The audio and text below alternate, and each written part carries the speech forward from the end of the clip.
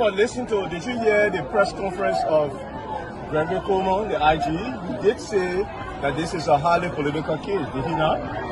So you don't take the partisans' word for it, you take the IG's word for it. We elect on 85 irresponsible men that want to happen to our country. We elect on 85 irresponsible men to govern this country, not to be very irresponsible. Please place your left hand on the Bible being held by your wife, and you will kindly raise your right hand, sir, and repeat after me. All standing, please. I, Joseph Newman Boyka Sr.,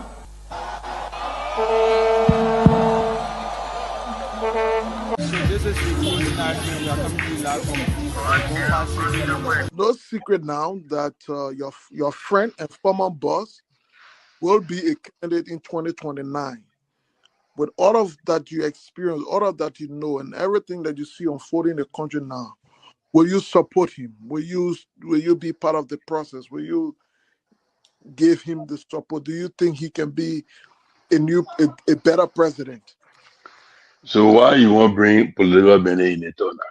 Oh, but you political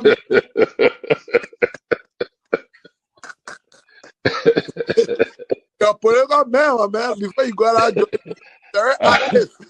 I plead the fifth again. Okay. When 2029 come and pass, then you finally leave. Mission is completed. Now, what the rules of engagement? When the war ended, the guy said, the captain, the commander said, mission complete. There wounded out first. All men on board. So, this riot situation when it comes to country, because many times you notice that. If Charles Taylor is the problem, he will be out of here in the twinkle of an eye. And I say, let well-meaning Liberians come home. If we respect this constitution, a government formed in Accra is a violation of Article 1 of the Constitution. Let them come home. Let that government be formed in Monrovia. On the broadcast administration, we want to give the government of Liberia an ultimatum of 72 hours to provide a living ballot of the chairman of the Student Unification Party, or else there will be a catastrophic pneumonia in the Republic of Liberia. To arrest the chairman of the Student Unification Party, only because the government feel intimidated about the Vanguard Party advocacies. The government got capital road, small, B road, all kinds of places. I think the reason Joseph Baka will not do much because the old man, the papa is suffering. The papa loves the country, but he can't make it. The criminal there around him, they sophisticated than him. They are sophisticated criminals, so they can't make it. Hello, ladies and gentlemen. Good afternoon. Today is October the 7th, 2025, and the time is 5:04 p.m. on the East Coast here in the Republic. We call it the Republic of Florida. In Liberia, it should be 8:05. Is it 8 or 9:05 p.m. in the Republic of Liberia? Let me welcome Sansi Masaray from Kehleboe Radio, and our young Myean D. Torgbean, the man from Nimba, Truth FM 96.1, sitting pretty and ready to rock and roll. Young man, how are you doing? Let me start with Samson. Samson, how you doing there? Yeah, I'm okay, Mr. Gayman. How are you? It's good to be here. We've been away from Kehleboe Radio in person because we were out of town. And we came back on Sunday to continue engaging on the radio. Impressive. Thank you very much. And let me say hello to Philip Petty, tuning in from London. Care FM, our friends. in Radio Land and pretty seated, ready to rock and roll. Let me go in here and get into. Let me go to Truth FM 96.1. Myean D. Torgbean, how you doing, young man? I'm doing great, Mr. Gayman, and it's wonderful to be back on the Clothing Argument Show. Pretty seated, ready to go to bring the Liberian people the discussions that matters to them most in terms of what's going on in the country. Others don't know. So whenever they tune into the Closing Argument, that's the time they get to know the actual information, because we are not for, we are not against. Our panelists are from all angles. They are from all walks of life, from all sectors. They are here to discuss the issues that are relating to the people who live in Liberia and the diaspora. Thank you very much. And let me work on the Dean of the Cabinet, Mr. Honorable Pewee. How you doing there, young man? Yeah, good evening. I'm okay. I'm doing good. Thank you for having me. Thank you. Ladies and gentlemen, please do us a favor, share this show on your personal pages, in your chat rooms. Make sure everybody sees and hears what we're about to say. And as always, I love to come up with a disclaimer. The closing argument is substance-based. Our commentary may be opinions of our own, and they are or may not be the official statement from the closing argument. So yes, the issue we discuss here would be genuine, it would be substance-based, but we do have divergence of ideas and opinion. That's what this is all about. This is what makes us unique. So we may not be speaking in a particular term that represents the closing argument. When closing argument has a statement to make, it's usually made officially on our web pages or in writing. So when it comes to the substance we discuss, then our opinion may divide at some times. We may agree with some of the things you agree with, and at times we may disagree with you. And that's what the platform is all about. The day you see us or hear us all agree in unison, that will be the death of democracy and death of freedom of speech. That's not why we are here. We want to hear you, whether you agree with us or not. That's what it's all about. Myean, before we get going, I know there's a lot of news in the Republic that needs to be discussed, and we're going to get to them. I know you have come up with some topics on the ground. We'd like to give you the go ahead to read what is happening on the ground. I know Liberia Allen A. Thomas received the 2025 African Union Continental Teachers Award. You're going to discuss that.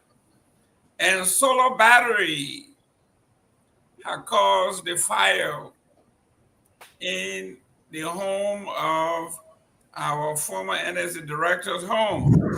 The LGA had arrested 70-year-old woman. We discussed that too. And away from home, Madagascar's embattled president appointed army general. It looks like he smelled the rat. It looks like they are going after him. So he's getting ahead of the wind. Young man, let's go. Let's start with what you wrote. What's going on the ground in Liberia? Okay, so Mr. Gayman, there are a lot of things been going on within our country as it relates to the daily happiness, because every news is something like Liberian people they are yamming for. They want to know what's exactly happening. So today, a man who taught me down the line at 9th grade, he's someone who I respect him a lot, and then because of the way in which he takes education to be in Liberia, the way in which he takes classroom to be as it relates to his fee. Once again, he was announced before as the Presidential Teachers Award from Nima County, and then seeing him as one of the best in Africa teachers today is something like everyone will be proud of him, most especially the Ministry of Education, because they announced him before as the presidential best teacher in Liberia, and then the African Teachers Award awarded him today as the best teacher.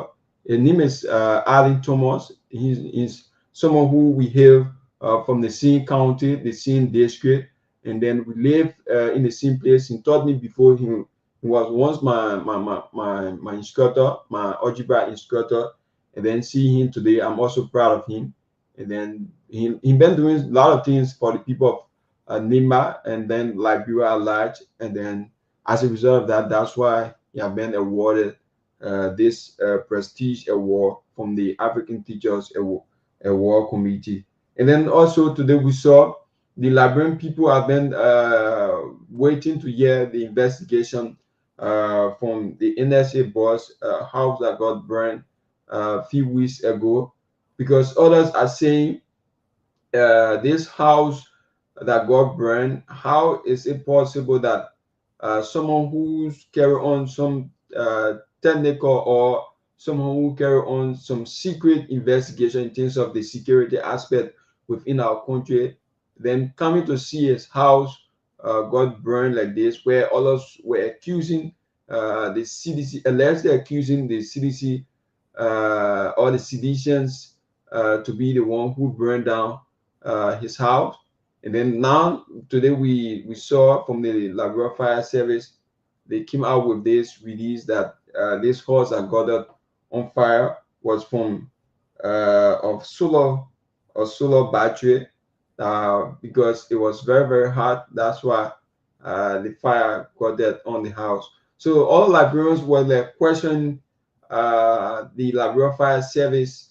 Why is it that you will just come out with this release and then you cannot give us any background about how this solar battery got out, and how is it like in terms of the temperature, how long this battery been there, that maybe probably you just see this area to just get on fire and then could not be able to help in terms of offing the fire quick, but just because of the solar energy.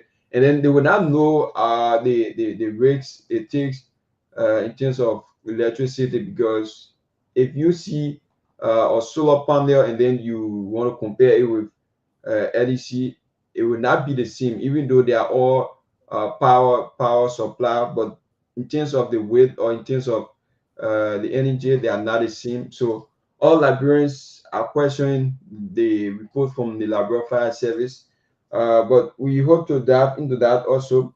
So the Liberia Drugs Enforcement Agency arrests a 70 years old lady with drugs somewhere in the West Point area.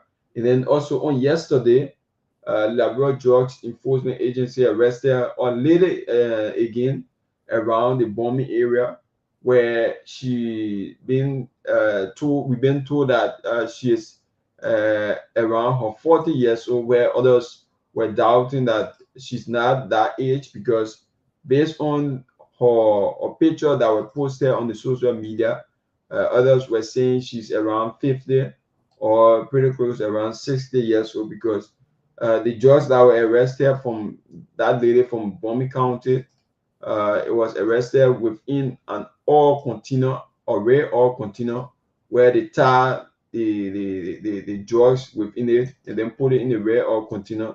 That which that no one could identify that she was transporting drugs, but with the connection or the information that Liberia Drug Enforcement Agency received, they were able to arrest her. And then we also saw, I think Samson were there, and he will give us more insight from the executive mansion, because he's the one who covered that side. So I think I will just turn the floor over to him. He will give us more detail about that, and then other development within the country. Great. Mr. Masare, we heard today that the president turned over 15 pickup trucks to the LDA to fight drugs. Update us on what you know, what you saw, what's happening on the ground. All right, thank you, Mr. Gayman. Let me say it Good afternoon and good evening from my end to Mr. Pewee. It's good seeing you on the show. Okay, so today the Liberia Justice Enforcement Agency took at the executive mansion for 15 brand new pickups that were procured by the GSA to help fight drugs, and that 15 vehicles were commissioned by the president. And as Maya saying the video, so I think you can cue it and upload it for play. And also today we covered the Ministry of Information, where as usual the deputy minister gave some fiery statement. I also sent the video to mine. You can also, I think, play it to as well, where he referred to the political leader of the ANC as political dwarf.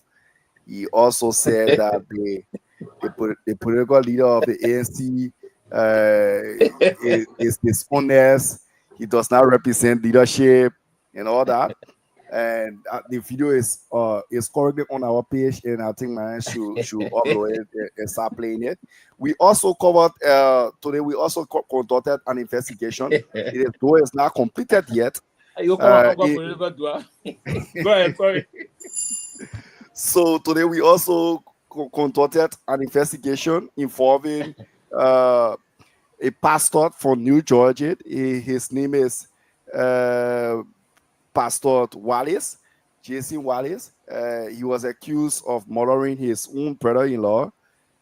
We interviewed the brother of the deceased, and he gave us his own narrative. And the video is also available on the TCA page, where mine, I also send you it. So these 3 videos, I will appreciate that it's up. So that's just the conversation for the day. And the president also called on all Liberians, especially the Liberia Justice Enforcement Agency, to double up on their game as it relates to fighting drugs.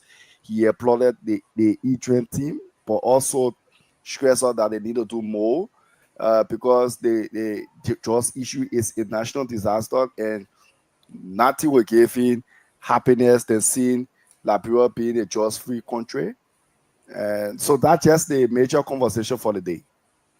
Excellent. Ladies and gentlemen, let me go over some weather in Liberia. In my hometown of Fort Pierre, the weather here is 79 degrees and very cloudy. Monrovia is 80 degrees, partly cloudy, rain, thunderstorm. Buchanan, 76 degrees, partly cloudy, rainy until 10 p.m. The original video is in your inbox. Please use the original video in your inbox. Sunny Quayle weather is 76 degrees, mostly clear with rain until 10 p.m. tonight. Maryland County, 77 degrees and cloudy, low 5. The coolest place in the country. Hold on to the tip a little bit. Lofa County is 69 degrees, the coolest place in the country, and it's raining.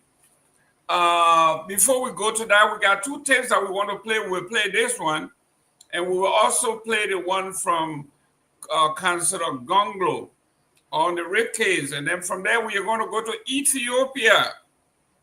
Out of the country, the Dangote Group invest $2.5 billion US in a fertilizer plant in Ethiopia. We'll go into that, what it does for that country, what it does for that hub. Ethiopia and Dangote will be the largest fertilizer producer in the entire Africa and 4th in the world. Yeah, let's play the tape. Thank you very much for listening. Let's go to, what's his name? Daniel Sano.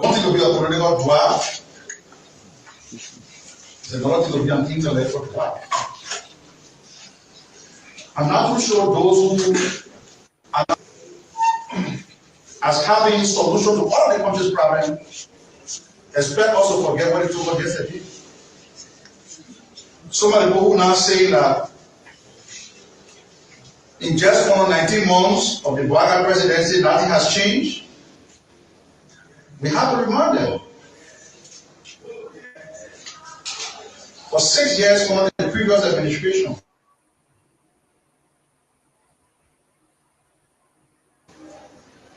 because the state of governance in the country was so terrible.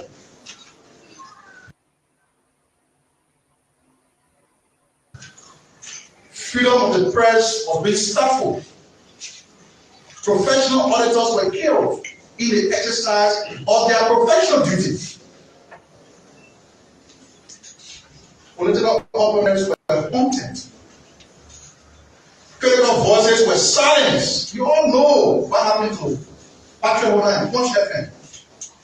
You know what happened to Henry Costa, a radio station. Who came together to rescue the country from perishing under the leadership of the former president. I will not want to mention his name. When Tangi Labrenko went to the election and voted, this very political leader who said that he had given the former president red card, and in spite of all of the negativity that happened to the country under the leadership of the former president, he went back on his own voice to endorse that former president. Today, you see the country is progressing. That political leader was here when sanction was reigning at October reign, when the country was being blacklisted on the international stage. That political leader was here. Apparently, he got cut around with actually physical. So you now come to the public and say, oh, nothing happening on 2 years. Those who are misleading that political leader, they're not doing it well. You cannot use dishonesty as a pathway to the presidency. Because Nigerians are here. They are feeling the positive impact of the intervention being made by the government. I need not tell you that the government has to address the bread and butter issues.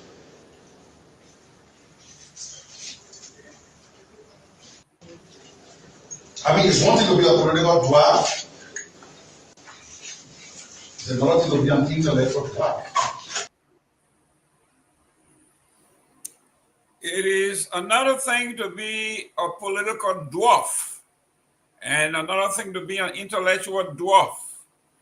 This is Mr. Daniel Sano. We will get to that.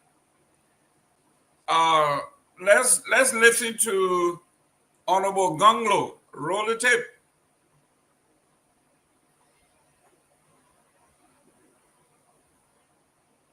No sound. I'll come to the police station. Yesterday, I told the public I'll come to the police station today to meet the IG. I just met the IG and his team of people. They explained to me the extent of the investigation. According to them, they have not reached a conclusion to effect an arrest. But I reminded them that in 1898, the Supreme Court came out with an opinion that when a rape victim says that John Brown raped me, and there is torn dress and sometimes scratch on the person, those are the corroborating evidence that is required to have someone arrested and put on trial. In fact, that's the evidence that is required for conviction. And the girl keeps saying that she was raped by Brian McGill. She has not changed her words. Here is her father. She spoke to her father on the night of the rape. She spoke to her aunt first in the presence of her father. I think her grandma also, in the presence of her father. So he's here. And he has a lot to say, but he will say to the public what Brian McGill has been telling him. I think there should be no different standard for big men in this country and different standard for small men. The police is challenged to make sure that it reaches the bottom of the scheme. Because against the victim, they have established she was raped, 14-year-old girl. Just as in 1898, a 14-year-old girl was raped by Mr. Kromah. You haven't said, but I'll be behind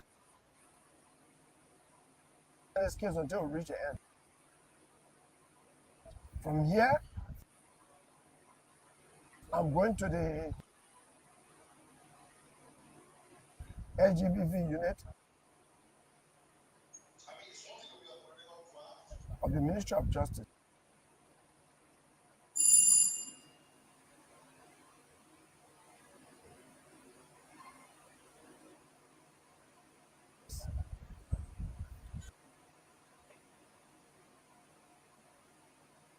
Yes, I want to say to the public that since my daughter has been raped and was accused by this man, Brian McGee, they have not been updating me with any information. They have not asked me. Even when the incident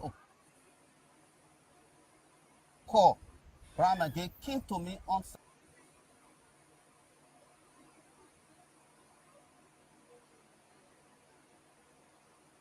September 9, yes, September 9 in the night to come and apologize to me. He did the apology in the presence of people at the 15, where they can admit, all those that were there will admit that he did it he apologized because he wanted me to talk the case in-house, to drop the case and then we'll talk it in-house. I said, no, you cannot rape my daughter, then we'll go and compromise. I told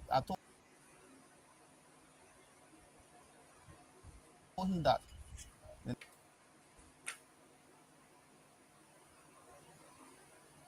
next thing again, the security of that area,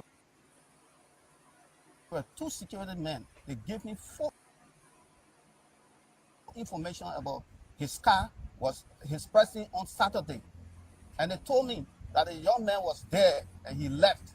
But because these guys are afraid and I reached the police, they are not able to admit because they are working there and they are afraid that they will threaten them on their job. But they told me, I also have recording from one of the security guys who also gave me information. But when I got in there, they started to give me different information that the man here on public, whereby I get the man recording, clear, I give it to them.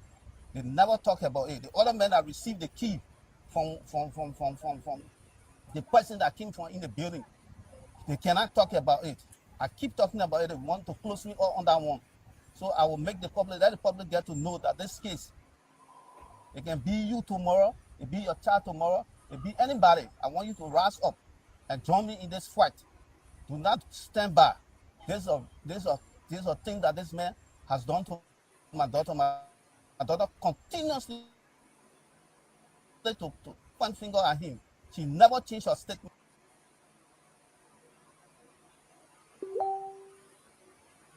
Since this has happened, and they say they're still looking for probable cause. When the medical report has reported that she was penetrated, equally so, her clothes that were on her, the underclothes was torn off. Everything is reported to them, but yet they're still looking for probable cause because they feel that I'm not a big man, I'm not minister, I'm not this that. So they want to link the case on me, on my daughter, and say that nothing happened to her. The man has not touched her. That's what they're saying. So I'm asking the public, all concerned citizens, to join me in this fight, that this case must reach the root cause of it. The law must be for everybody. No big man, no small person. Everybody should face the weight of the law. This girl will not be bound to go and point finger at him. All the point in the ministry. Great. Ladies and gentlemen, these are some of the headlines. Let me go through some. There is a debate. We will debate all of these when we get our full panel. The honorable and I'm going to go through them. But there is a competing narrative here in the country. As you can see, the Unity Party chairman, Mr. Tape, attended the ANC convention, and he called for opposition to back the growth of the country. It says here, the chairman of the ruling Unity Party, Reverend Tape, has cautioned members of the opposition political parties, including the Alternative National Congress, the ANC, against hoping for the government's failure as a path to power, urging them instead to work collectively for Liberia's success. Speaking Saturday at the ANC National Convention in Nagbe County, Reverend Tappe criticized what he described as a growing tendency among some opposition figures to pray for the downfall of the ruling establishment for personal and political gains. That's Reverend Tappe when he attended the ANC convention. On the flip side, the political leader of the newly established Citizen for Movement for Change, CMC, Representative Musa Bility, has ruled out any early merger with opposition parties to unseat the Unity Party government led by President Joseph Yuma Boyka. Bility, who represents Nima County Electoral District number 7 in the 55th Legislative Section, said opposition parties should limit their collaboration to jointly oppose government excesses while respecting each other's constitutional right to contest in 2029. Speaking on OK Money Rush Show on OKFN 99.5 on Monday, Bility said lessons from the failed collaborative political party CPP coalition ahead of the 2023 election must guide their opposition collaboration. So Bility is saying those who are now coming together, asking to partner, he thinks it's too early, they should learn from their mistakes. Vice President Kuhn returns home, dismisses health rumors. Liberia Vice Presidential, our Vice President Jeremiah Kuhn returned from Ghana this week, brushing aside swirling rumors about his failing health as supporters and dignitaries from his native Nima County gathered to welcome him back home at the international airport. He said, people will always speculate. You can see me. I am well, Kuhn told the local cable TV reporter, smiling as he walked through the arrival terminal. Fire service blamed overheated solar battery for blaze at the NSA chief's home. An overheated solar panel battery triggered the blaze that destroyed the Painesville home of the National Security Director Prince C. Johnson. The Liberia National Fire Service said Tuesday in its official investigative report. The fire services concluded that the fire erupted from the solar battery installed at a residence in the Soul Clinic community, causing an electrical short circuit that quickly spread through the building. The fire originated from the solar panel batteries that were overheating at the residence. It produced an electrical shock circuit. The fire services reported there was no fire safety equipment on the premises. An initial attempt by community dwellers to extinguish the fire were unsuccessful. Residents said the flame broke out in the early hours of the morning, sending thick plumes of smoke into the air. Neighbors scrambled. So here we are, a beautiful home, no fire extinguishers, no smoke detector. I don't know what's going on in Liberia. And finally, CDC sets out October 18 as a groundbreaking for the new headquarters. This came out yesterday. We saw it, but we didn't have time to talk about this. The Coalition for Democratic Change, CDC, has set October 18, 2025 for the groundbreaking of its new national headquarters. A milestone party leader described as a renewal of resilience and unity after months of political and infrastructure setbacks. Honorable Pewee, these are the trending issues in the Republic of Liberia. Where do you want to begin? It is so much that we call this, you're like a child in a candy store. You don't know which one to pick from. Where do you think we should begin? Should we begin with the CDC? Should we begin with the fire service? Should we begin with politics? It is your choice. I would begin with the CDC, and basically I learned today, and I've been following very quickly, and I know very well that there was a lot of things unfolding about the CDC political, the headquarters of the CDC, basically.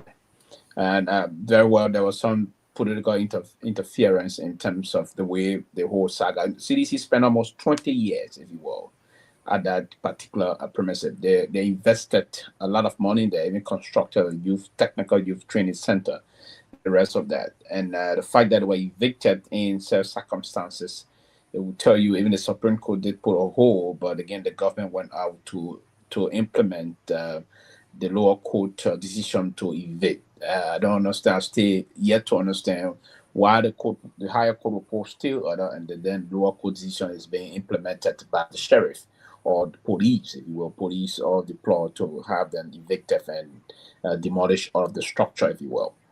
But to come back and name the committee responsible to construct a brand new headquarters of the party and to come back to the former leader, he showed some level of exemplary leadership.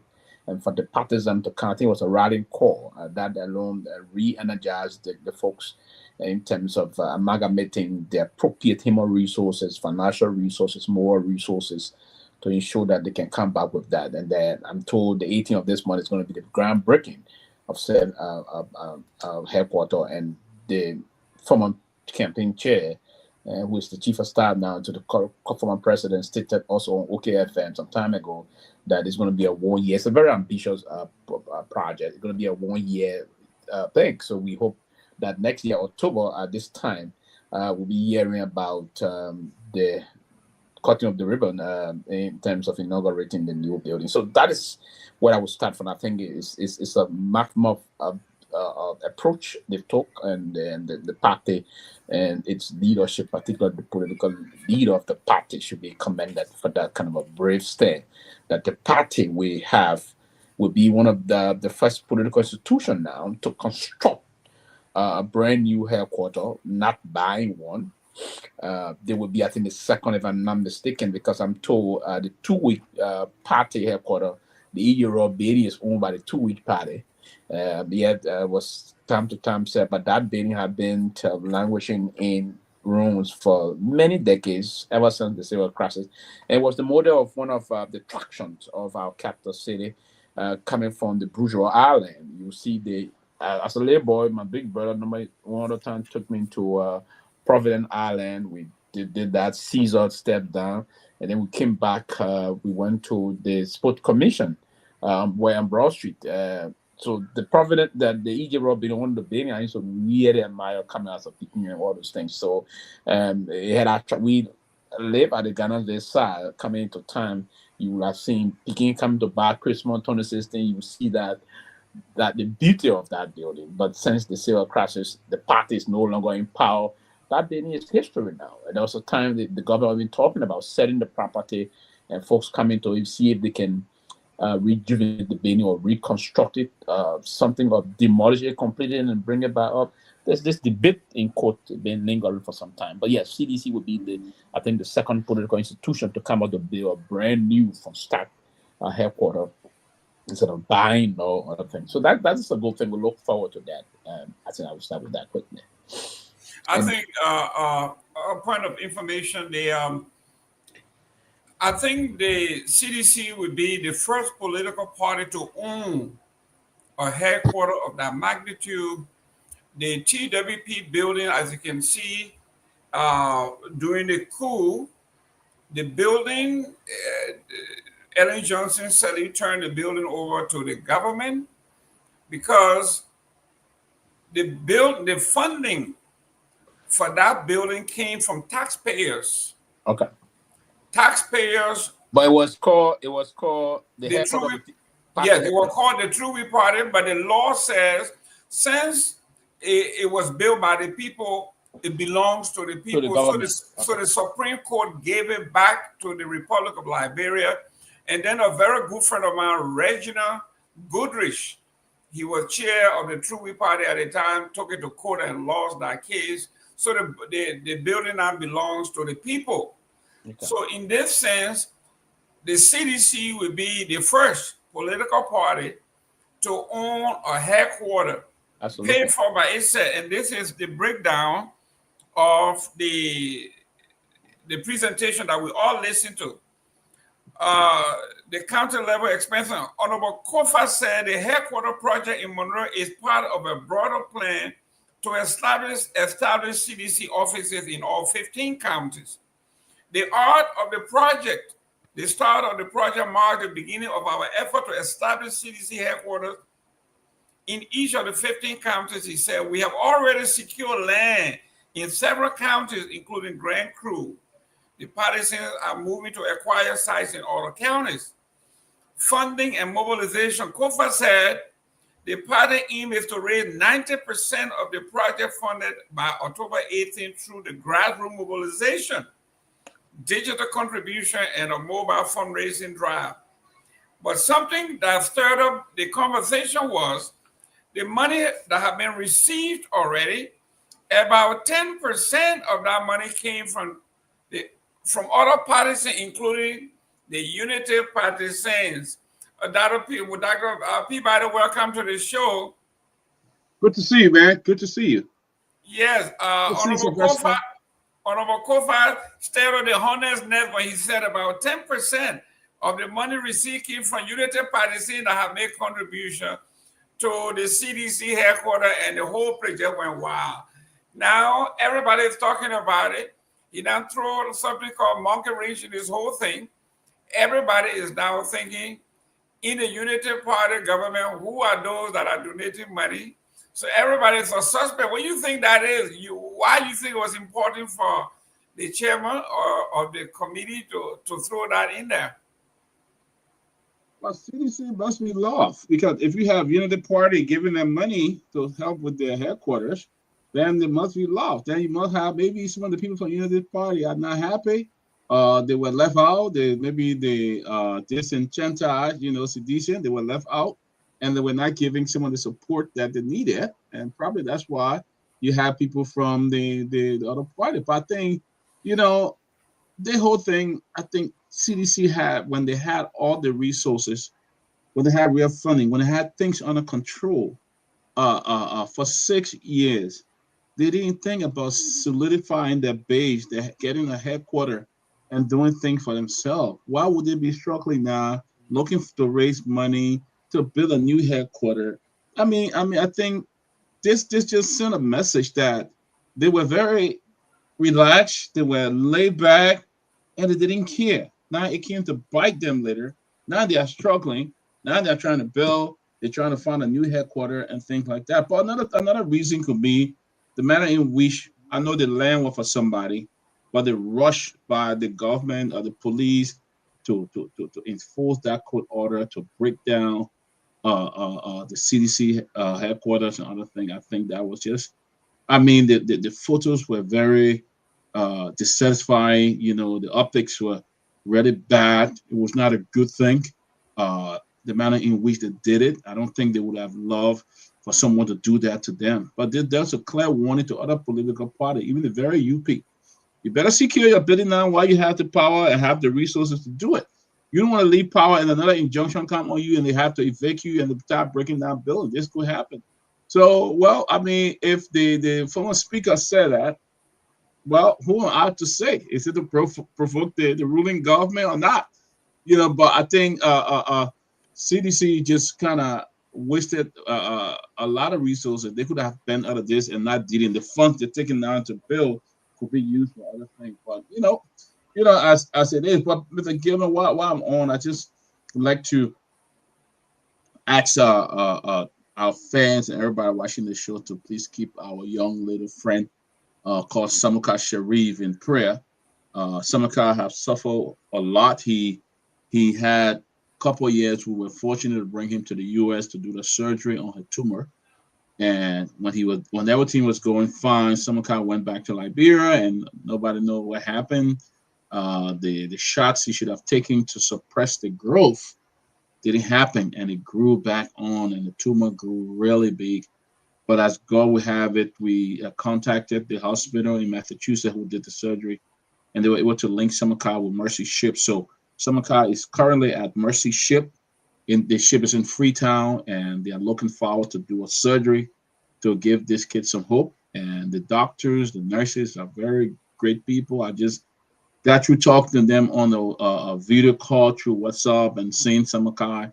So, I mean, I want all of you to just pray for this young man. Let him have hope to come back home to Liberia and live a free life again. But I'm very excited and pray that his surgery go good in the next week or so. But I'm excited for where he is now, or at least getting some help. So that's a very good thing. So just want to lay that there. Yeah, thank you very much for all that you do. This is what we are talking about.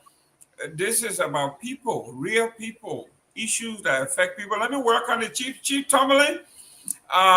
Before you come on, the chairman, Senator Representative Kofa, former Speaker of the House, he disclosed that 52% of the contribution to the CDC headquarters come from the citizens, from the members of the CDC, 18% from the United Party supporters, 10% from other opposition groups, and 10% from independent sources.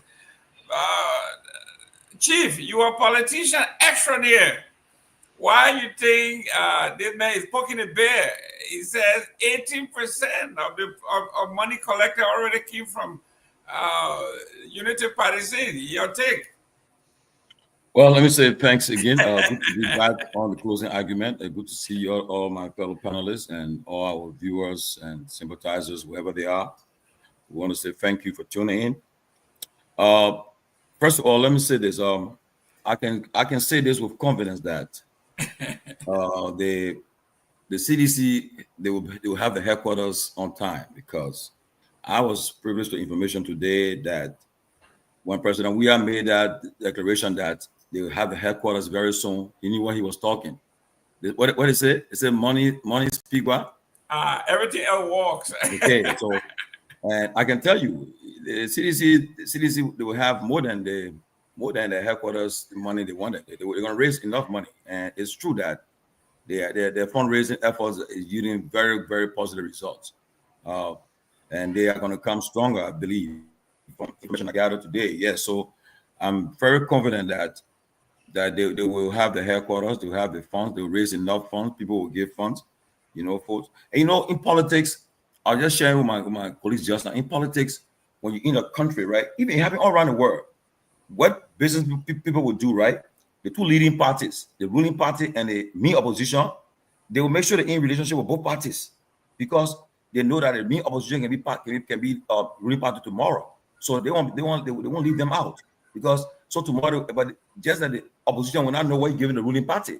But so tomorrow they will say, during our dark days, you stood by you don't forget. And you know what I mean? So CDC, when it comes to fundraising, they will have people coming to them. And so people know there's a possibility that CDC can be a ruling party tomorrow again. And there's no doubt about that. They know that. So the contribution they will get the contribution from business people and from everywhere. So So that's why I think Kofa is not lying when he says that people will give, because politics is a deceptive game. I can be with you too. I can also be with you on the other side. You know how politicians behave. So people are like, my man, anonymous, Jerome Gayman, and you know what I mean? And they'll give it because they want to be caught in the wagnet. But at the same time, too, let me just announce and confirm that tomorrow we'll have the official deputy spokesperson of the Liberian government, Deputy Information Minister, as our guest, Daniel Sando. He'll be on the closing argument as our special guest tomorrow.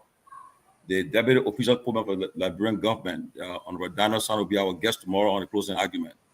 I want to announce it to the public that he'll be appearing on the closing argument tomorrow as special guest. Hey, Mr. Daniel, the men are called Cummings political dwarfs. My man, wait, you hold fire until tomorrow. Hold fire. Listen. Too many. 1 minute, please.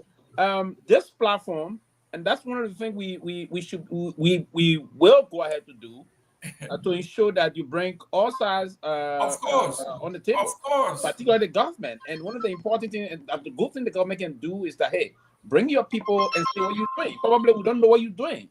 You come and tell your side of the story. I agree with you. I think we should appeal to him to be a panelist here. Yeah. So let me welcome Seleke. Seleke, welcome. And how is Rwanda? Yeah, greetings, Mr. Gayman.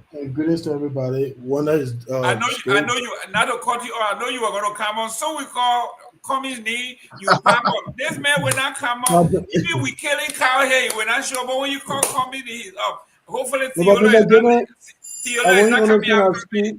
I hope Theola is not coming after me. Go ahead. Yeah, Mr. Gayman, school open, so I will not be here like I used to be here before. You know, I will study a lesson, boy. School instruction before you used to be at the same time. No. The time used to be at school. And there's not school time. There's not school time. My man, go ahead. They were promoted to another class. So that's why. The time used to be every day. Last time we're on vacations. Okay. So I guess today's your last day being regular now, right? Because school open. My man, when Daniel I get time, I'll come. Okay, got you. Go ahead. We want you here, but you cannot miss the tomorrow show. Yeah, hopefully if I get time, I'll come on. Oh, hey, I know you will be here. Go ahead. Yeah, but good to be here and looking forward to a great conversation. I think based on your first, comment you made about the CDC, the former speaker statement regarding unity partisans supporting the headquarters is very possible, and I agree with Brother Tomalin. Remember that CDC was just in power, and some of the people who are, directors or ministers today, they were very good to them, like the likes of Mo Ali and other people. So it's possible some of those same people can be supporting them in the back. The only thing they'll just tell them, don't call my name, and they'll definitely not call anybody name, So it's very, very possible, And this thing about Daniel Sano, respond, calling Mr. Cummings or, I don't know, political dwarf, I don't think it should not be a strange thing. Daniel Sano publicly insulted the former president. And this is something they're doing. I think it's a mistake because when Mr. Cummings spoke about the government, he talked about the Liberian people suffering. So if the ministry come in to respond, they should tell the Liberian people, this is what we've been able to do in the last 1 year, few months or 2 years, and just list some of that achievement. But they're not doing that. Every time somebody opposes, even Councillor Gongloe, they went after him before.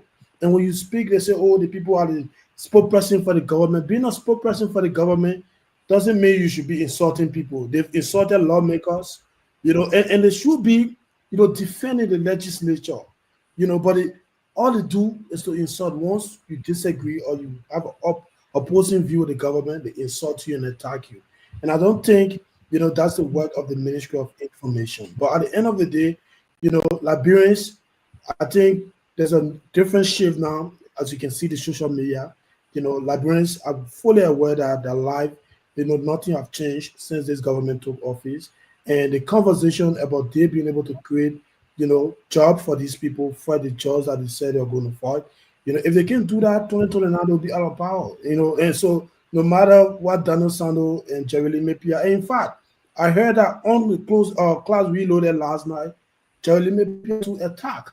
And while he was, speaking, Fatima, I don't know, she's a deputy minister at the I don't know, one of the ministry there, I don't know, Urban Affairs or something like that, where Majabate worked. And she spoke, some Odale.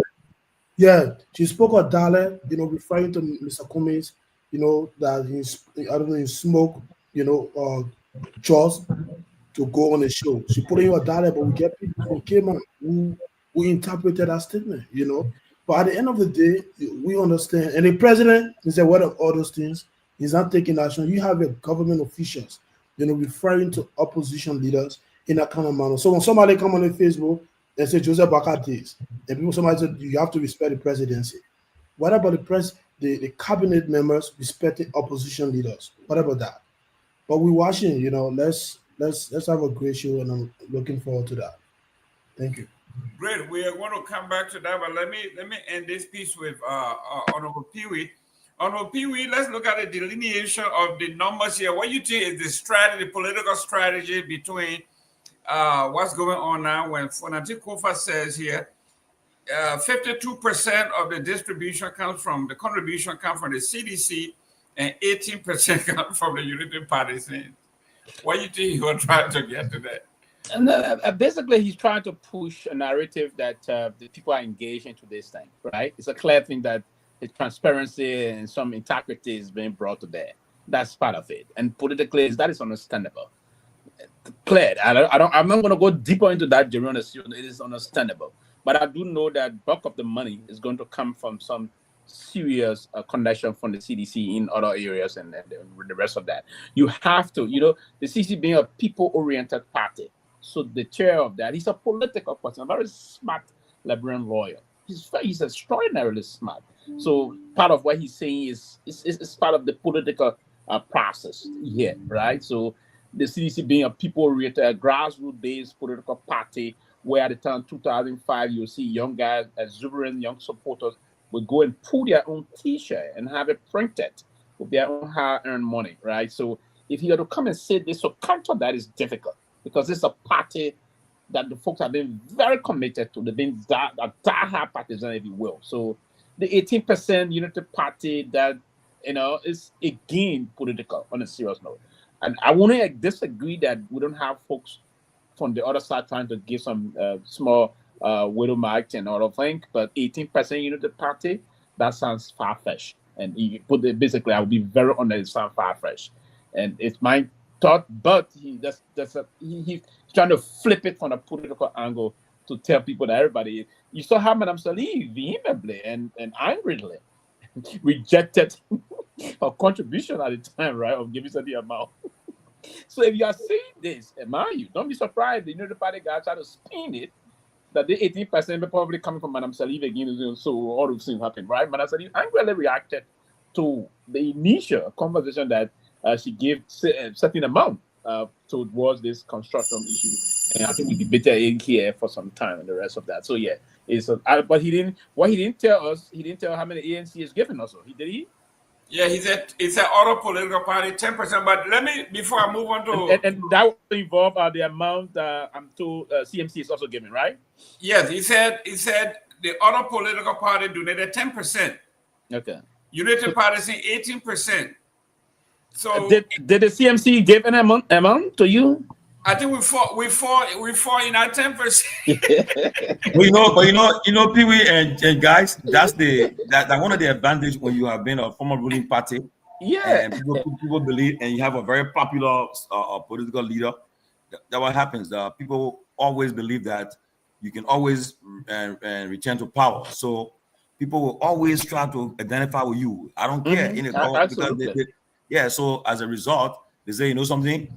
President Weah can be president again, so they all support the people. So at least tomorrow they will put our name in a pot. So that's how politics is, So but everything Kufa is saying. Honorable Pewee, do you think this is a strategy that will cause panic in the Unity Party? Now people are asking, who are you? Are you one of those that give me money? Are you one of those that give me money? Everybody now is a suspect to me because everybody now asking my man, are you? It's going to be a serious, it's a very good propaganda work deployed by him. That's why I say it's a very smart man, right? It's a very good thing he did. And he didn't speak extemporaneously. No. Right? He spoke from the paper, meaning and he drew us statistics as to how the money is coming in. He pulled it off. So you can do an analysis of that. That's a very smart way of pushing it. But I would say, and let me be very frank, my dear brother, Seleke said something general. We should take note of that also. Seleke said people like more in our clothes that they benefited from the largesse of the CDC before. Themselves that are in power, they will want to quietly give something. Oh, yeah. There's some people that know what they can say no when I ask them for help. Yeah, the ones that will give it, right? They will say, remember, I won't be nimble. But it is true that some from the inner system will actually do that. But let me say this quickly: bulk of those business people. Bulk of the support will actually come from real business people, some good friends to the former president, and so the support. Most of the money want to come through the connection of the former president. It may be from where I don't want to say.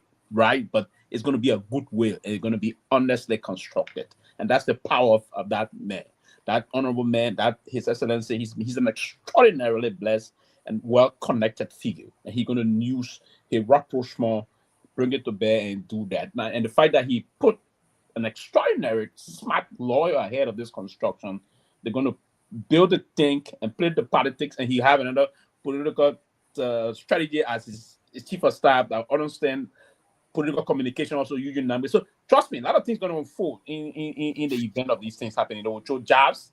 They will throw jobs on that people and other things. Mind you, probably your party now gets something very big in the thing we don't know. On a serious note, we may not know, but eventually that thing's going to happen. There's a gentleman here, I think he's a crewman. He's from Norway. They let the Viking business. Viking Pro, welcome. I'm far from crew, man. I'm far from crew. Oh, my man, I didn't call your name. I just say Viking. Welcome. I didn't say tell me what at least I'm closer to the Niji. You can get missing action. You come by, you go. Yeah, you know that. Gentlemen, you don't know my problem. I know that's like you go in Oslo. You in Oslo, right? Yeah. No, I'm like 3 hours away from Oslo. Okay. The daylight now flip now. No more daylight, so you not count. Go ahead. Yeah, no more daylight right now. It's still a little bit good. That man from Sweden? No, he's from Norway. The same Scandinavian country anyway. Yeah. So it's nice having you on here, Afro Viking. Let me welcome Mr. Anthony Gay. Anthony Gay, welcome. Hopefully you got enough time, your lunch time, to come and talk. Today I get nothing until 12 p.m. on a free, so I got nothing until 12 p.m. here. Tomorrow I know you're going to be here because Sano Johnson going to be here. I want to be here to confront him. I want to be here. If I have to, do whatever I need to do before 5 o'clock, I will do it. No, but listen. Let me. Let me just give a caveat. Yeah, here's the thing. Tomorrow we have made it clear. We protect all the guests that come. Protect them. Honestly, nobody will attack. We're gonna be very issue-based. No, I'll be honest. Issue-based. No, we should protect the guests when it comes. So we issue-based professionalism. Yeah, but I want to get clear on this platform. No, but I don't think anybody. Yeah, for me, I'm gonna laugh on. I'm gonna laugh on I want to ask Tomalin. Tomalin, let me ask you a question. Yeah. If the guest is attacking other people, why is it important to protect him?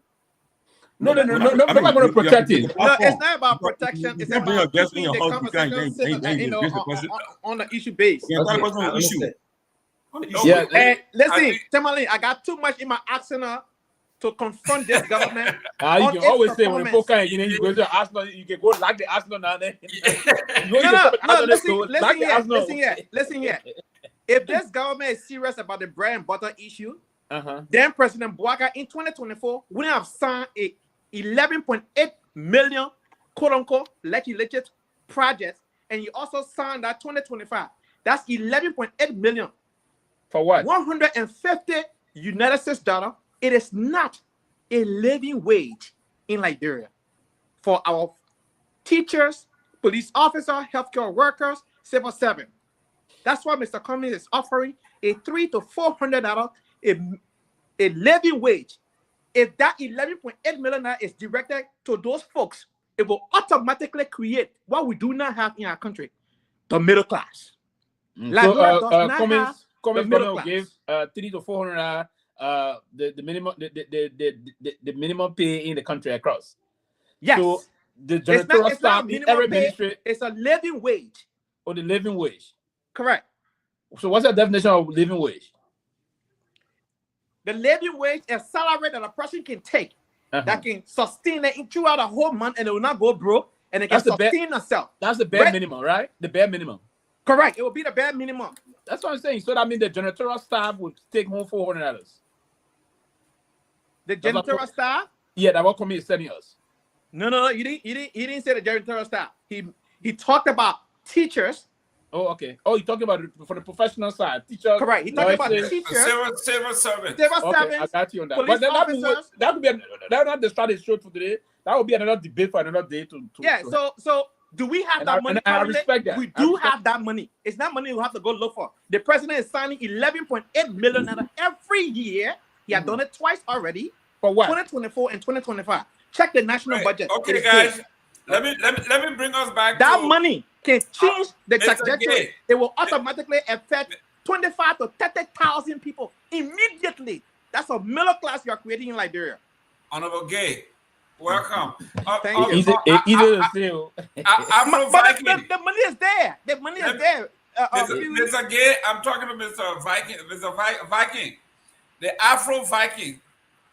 You are in Norway. You have been. Even my own sister here, Sarah Dopoh, said, "Where play you don't come from now? You not just show up again."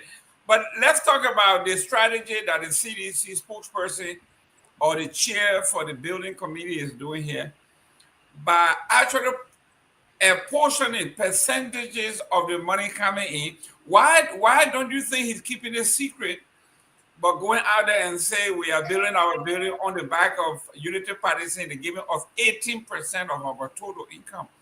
Why do you think he's doing that? What's the strategy? I don't think there's anything secret to keep about that. So if they are getting money or support from Unity Partisans, of course, and look at the political arena in Liberia, especially in the past few decades. Okay, the game have been between these two parties. So it's possible that people you see working in government today, they still have loyalty to the CDC. So it's possible. But some of them pretending that before I enter, I heard somebody saying the same thing. I don't know, Pewee or somebody. So it's really, really possible that people who are working today on government payroll are still members of CDC some kind of way. Okay. So if they see, and Tomalin alluded to that, if they see that the next election, the CDC might have a chance. So they could be supporting undercover. So there is nothing secret about it for me. So I don't think it should be something to hide. Mr. Gay, I remember one time under the CDC government, our own friend Costa kept leaking documents every day, telling the folks, I got it from the CDC, I got it from it. And it came to a point where everybody became a suspect, right? Now it looks like the table have been flipped. The money is coming, 18% or 1.5 million so far. 90% of that is coming from the Unity Party. Don't you think they're flipping the script yet? Everybody now, the government turning around it. But man, are you 18% or 1.something million? That's a lot of money coming from the Unity Party. I don't think this administration should be triggered when they hear things like that. The only reason why they are triggered is because they are not doing what they're supposed to do. CDC today has become relevant because this particular administration is not performing. If this administration were performing, in 6 months to a year, CDC are going to be a story in the rearview mirror. But because they are performing desperately, that's the reason why wherever CDC does anything, even the return of president, we have trickled them. They will deploy military and police officer to the airport, right? Those kind of things happening because this administration have no plan. After multiple cabinet retreats, what do we have in the country today? After many international travel, what can the government point to? They came to the diaspora to have a big, flamboyant event. The president ran away from the town hall Q&A section. He walked out. Dr. Peabody was in the audience. He walked out. Literally. I got to speak to that. I know you can speak to that, but I mean, that was a town hall. The citizens of Liberia gathered there asking questions, had burning issues. The president walked out and deferred them to the various ministries and directors to handle that matter. That is not what we call a town hall. When a president calls a town hall, he takes the question. You understand? If that was the case, you can say, "Oh, reach out to your lawmakers, your local municipality to be able to address the issue." No, you invited people. People drove, took a flight to get to that level to be able to ask that question directly to the president, or to let that hope down and walk away. Look, this administration is giving out $11.8 million to lawmakers who already have a fat salary, have $3,000 for gasoline monthly. And I'm saying these things because my lawmakers have confirmed them from my county. I spoke to them, and they have confirmed these things. This year, they didn't get the 150,000 for on senator. They got 75,000. You understand? Because they had to recast the budget. 51 million that they were expecting from USAID were pulled away. So that was a complete gap that took them by surprise. You don't make your national budget factoring donor funding. That's what I said. Garguah is not the right person. Yes, he possessed the portfolio. He had the academic and the experience. Is he the right person to tackle the current economic challenges of Liberia? That answer currently is no.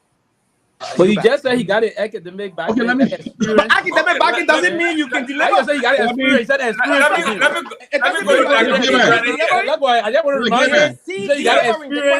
Is he delivering in that aspect? But he just said he got experience. He got everything. Credential. I don't question his experience. Well, let me delivering for this particular. Let me just say something. He is not. Okay, let me say something. Yeah, go ahead, Dr. Peabody, you were there. I was at the program. Let me say this. That program was very successful.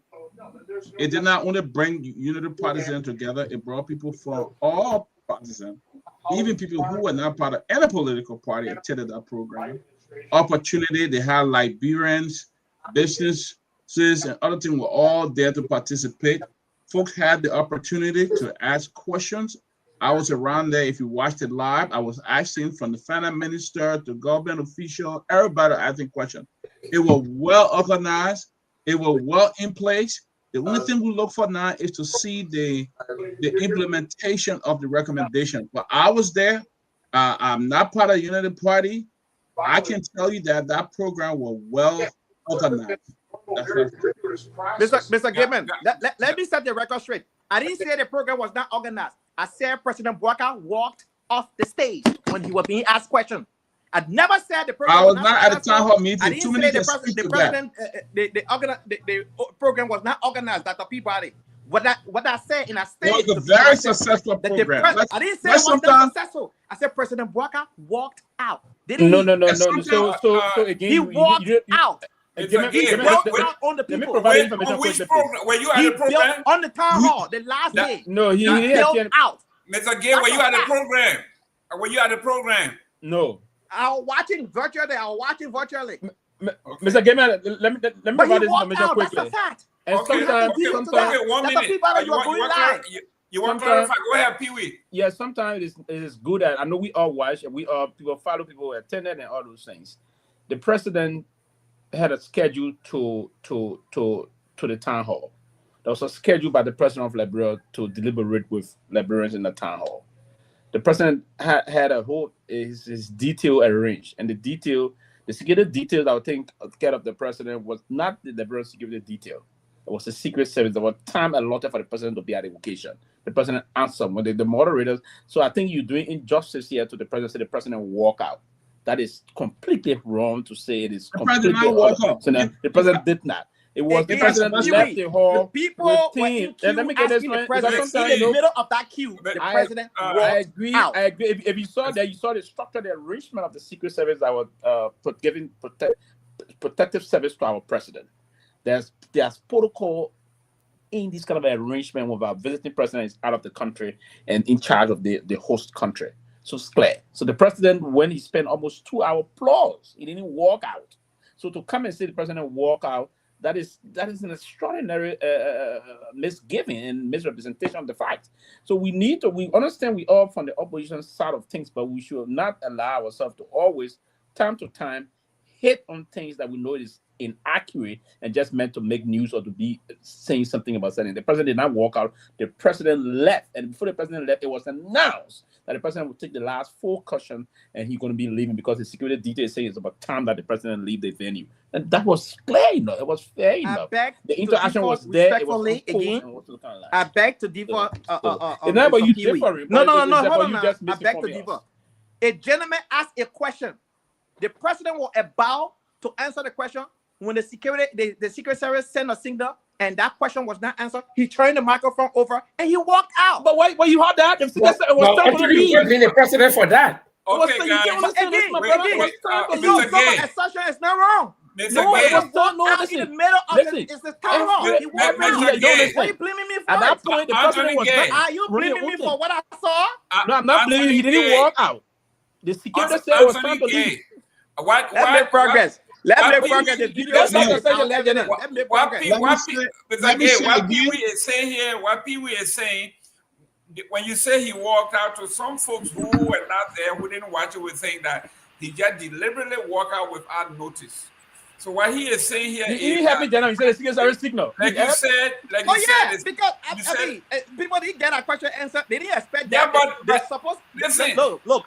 When they you have buy over your ticket and 500 pay for folks your over ticket there. and pay for your hotel and get your food, people spend their hard-earned money to go down there. It's not everybody. Jerome being here going to a lot of town hall. Not everybody go to town hall ask questions. Everybody can't I answer. never Everybody said can ask everybody, but again, you keep moving the goalposts. No, we don't move that. No, this one keep not with moving you, the Mr. goalposts. Gay. I didn't say Mr. everyone Gay, that I in am the hall not was with supposed to ask you. questions. I specifically said those that were in the queue. So the gentleman asked okay, guys, the let's question. move. Let's It was not move on. the question. Let's make progress. The president I made the point I want to attended make. Let's make all the progress. section. Let's He make attended progress. all the section they had. I was there. On Friday, he came. Thursday, he was there, and he spoke at every event. Thursday, Friday, he was there. We shouldn't be commending the Saturday, he president. spoke at the event. That man of that age tending to enter our town hall. Age, he saw his age and he vowed for this And he position. Stop making an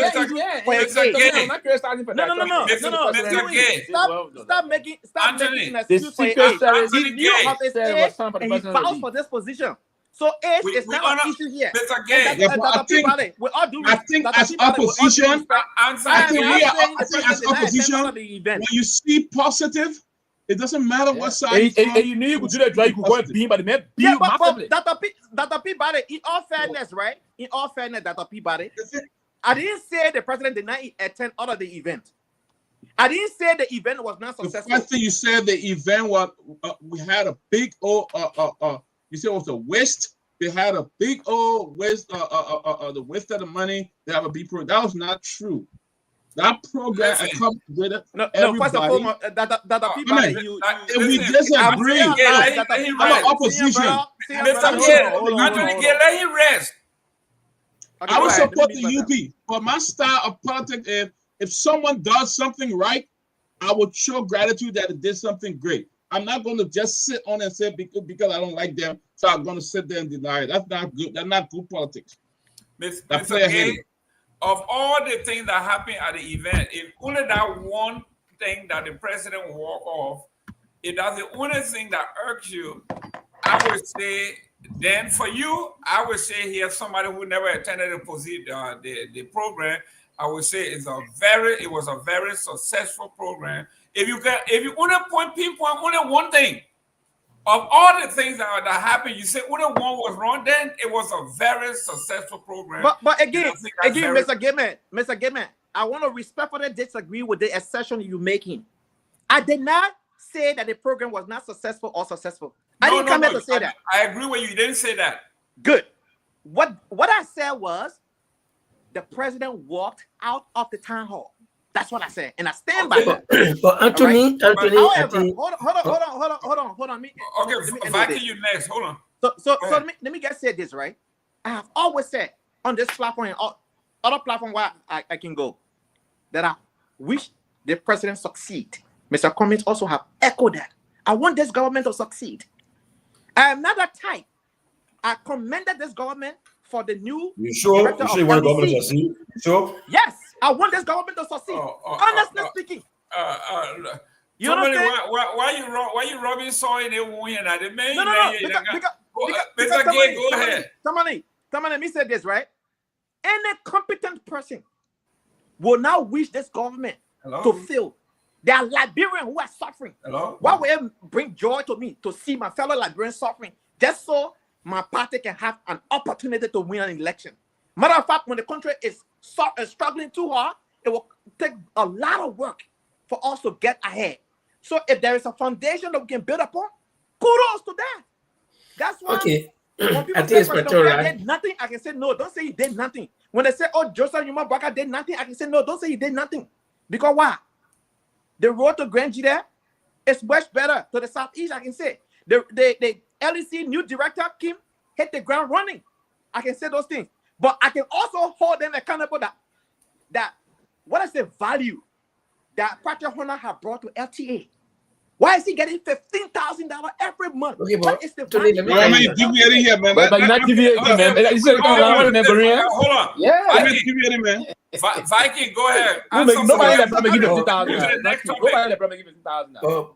Nobody. Yes, he is making $15,000 salary. Mr. Gay, Viking is on the floor. Go ahead. I usually don't come on the show because of the Nobody time difference, and $15,000. sometimes it's difficult to get through, to request for the link. So when I'm here, sometimes I would like to take some things back. Yesterday, I heard Tomalin was kind of a little bit, disappointed with Mr. Cummings. I'm not taking us out of track, but I just want to get that off my chest because I listen to the show every morning when I go to work. So when I was listening this morning, one of the things that I saw was that Mr. Tomalin was a little bit disappointed in Mr. Cummings going to Spoon Network to bring this interview. And this was a major interview for the fact that this was the first interview that Mr. Cummings granted on a bigger platform since the defeat, and also since he was elected as political leader. So it's understandable. But I just want to say that was not out of desperation. Now, listen, you got to know one thing. Mr. Cummings is vying to be president of the Republic of Liberia. Who is Spoon?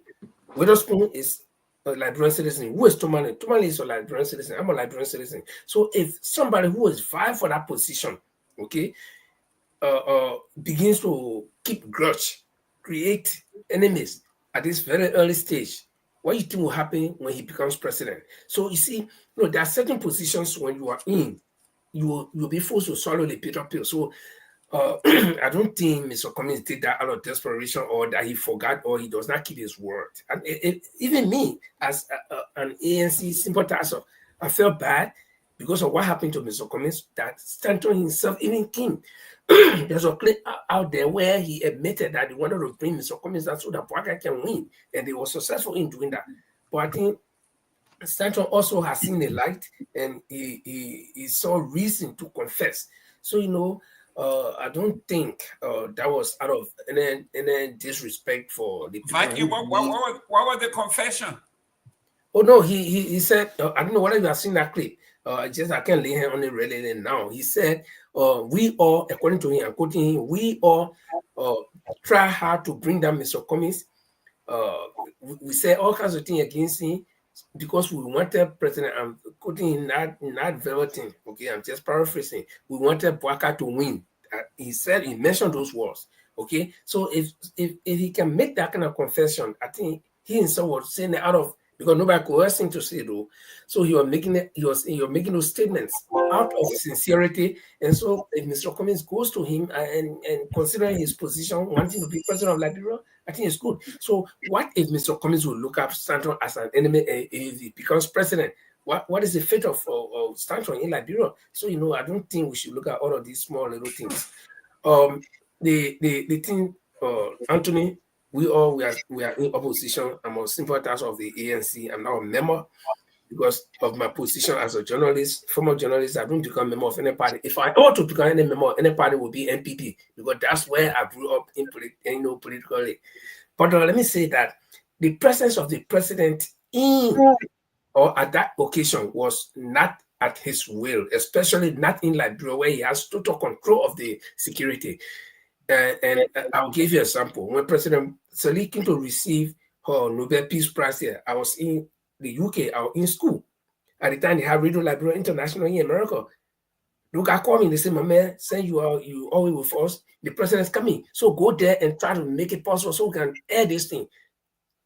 I had to come from Southampton to London, okay? And we're there with President Seleke. The MFA guys, they were controlling her. They brought her, even we went to receive her, they put her outside in the ring. Douglas found out I came and brought her for that woman. We brought her, look, I was monitoring that woman. Every move she makes, that they didn't even allow her to stay with us much in a small place where we had that meeting with her. She had to leave by phone. So when you have foreign details on your, foreign security on your detail, you cannot dictate to them. When they say, let's go, you don't know what they saw, that they want you to leave. So I don't think the president willingly, deserted the place because he wanted to do it, or he didn't have respect for the people, or whatever. And like he said, he walked out. No, I don't think so. So sometimes we can see the right thing or the wrong thing, but the way we present it can make it to look ugly. So I got top level security clearance just for the information. I got top level security clearance in this country. Let me welcome Honorable Victor Nagbe. Victor, welcome to the show. Hey guys, good to be with you. Ladies and gentlemen, we have a full house. Please share the show. Make your comments. We're going to definitely let me go to a it doesn't have to be announced. You're not supposed to be announcing that you got it. You know that, right? You say what? No, I'm talking about there, but you're not supposed to be telling people that you got top security clearance. You're not supposed to tell people. Yeah, I know. I also tell people because people already. No, so that means you got it. That mean not true. That mean not true. I mean, not true. Anybody get it? Not telling anybody. Blow your horn. Hey, man. Tomalin, I will show it to you. You're not getting and say it. Don't go ahead, please. Nobody will get that thing and say it. Nobody. It's part of the secrecy about it. My job, I do. It requires. Let's go. But don't just say it. Don't do it. So what you talking about? It will make people to only give you in the future if you ought to have it. Seleke. Well, I have it now. Today, listen, guys. Let me start with Seleke on this one. We got a letter here. I'm going to read from Kamara Kone before we move forward. He says, "We congratulate President Boyka and his economic management team (EMT) on the IMF's approval of FDR $19.3 million. Blah blah blah. Liberian balance payment following a successful 25 article. While celebrating, though, he said, we know that IMF has lowered the growth projections and report of widespread corruption in the administration." And he says, see attachment. We have the attachment here. He said the attachment in the IMF report talked about stress, structural weaknesses persist 2 years into the Boyka administration, and low consumption highlights citizen limited buying power. Both signal a weak economy, as shown by the IMF downgrade of Liberia growth in 2025.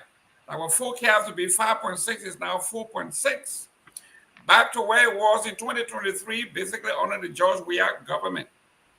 Although better than 2024, it indicates slow progress. I shared this view with you on July 18, 2025, and made criticism for the Unity Party and praise the CDC. The reality is that our economy remains fragile and will stay that way as long as our institutions remain weak. The fund motion of widespread corruption indicates that it will continue to hinder our growth, weaken our investor confidence, and threaten our ability to achieve sustainable, inclusive development. This is not new. As a former finance minister, I understand the challenge of dealing with external factors like geopolitical issues being beyond our control. Epidemic corruption fueled by noise rather than action, and a limited professional capacity. This guy just went on and on and on. He says this economy is in bad shape. It's going backward. The IMF has reduced our pay, basically our ratings, from a projection of 5.6 to an entire percentage of one percentage point. He said, as long as this government does not take any action that is considered drastic, this country will remain this way. We're talking economics. Your take on the issue. This is where you should set the ANC apart from everybody else, because your claim to fame is... Mr. Gayman, you're host of the show. When you ask questions, allow us to talk. Not tell me, say, I'm going to do this, and how you can be asking questions and he be telling me what to say. Mr. Kromah, to be fair, the reason that the ANC people say what sets you apart from everybody else is that you guys are financial experts. You got global economy. You know all of these things. Okay. So now here we are. This is what I'm starting with you. You. This is your area now. You talk to us. What's going on? So Senator Kone post. I went through the post today, this afternoon, and he's right. A few months ago, he spoke about it. But just before we started the show today, I think I made a comment towards this. when Senator Connie spoke about the economy of Liberia, especially under this current administration, Daniel Sano again, at the Ministry of Information, he insulted the senator. Yep. Not just giving him a rebuttal to say, "Oh, you're making a mistake. This is what the economy is," as a spokesperson or deputy spokesperson for the government, but he resorted into insult and attack, and that's what they've been doing. Recently on Sunday, when Mr. Cummings appeared on Spoon Talk, he spoke about the same thing, how the economy is bad. Liberians are suffering, all that kind of stuff. And some supporters and other Liberians, even some seditionists, they were kind of criticizing Mr. Cummings for not being harsh on the government. But today, Daniel Sano again, just because the man said the economy is bad, and this is World Bank. Let's see if they're going to have a press conference to attack the World Bank again. But again, Mr. Gayman, the problem we're facing in Liberia is basically being able to, give opportunities to Liberians where they can be able to work. And clearly, this government, 2 years now, they can't tell you how many Liberians have created jobs for. They can tell you, from borrowing money, traveling with large delegates, riding private jets, spending taxpayer money, and they're not even bringing anything to the country. Even the agencies, the different, government institutions we have, they gave them specific amount to support the budget on a yearly basis. Most of them can't even meet up with a targeted budgeted support at the end of the year. And so at the end of the day, when we come to speak about those things, the Liberian government, through Daniel Sano and Jerome Gayman, they come after people and people say, no, it is a right to defend the government. They are not defending the government. For example, when somebody says the economy is bad, you're not creating jobs, come and give us the statistics. Tell us that you're lying. This is what you've been able to do in 2 years period. And they're not doing that. Unfortunately. And yes, I agree with you, Mr. Gayman. We are in a position, and Mr. Cummings, if you follow his appearance on Spoon, especially the last comment he made on Spoon, he told the Liberian people and reassured the Liberian people that when you gave him an opportunity to sell, you're not going to be making a mistake. You're not going to be guessing, in fact. And he has proven that to every work he worked before. The era, the expertise, and continue to emphasize on that. Every one of us on this show, or every Liberian for that matter, we have places or professions that we are good at. There are some of us who are good at playing football, some of us who are accountants, economists, artist specialists, software engineer, whatever it is. But for him, through all his life, it's about economy, business, being able to manage, to create opportunities for people. Seleke, you are breaking up. Can you go out and come back in? Hello, you getting me? I can hear you very clear. I'm hearing you very clear. He's clear. No, he kind of muffle a little bit, but he's good now. Go ahead, Land, so I can go to Victor.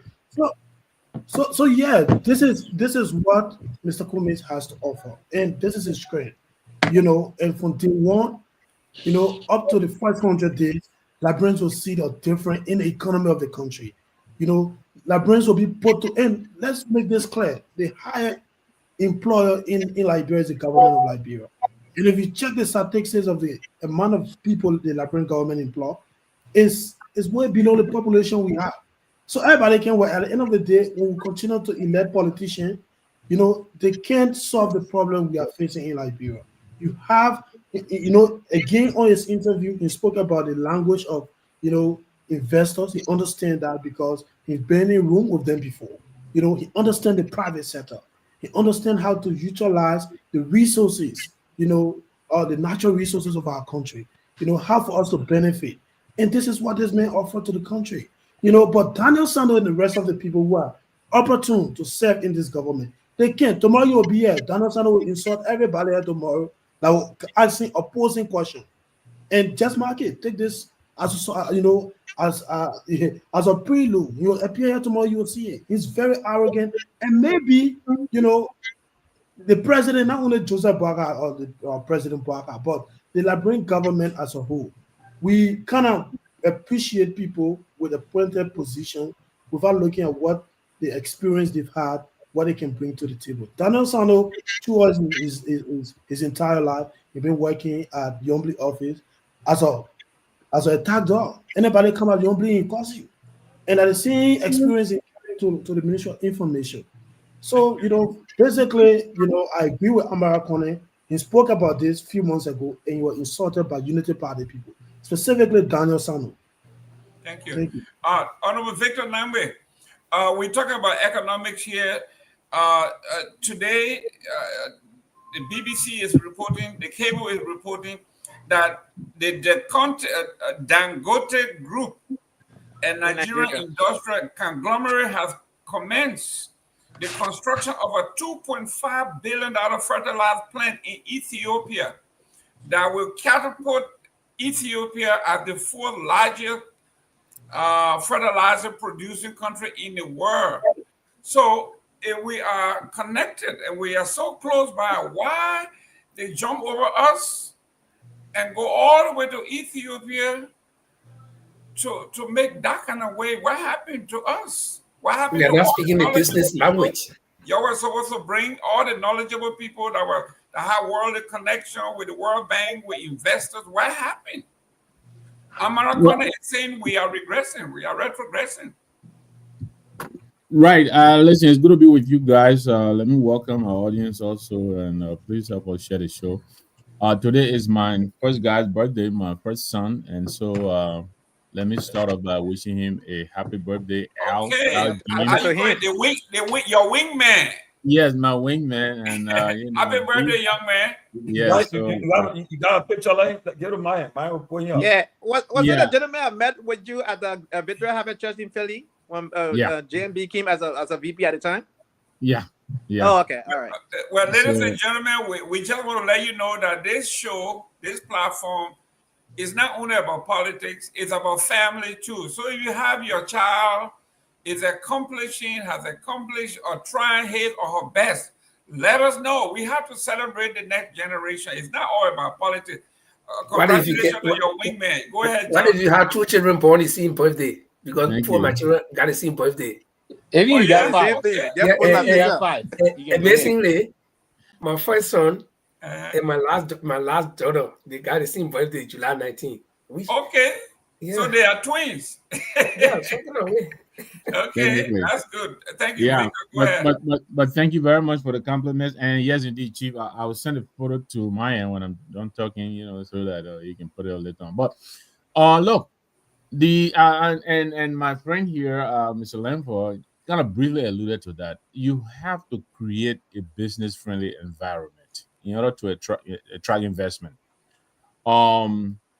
Right now, we have a system that is like a sifter, like a draw bucket, how people say, everything that goes in, comes out right away. Nothing remains.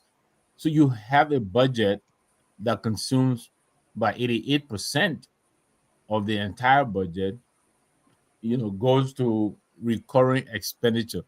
So you leave yourself with, 12% or so to do any kind of to engage the fundamentals, of the economy. You got to production. Right now our economy is critically a solicitation based economy. We go out and we beg and we beg and we beg and we bring it in, and then we we go ahead excuse me, we buy all the expensive cars. Even the people we are going to solicit from, some of them don't ride the kind of cars we ride in Liberia. And I believe it was Mr. Cummings who was saying here, we have a habit of trying to milk the calf, the baby cow. You say you feed a cow, when it grows into a cow, from calf to cow, then it has milk, and then you can milk it. But in Liberia, you bring your business, the first thing they want you to do, they want you to cut them in as an investor. Where do you see that most of these people don't want to do anything? You go and you labor, you put your business proposal together, you raise your beginning in your seed capital, you take it in. They want a cut in the business. So they're putting the solicitation up front instead of, they're loading it up, the up ending instead of, backloading. Let the people come and invest, and then eventually, yes, they will understand that, they have to grease the wheels. But that in itself is driving people away. Maybe the business we hear all these stories of people who are coming, and based on their experience in Liberia, they tell you they will never encourage anybody to. I mean, just last month there was this guy on various networks talking about his experience in Liberia and his pledge to discourage his colleagues from coming into Liberia to invest. Alex Kamara was saying the same thing. There is a guy he knew who came in to Liberia, and the guy saw he's not coming back to Liberia. Not only is he not coming back, but he would discourage others from coming to Liberia. So it's like we're shooting ourselves in the leg. We are hustling all over the place, but we are creating an environment at home that is hostile. It's not hospitable to investment. Even our own Liberians, ourselves, all of us here, we know that you go in, you try to do a little business. Even the little people, they will fleece you. They want to eat before they start working, and it is a problem. And so, yes, if Amara is writing, he understands what he's talking about. He's being on the other side, and now he's on the other side. And he's talking from experience. And this is a problem that we have to address. So there is that problem. Then there is the whole problem of corruption. The president came in, and we have to come back to him because he is the current president. Yeah, he came in with a lot of expectations. He's being government. He understands where the problems are, but yet it is taking so long to identify even the problem. And this is really confusing. He has been in government. He understands. He was a minister, then he became a vice president. So one would expect that, he came in with a certain amount of understanding, and he would just get to work and begin to help us solve the problem. But that's not what we're witnessing. So yeah, the go out, the IMF is giving a little peanuts. You talk about Ethiopia getting, so billions. You listen, Musa, you tell you, and all of us can do the math. 7.38 million, I think 738 million budget last year, 880 million budget this year. If you total it up, that's over $1.6 billion that this government has presided over. Where is it? You go into Monrovia, does it look to you like $1.8 billion has been spent in that country over the past 2 years? I don't think so. And so these are our problems, and they're real problems. When you talk it, our guys, they say, the talking head, they just sit down in that place, they don't know what they're talking about.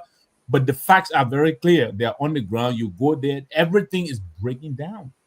Everything is good. I can't even tell you a real supermarket. You go to Monrovia, you go to Stop and Shop and all these places. How can we live like this? So, I hate to be long-winded, but I think Amara is right. The fundamentals we have to address. You got to go to a production-driven economy. You got to grow your own products. What do we make in Liberia? What do we make? And so I know they will come out, and you say the minister is coming out tomorrow. I'll be glad to come and just listen to him because, Mr. Gay was right. He's made some news here by his utterances and his description of people now, who are expressing genuine concern about the performance of this government. He takes it personally. He insults people as well. I'll be glad to listen to what he has to say tomorrow. Great. Let me go to Honorable Pewee. Pewee, this one is everybody will talk to you and say, let's sit down and talk. We are family. Let's talk. Let's be honest with each other. Then you get someone like Amara Corner is saying, listen, you've been here 2 years already. We are not moving the needle. And the IMF were bullish on us coming to power.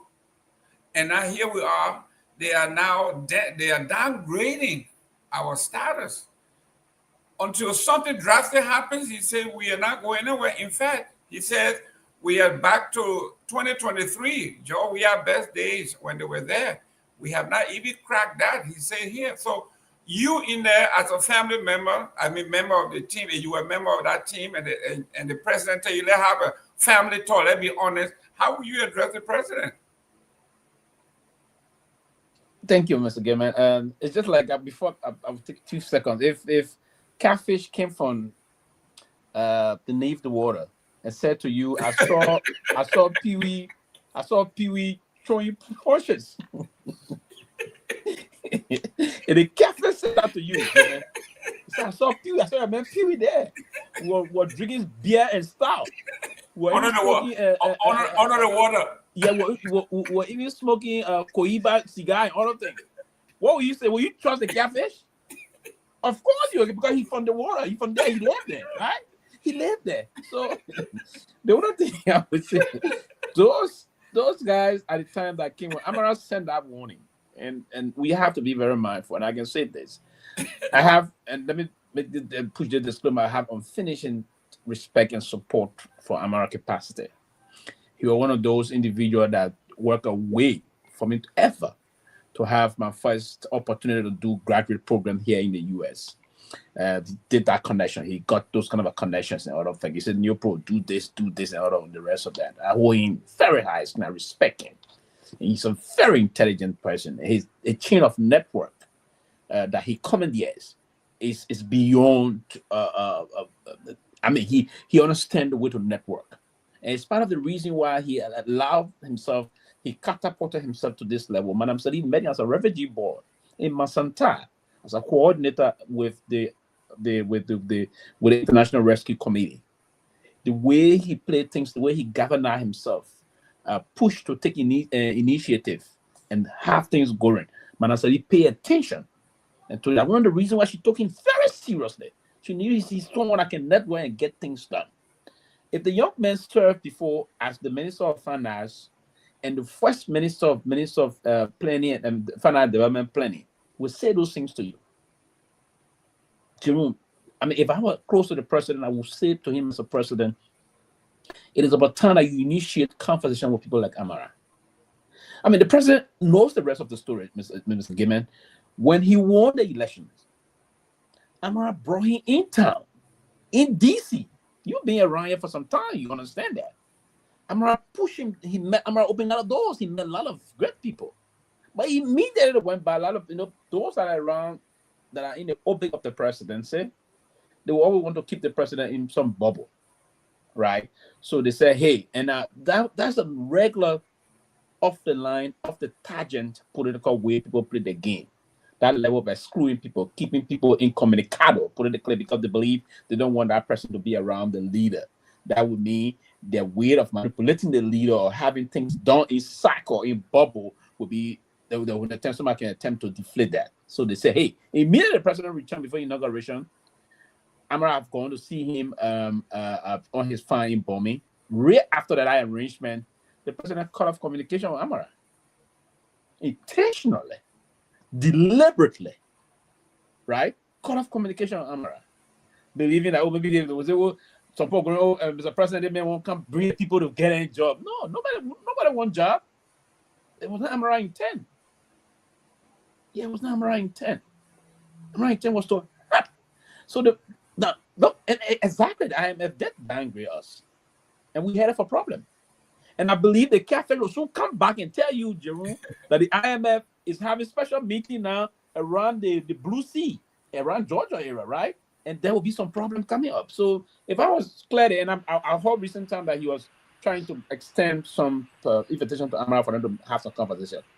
That's why I heard from this then. And I'm trying to have, I think Amara should be on his way to the US and other thing. I'll do everything to meet. We'll He's there. He's there already. He's there, right? He's there. Okay, Yeah. good. I'm going to call him. I'll try to call him tonight, other thing. But we need to invite him to the platform too as well. Don't overlook him on that. He can help them, and there's a reason to listen to him.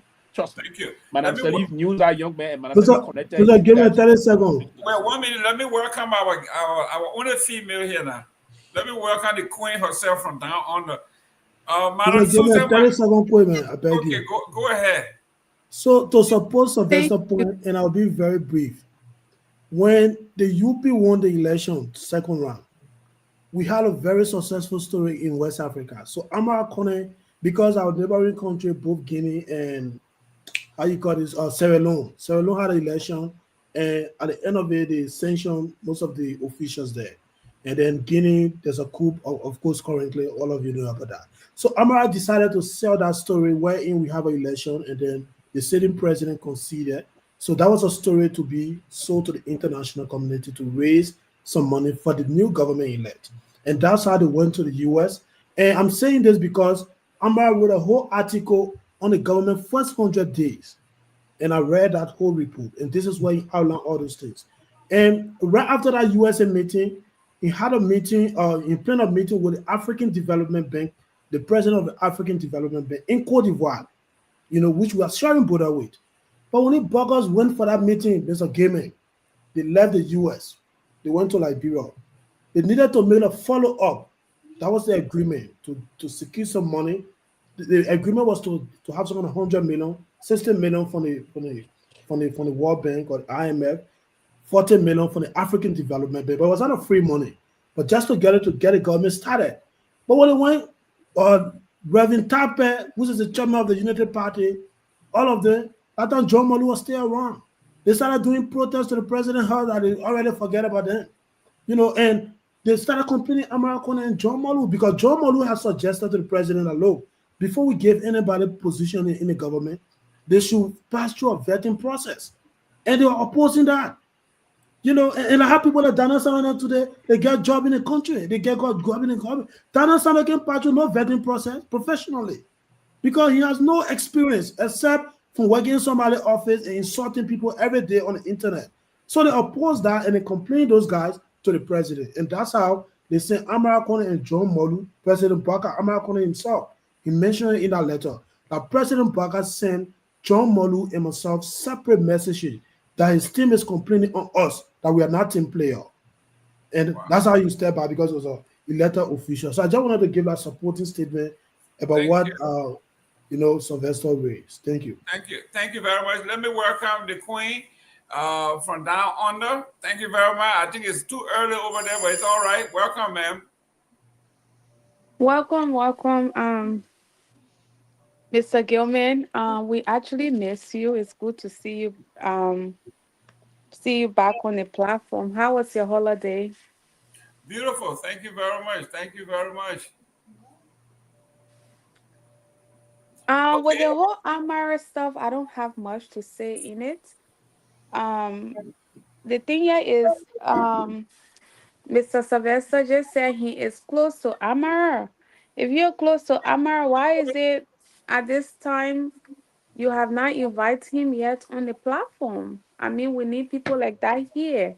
So when you're meeting the man, tell him the closing argument would like to have you as a guest because we need him on this show. I like that. Yeah, you can't be saying you're friendly with all the BP people, and why are Now, they not friendship is not here? for him to bring on platform, but if I can extend that, if it's to him on the serious note from what he's saying, I can talk to him about I've it. spoken to Amara. We were together the other time in Germany. So it shouldn't be an issue of he coming on the show. He said he will come. I spoke his several time in Germany at the FLA program. So that should not be an issue, but it's not based on our friendship. They always say they will come, and they don't end up coming. That's it. Well, you can't force them. Yeah, we got to create the need for them to come to. The good thing is that we are working now. Let me talk to management. Dr. Peabody here. People are complaining we're not on YouTube. What's going on? Yeah, I'm asking Myean to please put the YouTube link in there so people can come on because we changed the StreamYard and also the Facebook, but both Facebook links should be working. But Myean, can you put our YouTube link there? Yes, please. Okay. Yeah. Let me welcome Robert Garguah. Jerome, quick question. Susan, did you make an endorsement today? Endorsement of who? For VP? Listen, I'm gonna stop me. Yeah, she's making an endorsement with answer the question. Answer the question, Susan. That's not the topic right now. Yo, boy is impressed. Thank you. You stay away from the endorsement thing. Okay, let me go to Robert Garguah. Robert Garguah, who did you endorse? But I didn't finish the whole Amara stuff. Yeah, just jump back. Okay, go ahead. Go ahead. Yeah. So like I said, I don't have much fish to fry in the Amara issue. But Mr. Sylvester just said that the president, his cabinet are keeping him in a little bubble, and I want to disagree with that because for the role that Amara play for this government, I think President Bouaka and Amara are supposed to be very, very close. So I think the president is just being ungrateful as usual. I don't think people with his experience of um politics and how long he has been.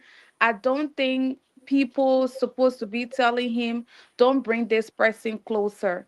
That's just my take. So I will pass on to the next person. Great, Robert Garguah. I didn't comment on the Amara story. Yeah, so I'm coming to you, but I gotta welcome my guest. What's wrong with the ANC people? Where's here? Where Teola Gibson? Please tell these people here to behave. You got She the be vice over here. she be busy already, Jerome. You just miss her. She already there. She busy. Oh, okay. Robert Garguah. I look around today when the president made an appointment of the new tourism board chairperson, director of tourism assistant. I said, but why are they treating Garguah like this? Why they took your job? That was your job. I already looking for Robert Neal. I already did look. Raul, looking for him? No. I know. I don't know whether they vetted these people. I see what Raul and what John Lobo, he's on the paper that he got Robert as a friend. No, guys. No, I don't need... I see somebody told me they met Raul when we went to Dubai. They had some kind of meeting in this. What the hotel... and was ready to do that. That was part of the reason he went. Your bastard brother didn't let you down. No.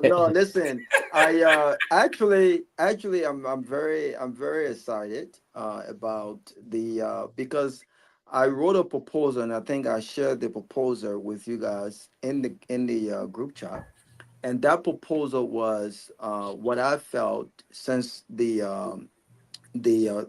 Liberia National Tourism Authority have been established through an act legislatively. I thought that the government needed to take some action to make that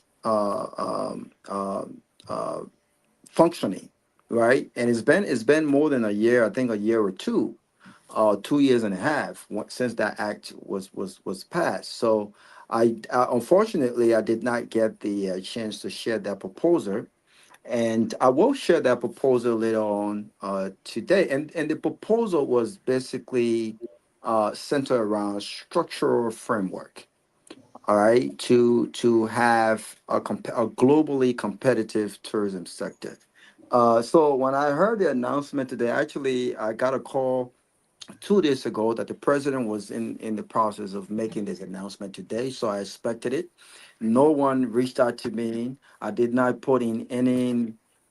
express any particular interest.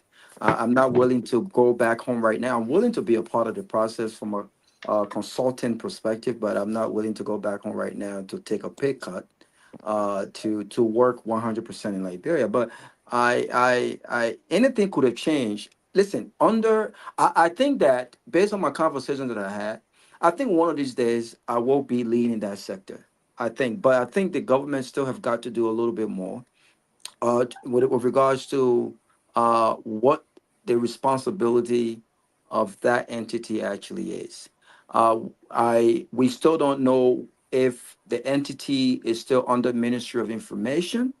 That has not been made clear. And part of my proposal was that you need to have the tourism authority as an autonomous. They separated it, but you still have tourism under the information ministry. What I was also proposing, if the government needed to have, because this entity should be operating from an autonomous space, right? So that they're not coerced, they're independently carrying out their functions and responsibility. I will also proposing if the government desire to have an agency that is directly under the government, then we needed to have a Ministry of Tourism, like they do in Ghana. The Ministry of Tourism in Ghana is the agency that worked in line with the Ghana Tourism Authority with regards to facilitation, promotion, setting programs, and regulatoryism when it comes to tourism in Liberia. So I have a full proposal And I think that I will give the government some credit yet. They started the process. We now have a director general of the tourism. I don't know who she is. Princess, I heard her name is Princess Cooper. And we'll have a deputy. But I'm hoping that they come to the table with deep expertise on not just tourism, but hospitality and investment facilitation, strategic investment facilitation. I think we're going to need that a lot in driving this global competitive tourism industry that we need. But I think it's a step in the right direction. So no, I didn't express any interest. I'm not interested in being a director general right now. I think that we should all support the appointees. This is the very first guys that have the opportunity to drive our tourism sector. I'm excited for them. If they do decide to reach out to me, I'm open to sharing some ideas with them. I've said, and I'm not bluffing. I have a blueprint to get Liberia's tourism up the ground running. I have ideas that we can implement right now with all of the challenges. I'm not bluffing, but I think that I will focus more so on my consultants business that I'm about to establish. We will connect with hotels. We will connect with restaurants. We'll connect with resorts that have been built in Liberia. We will train them. We have a 2 years plan, 5 years plan, 10 years plan. We have a 30 years plan. So we will focus on that right now at the appropriate time, under the right leadership, when and if given the opportunity. I would not shy away from being a part of that process in our country. But I'm excited for those guys, and I wish them all the best. With regards to the Americana thing, I will just speak briefly on this. Um, I've invited Amara Conan on this platform. In fact, there was a time where he committed to being on. Unfortunately, he had to travel to Bapolu County to handle some personal matters. He was in the U.S. the last time he was here. He came to Atlanta to see me. We had dinner, me, him, and my brother Musa Willie, and we had many conversations. I will stay for this record, and this is a public record. And everything Sylvester says is I concur with him. If it were not for Amar Conan, God first, if it were not for Amar Conan, I'm not talking about from the propaganda's perspective. I'm talking about from the foundational perspective, right? People can talk the big talk, but when it comes to implementation, when it comes to work, we don't see half of it. This is what happened in our country today. People talk all this big talk, they have all this education, they have all this experience, but once you give them the opportunity to really implement and put into action all of what they say they have, we see nothing done. It's easy for anyone to on paper say, I have this, I that. But when you're given the task to perform, nothing happens. I come from a club where we're in an industry, and all of us on this platform are all professionals. It's about results. If you're not performing, if you're not meeting expectation, you're not getting paid. You're not keeping that job because someone else is in the corner waiting to take that position from you. We don't have that system and that culture in our country. If Amar Corner did not step in to really put together a classic a war room, and because remember, Unity Party were defeated in the first round. If this election had nothing to do about runoff, George Weah would still be president today. Let's not forget that. They were flocked in the first round with all of the challenges that all of the issues CDC had. And they did not massively beat CDC in the runoff. But Amara Corner came in and he put in place true systems. And from the war room, there were seditionists who were mad. And he truly exposed the fact that CDC did not invest in institutional war room. I mean, and this thing took less than 3 weeks to happen because he was not part of Unity Party campaign throughout the campaign until the second round happened. So it took him less than 2 weeks, 3 weeks to put together and control and manage a war room that was sophisticated by his leadership. They did that. They had numbers coming through. In fact, they were called in elections that we see. They were called in the elections and challenging the election commission on those numbers. On those numbers, we saw what happened. People did not believe it. But when those numbers started coming in from NEC, they were close. They were very, very close, if not the same. When Joseph Boakai came to America, Sylvester was right. Those were open. He met people. When he came to the U.S. after he became president, they had the man meeting with airport managers. Airport managers. No, I'm not going to open big doors in D.C. And so when you have a man like that, this president, no one needs to tell this president, you need to keep people around you who don't necessarily agree with you. And if my friends cannot hold me accountable, you don't need to be my friends. If my friends cannot call me and say, Mr. Garguah, I love you. I'm not going to chastise you publicly, but I am going to hold you accountable. These are mistakes that you're making. These are the standards that must be set. If my friends cannot tell me that they're not my friends. And so the fact that these guys were afraid of Americani because he stood his ground on holding them accountable. He stood the ground on these are the reasons why I supported you. And contrary to these reasons and these values, I will speak up. And if you are afraid of that kind of character, then you don't deserve to be president of Liberia. And so they made that bet. Let them lay, they have to lay in that bet now. If I was American, I don't need to speak to the president. The president is 40, he has 40-some years of experience. They're almost they're going into 3 years into his administration. And you know what? Let the chip fall where they may. I don't need to speak to the president. He's a senator. He needs to focus on his legislative responsibility. He needs to focus on the people of Bapulu, and he needs not to make the same mistake twice. That would be my advice to him. Thank you. Ladies and gentlemen, for a quick announcement, I think the chief himself made the announcement that tomorrow, if you just joining us, tomorrow we're going to have the Deputy Minister for Information. I think it's Sano Johnson will be here to clarify some stuff. Daniel Sano. Daniel Sano has been, he has a new moniker now in Liberia as the Cousin-in-Chief, Deputy Cousin-in-Chief. When somebody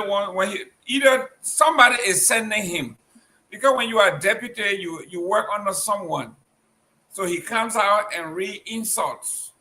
Today he insulted the political leader of the ANC.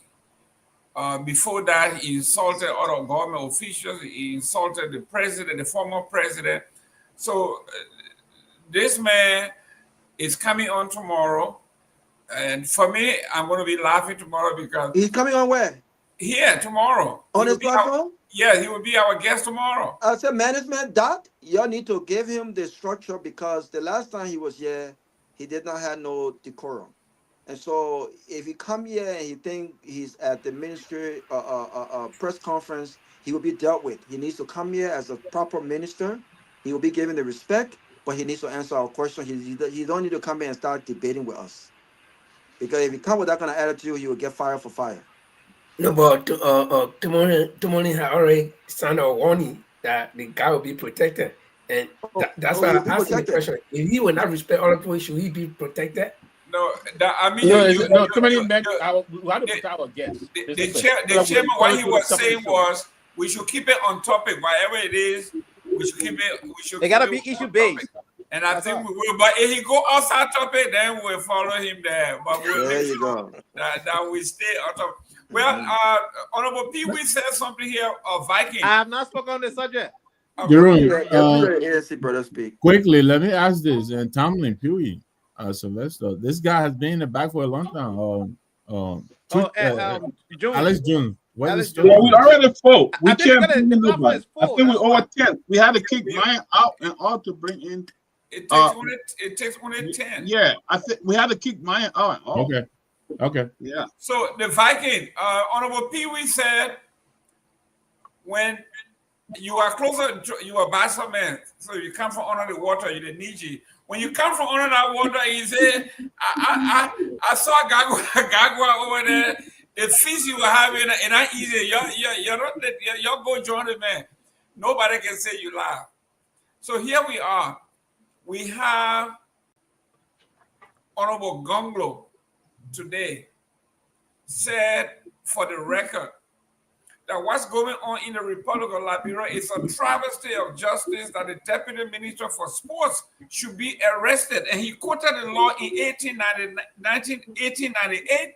The Supreme Court has settled this matter once and for all, that once you have been identified by the victim, you have to be arrested and put through the system until you are proven not guilty through the competent a court of competent jurisdiction. That is not the case here. He said this is a power play. This is the equivalent of the batsman under the water coming from under the water and say, I see something here.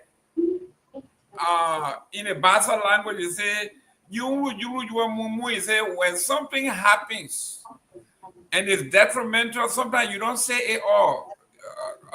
Costa say, man can talk all, but in the Basa language, you say, you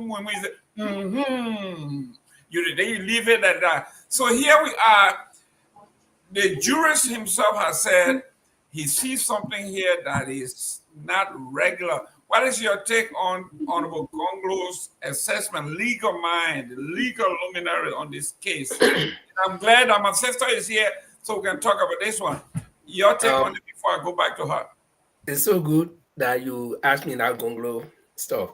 By way of information, Honorable Gongloe is my mentor.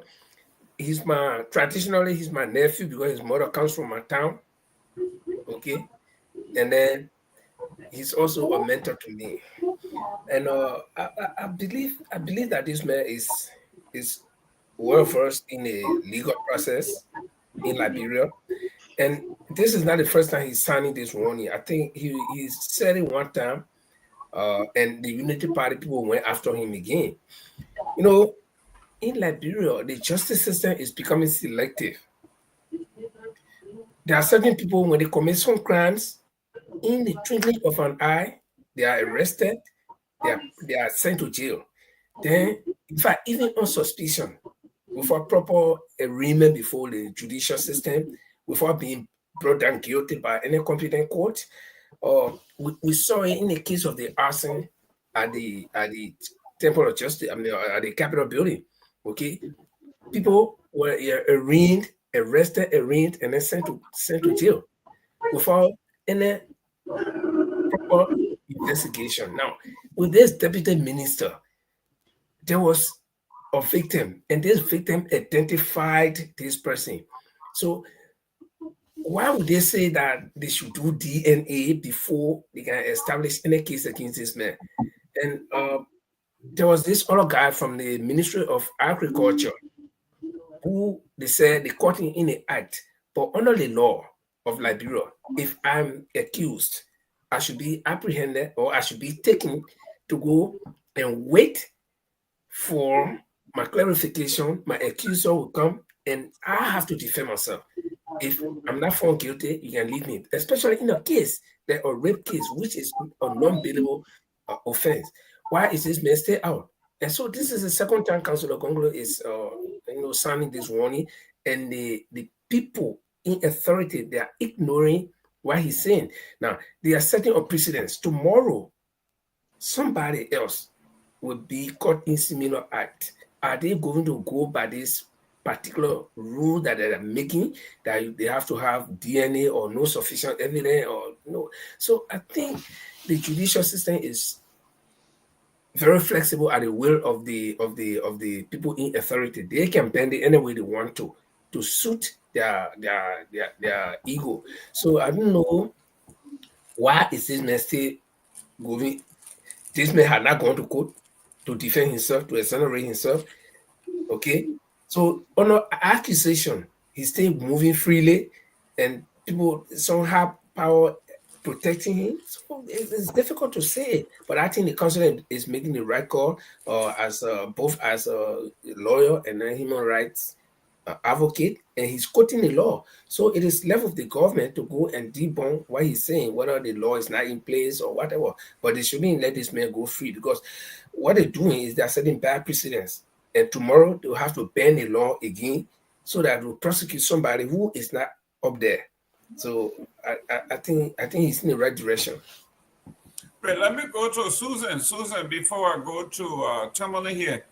Oh, I'm coming to you, Mr. ANC. You've been talking too long. That's why. Go ahead. We got one female here, so she takes precedent over everybody. They met my ANC brother, so we talk together. Oh, okay. You're talking together and you're singing choir now. Okay, go ahead, Susan. Yeah, I agree with what Vani just said, Mr. Vani just said.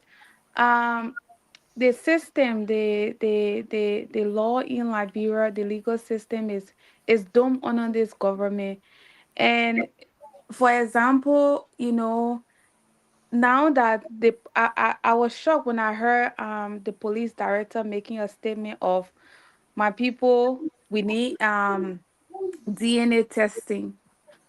Now you're requesting for DNA testing for somebody's child that was raped, but you could not find any evidence with the whole Fanati issue.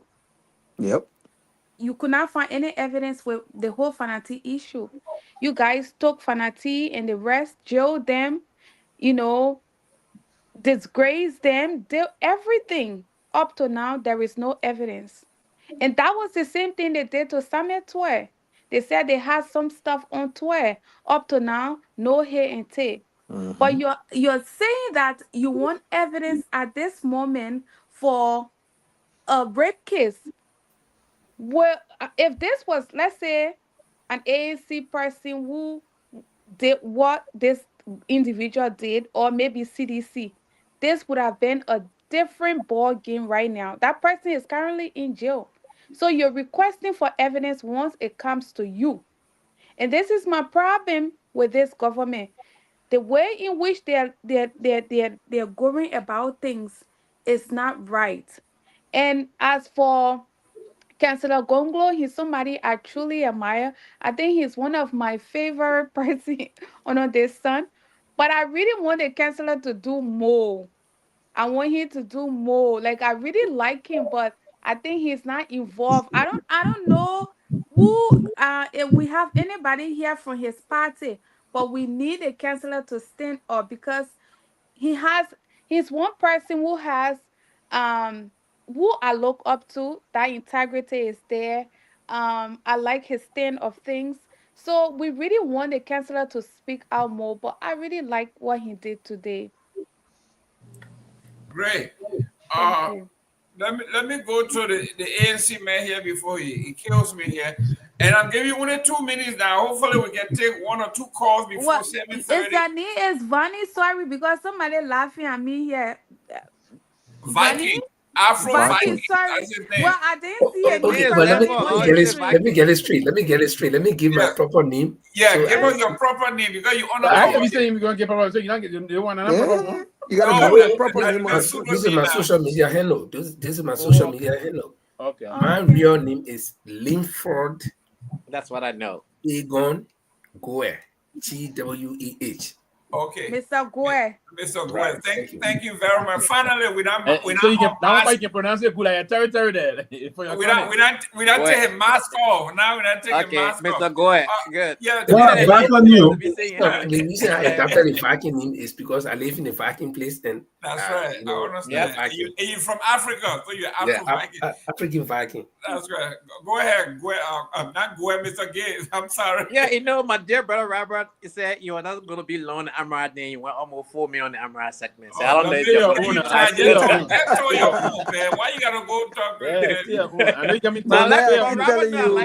keep telling you, I'm a legend. When it comes to the closing argument, I'm a legend. We got privileges here.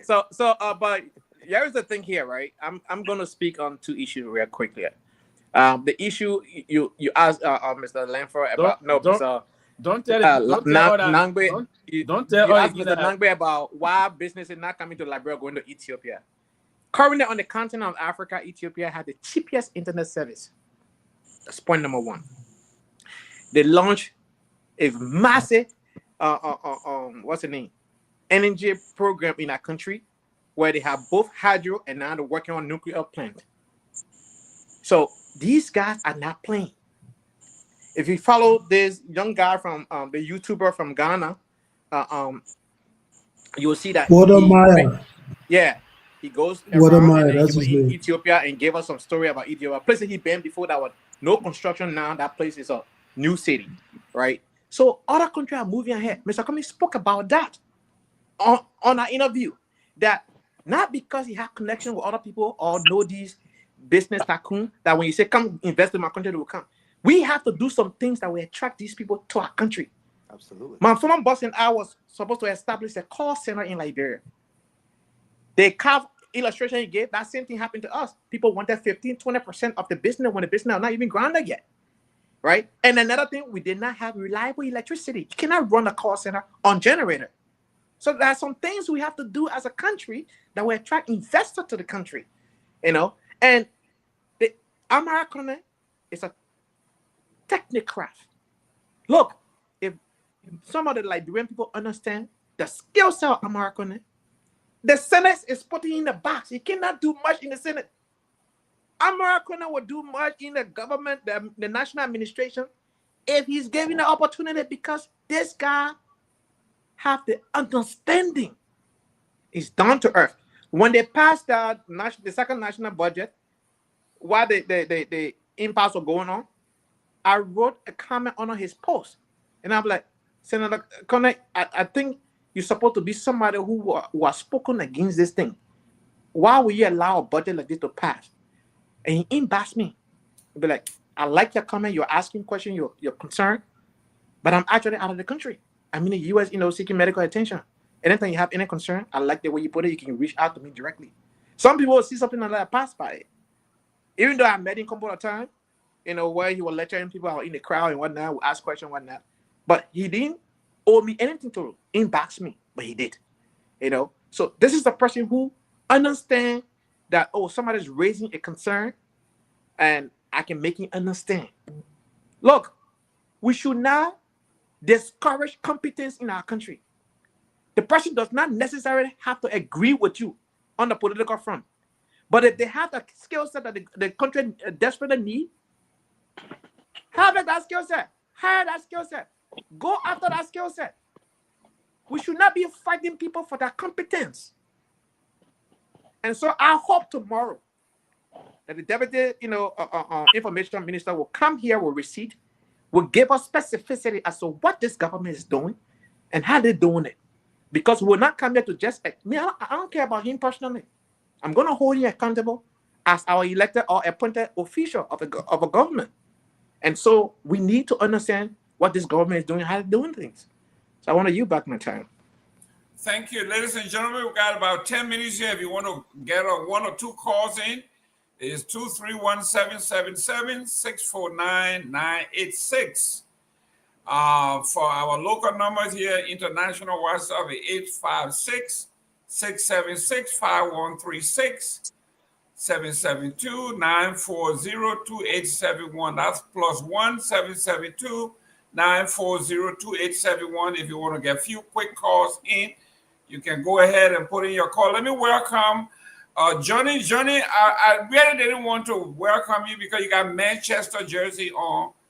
And I'm a Chelsea man. We don't like you guys. Mr. Jerome, stop, man. Stop that thing. Just don't go there, man. we don't let Manchester. Well, Rabbi, you're a Man U fan too? I'm a die-hard Manchester United. We don't like Chelsea you guys. Welcome, Johnny. I expect. Thank you, Mr. Gayman. I think I succeeded because I did it deliberately. I said I want to know how many persons on the platform has interest in Manchester United. Now that my brother Rabbi and myself, we are on the same course, I think we'll be good together all the time. But anyway, thank you, Gayman, for the show. I've been following. 1 minute real quick. Somebody want to get a call in. We're coming back to you. Okay. Hold on. I told you I don't like Manchester. I told you that. Hold on 1 minute. Your call. Where you calling from? Your name?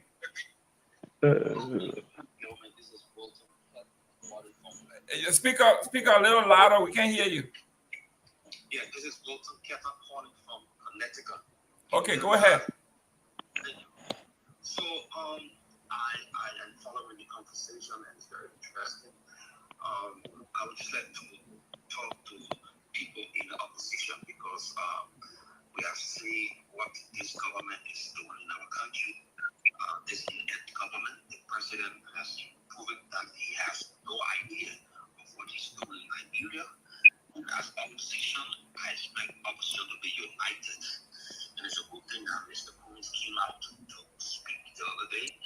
But I think they should be forceful against the ruling establishment instead of being considerate. And I also advise people from the opposition, especially ANC, to stop attacking other opposition parties, especially CDC, which is the largest I'm opposition. CNC Nyenwolo. We are attacking CDC here. I'm a supporter of President Myean, to be specific. I heard somebody say I'm a supporter of President Myean. And so I'm just telling you that in order for us to remove the leaders from our society, is for the opposition to be united instead of us fighting or ANC talking down on CDC, because there's no way ANC can get. Is there water, Carter? The president say there's no way ANC can reach the presidency except CDC helps us get there.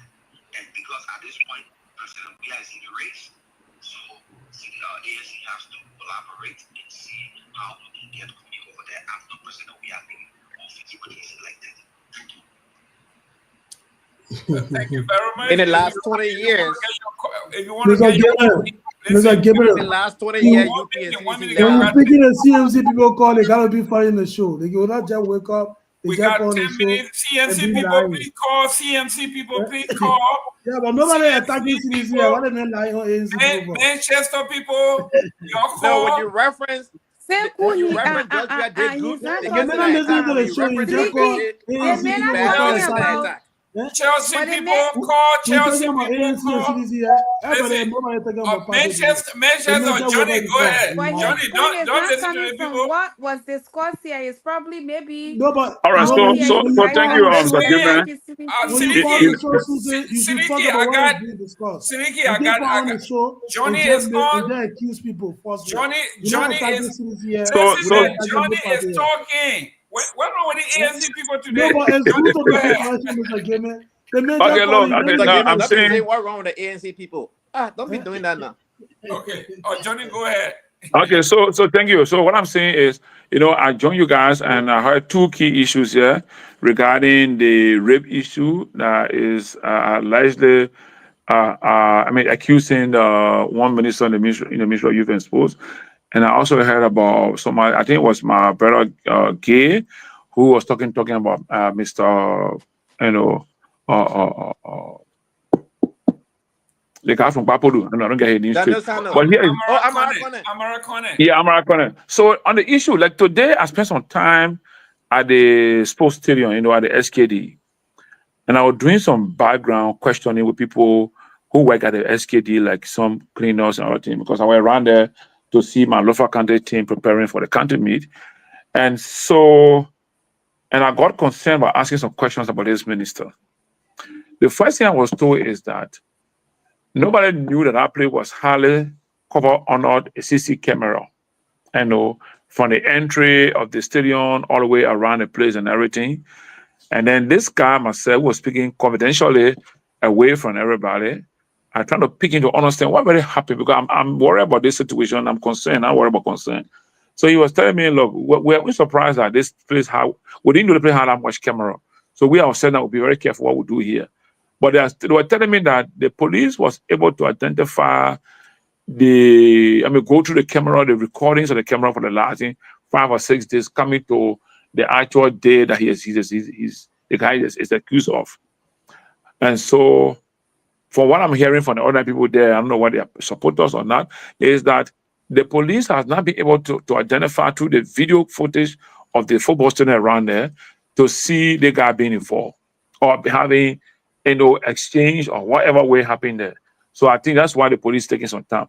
But my point to the police is that the police has set itself out to be attacked by the population because of the way they have performed over the last 6 months or 12 months in Liberia.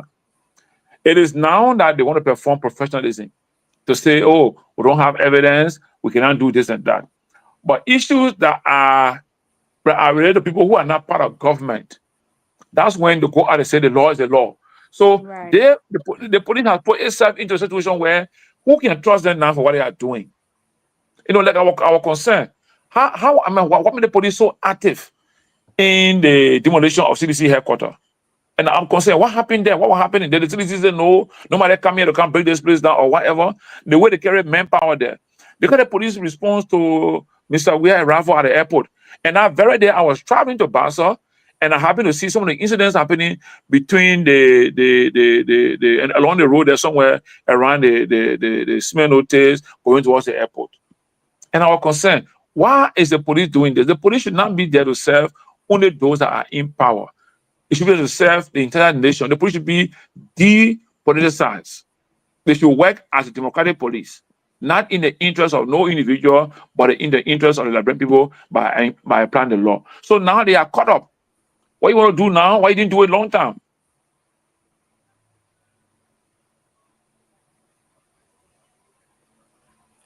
Oh, I think he's having Can I say something like 30 seconds? No, 1 minute. I went to the prison compound one time. I went to the prison compound a few months ago to see a lady that was also incarcerated for all kind of reasons.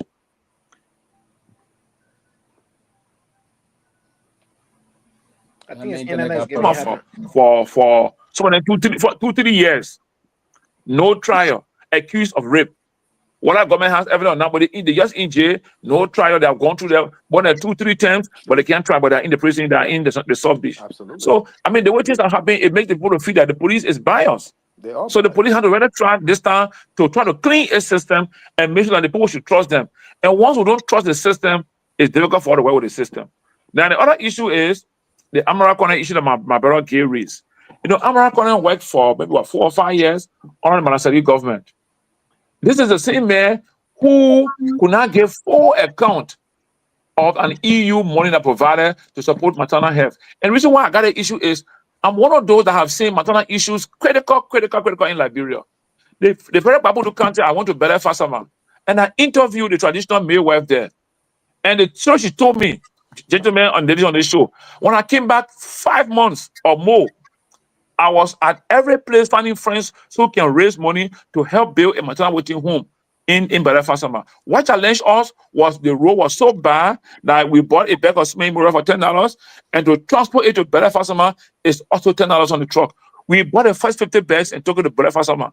But because of difficulty in getting things there, those bags of cement remain there and got spoiled. I'm saying maternal health is a critical issue. Why should people die in giving birth? And the EU gave us money around 2012, 2013, somewhere around that. I may not get the year correct. And that money was never accounted for. America failed to do that. In fact, on 2 instances, he allocated money. He said, well, on the group in Tapeta. At one point, he said, well, in the Ministry of Health, the lady that Gordon refused to challenge and said there was no money infused into our budget. So how come today I'm not going to be seen as a man who can do something for us? But I mean, in as much as people have done things to honor the safety of Liberian people, it takes me long to really trust what they can do for Liberia. So that's my point I want to make on the issue, Mr. Gale. Go ahead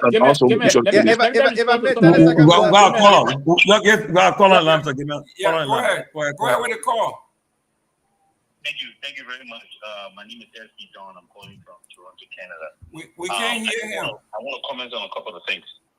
First thing is, the gentleman was speaking about, the police in Liberia serving all Liberians. That's great, and that's how it should be. But I find that to be something that is impossible. And the reason why I say this is because the chief of police or the police director is appointed by the president. Whoever the president is, they make the appointment of the police director. So for that, usually the appointment happens to be someone who is a partisan of the ruling party. And as such, we see that policing in our country is usually geared in favor of the current president. So it's not going to work. You're not going to get a police director that's going to serve in the best interest of all Liberians when that police director is being appointed by the president. Because in his mind, I'm serving the president.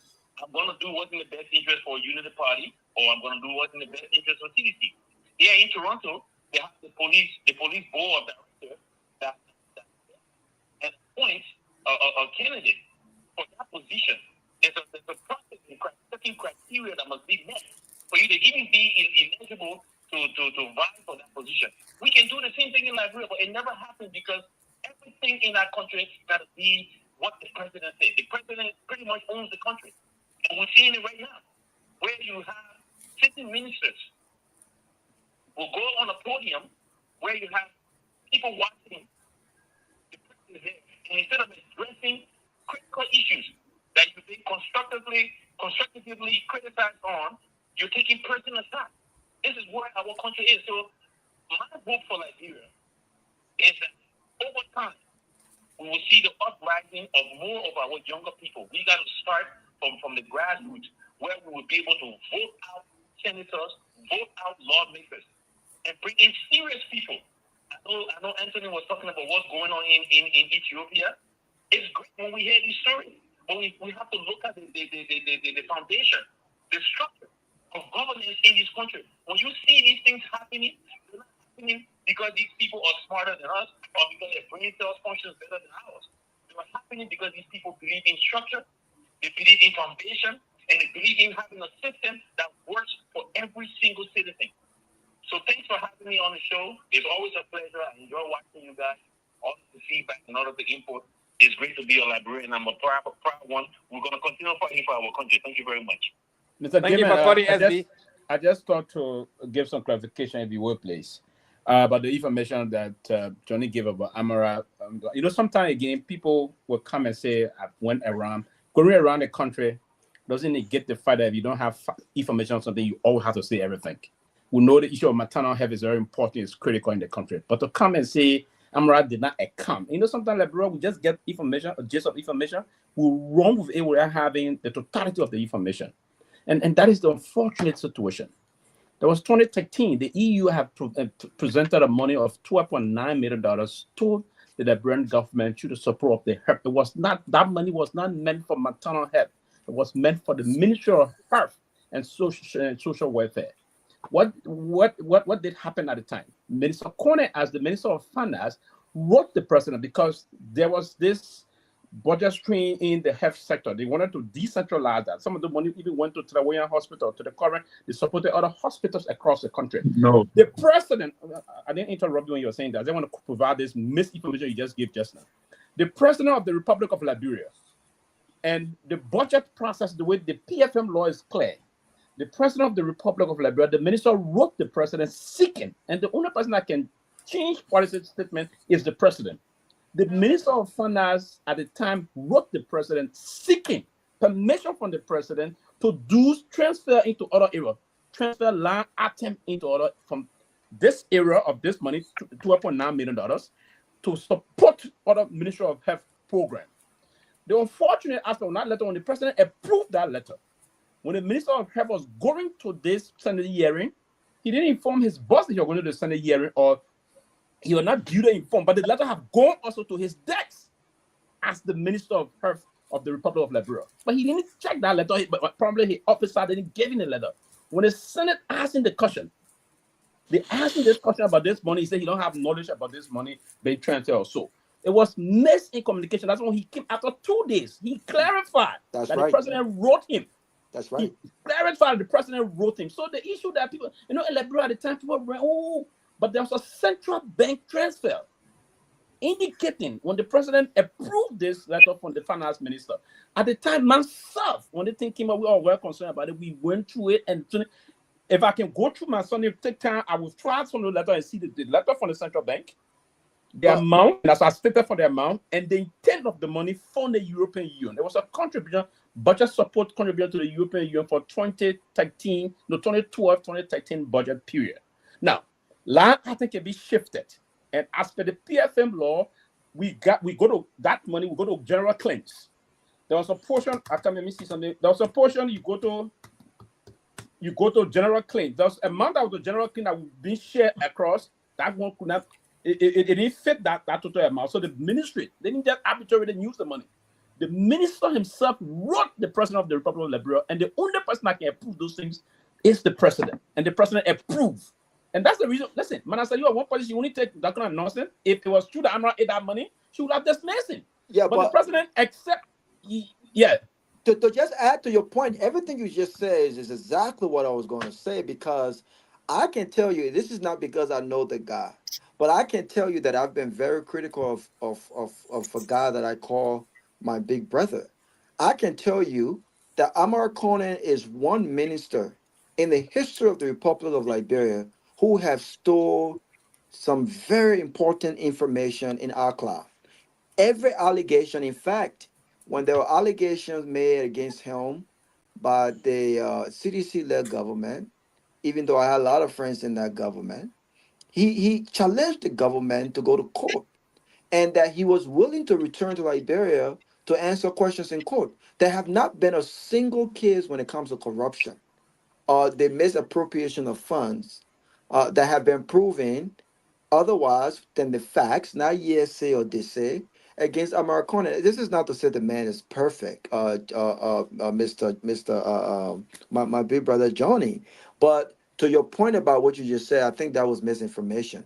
Americana have spoken on this matter Can I take 1 minute to respond to two of them, Mr. Gayman, please? Yes, my question. You're not the show around. Spend time doing this thing, man. It's unfair. The whole show again.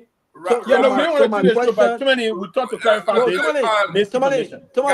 Wait, Tomalin, don't say that, bro, because it's about factual information, right? Exactly. So what the man just said. Another issue with discussion today, does somebody just interjected? Yeah, if somebody interject misinformation, we'll clarify. But he brought it up. Yeah, but then I need to counter respond to you guys. I have a counter to you guys. So he can respond.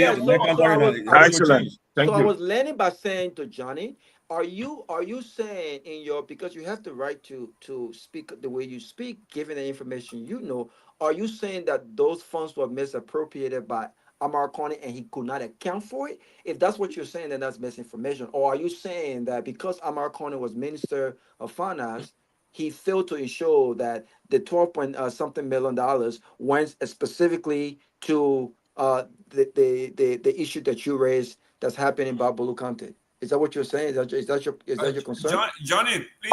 Okay. So quickly on the issue of this, right? My reference is from the Liberian Senate or Liberian legislature inviting the Minister of Health, the late Gayman, on the same issue. And Gayman indicated that at no point in time the budget of the Ministry of Health has been supported with any additional funding. So if Pewee is saying that the minister went there informed, well, that's it. I'm listening to the minister in that session. And another response also was that if it wasn't in the Ministry of Health, it was also in the Tabata Hospital. And again, I think it was Dr. Capper from Tabata Hospital was invited by the Senate, by the legislature. Capper also came and confirmed that his budget at the Tabata Hospital has not gotten any additional funding since the budget was passed. So how come my statement become false when I'm referencing? Listen, please. No, listen, please, gentlemen. Listen, misinformation. I will say that for the Johnny, go ahead. Pewee, I'm giving information. I'm calling names and events. You understand that? Listen, Pewee, listen. I'm calling names and events. I'm telling you, at the legislature, these two government officials were invited by the Senate. So, in the first instance, when Minister of Health was called and a letter was communicated, how come after 1 week the head of the hospital came and also said, "No, I've not received any money"? How come? I'm not saying my own story. I'm telling you, referencing on what was indicated. I don't want to waste more time. So that's my point. Thank you. Goni got it present in the Liberia Senate hearing. You said after 2 days you are misinformed. That's it. There was no time, Doctor. Doctor, I come to that. No, Pewee, you said you can retrieve some of the letters. So I said let him there for a week. Before we can go to that, I just want to tell you something else. Before we can go to that, the former chief medical officer of the Republic of the, he was the head of the Tabata Hospital. Was the doctor? I just slipping his name. Later on, he was appointed chief medical officer of the Republic of Liberia. Dr. Goni got a hearing to the Liberian Senate. There was a question that came from one of the, I think which of the senator was that? It was the late Senator Mabudu Nyimpam did ask the question. He was not in the know. After 2 days, he did clarify also. The Minister of Health clarified that the president and the executive management clarified that there was a letter written. That's right. So instruct the minister, approve the minister request to transfer the money to other part of the health sector. It was not basically they kind of say, as this the money came. No, the money was approved by the head of state who have got the authority to transfer that amount of money, that money to different sector of the ministry. I have a clarification here. Let me go to Mr. Nagbe. Yeah. You and Susan will have to address this one here. Strangely, the chairman of the Unity Party, Reverend Dr. Tape, attended ANC convention, and he appealed to the ANC that basically they should collaborate. On the flip side, your boss, the CMC chairman, Mr. Musa Belete, is saying no, there should be no collaborative partnership going on based on his experience from the CPP.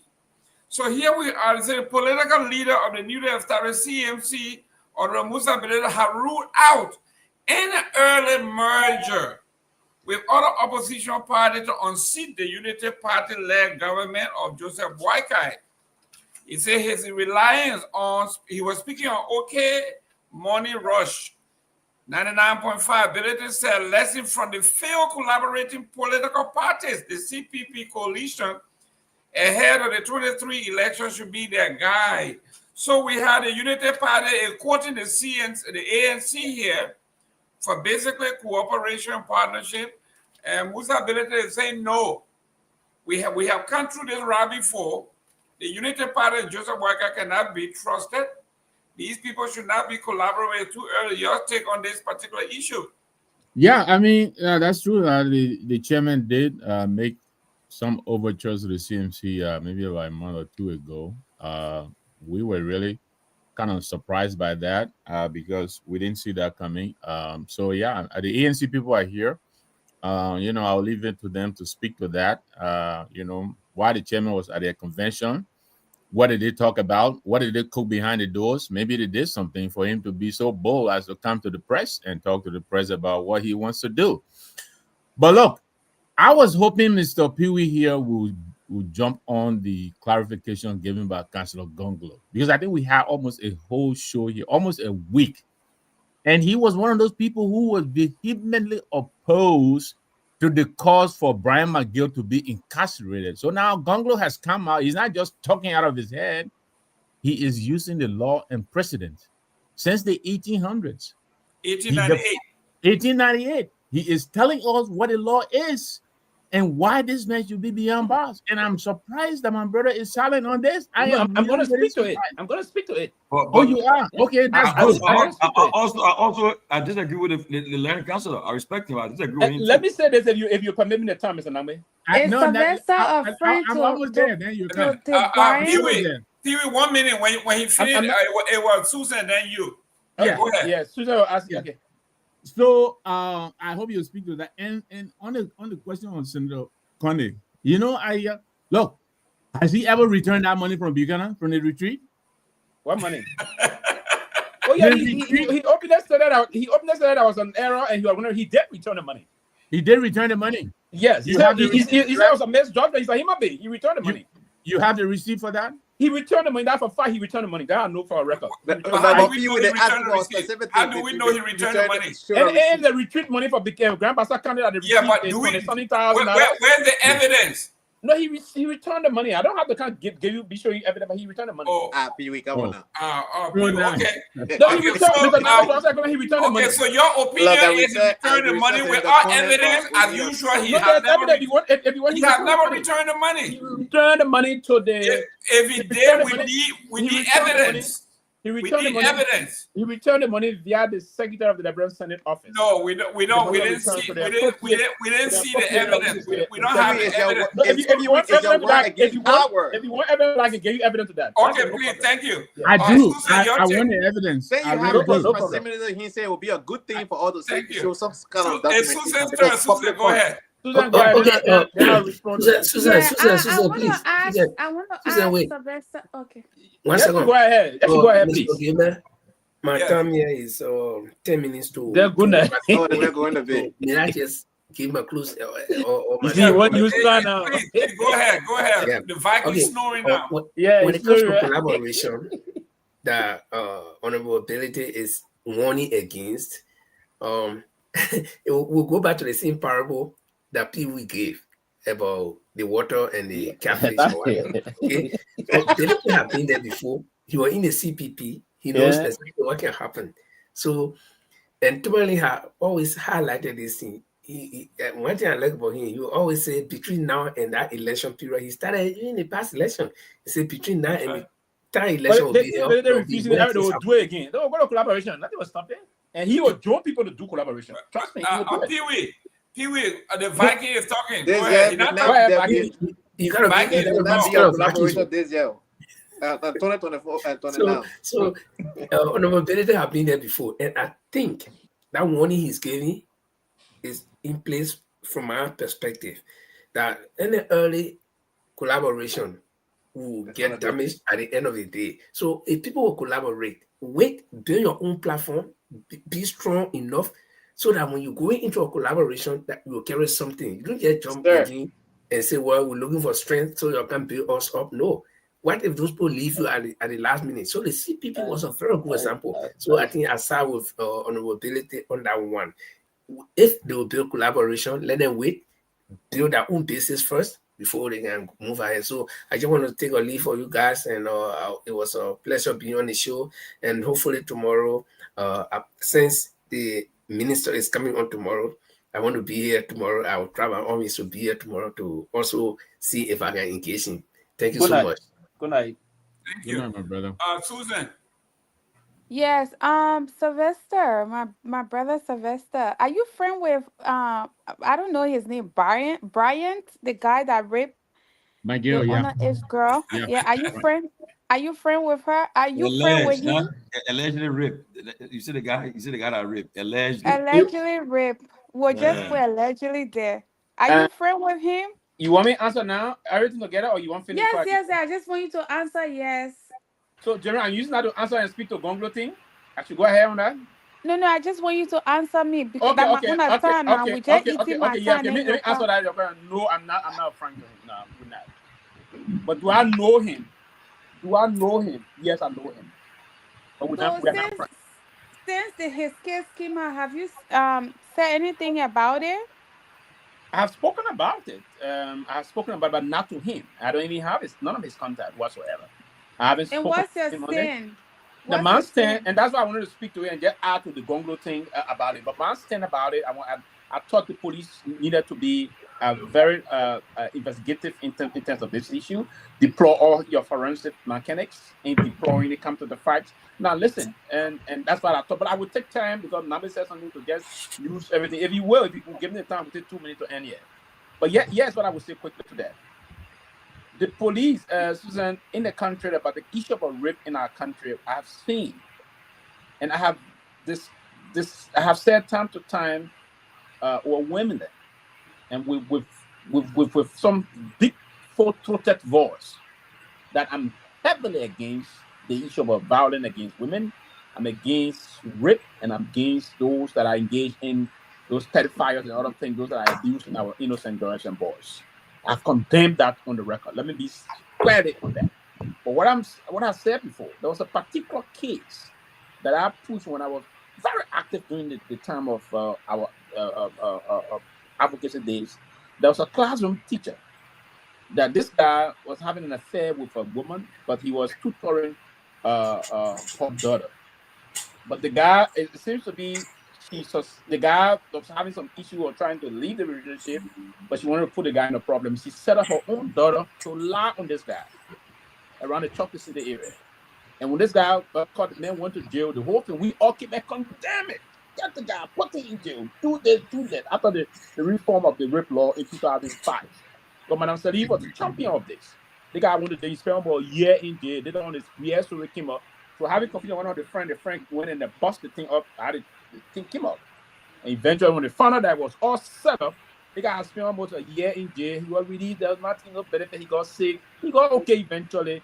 But from that day, I always said to myself that if we see this kind of thing happen, we will have to push for the police to be independent. Also, the former police chief, I have a very good relationship with the former police director, Chris Massacre. But up to now, I still do have a very good relationship with him. And I said to him, I went to him, I sat with him that day. I said, well, on the porch, we're having this discussion. I said, Chief, there's a need because that's the first line of investigation for the police to be very balanced during these things. And he said it. He said he always instructed women and children in the National Police. So he showed that they pushed to the fire before. Because if you are made in this thing, once you go to jail, that's a stigma forever. If you guilty, I want you to go to jail for life. If possible, I one of those that were advancing for people to be castrated if they are involved in those things. Anybody that's involved in it. So I don't support it. But my point is, Susan, quickly, all of the investigative alarm that they push up.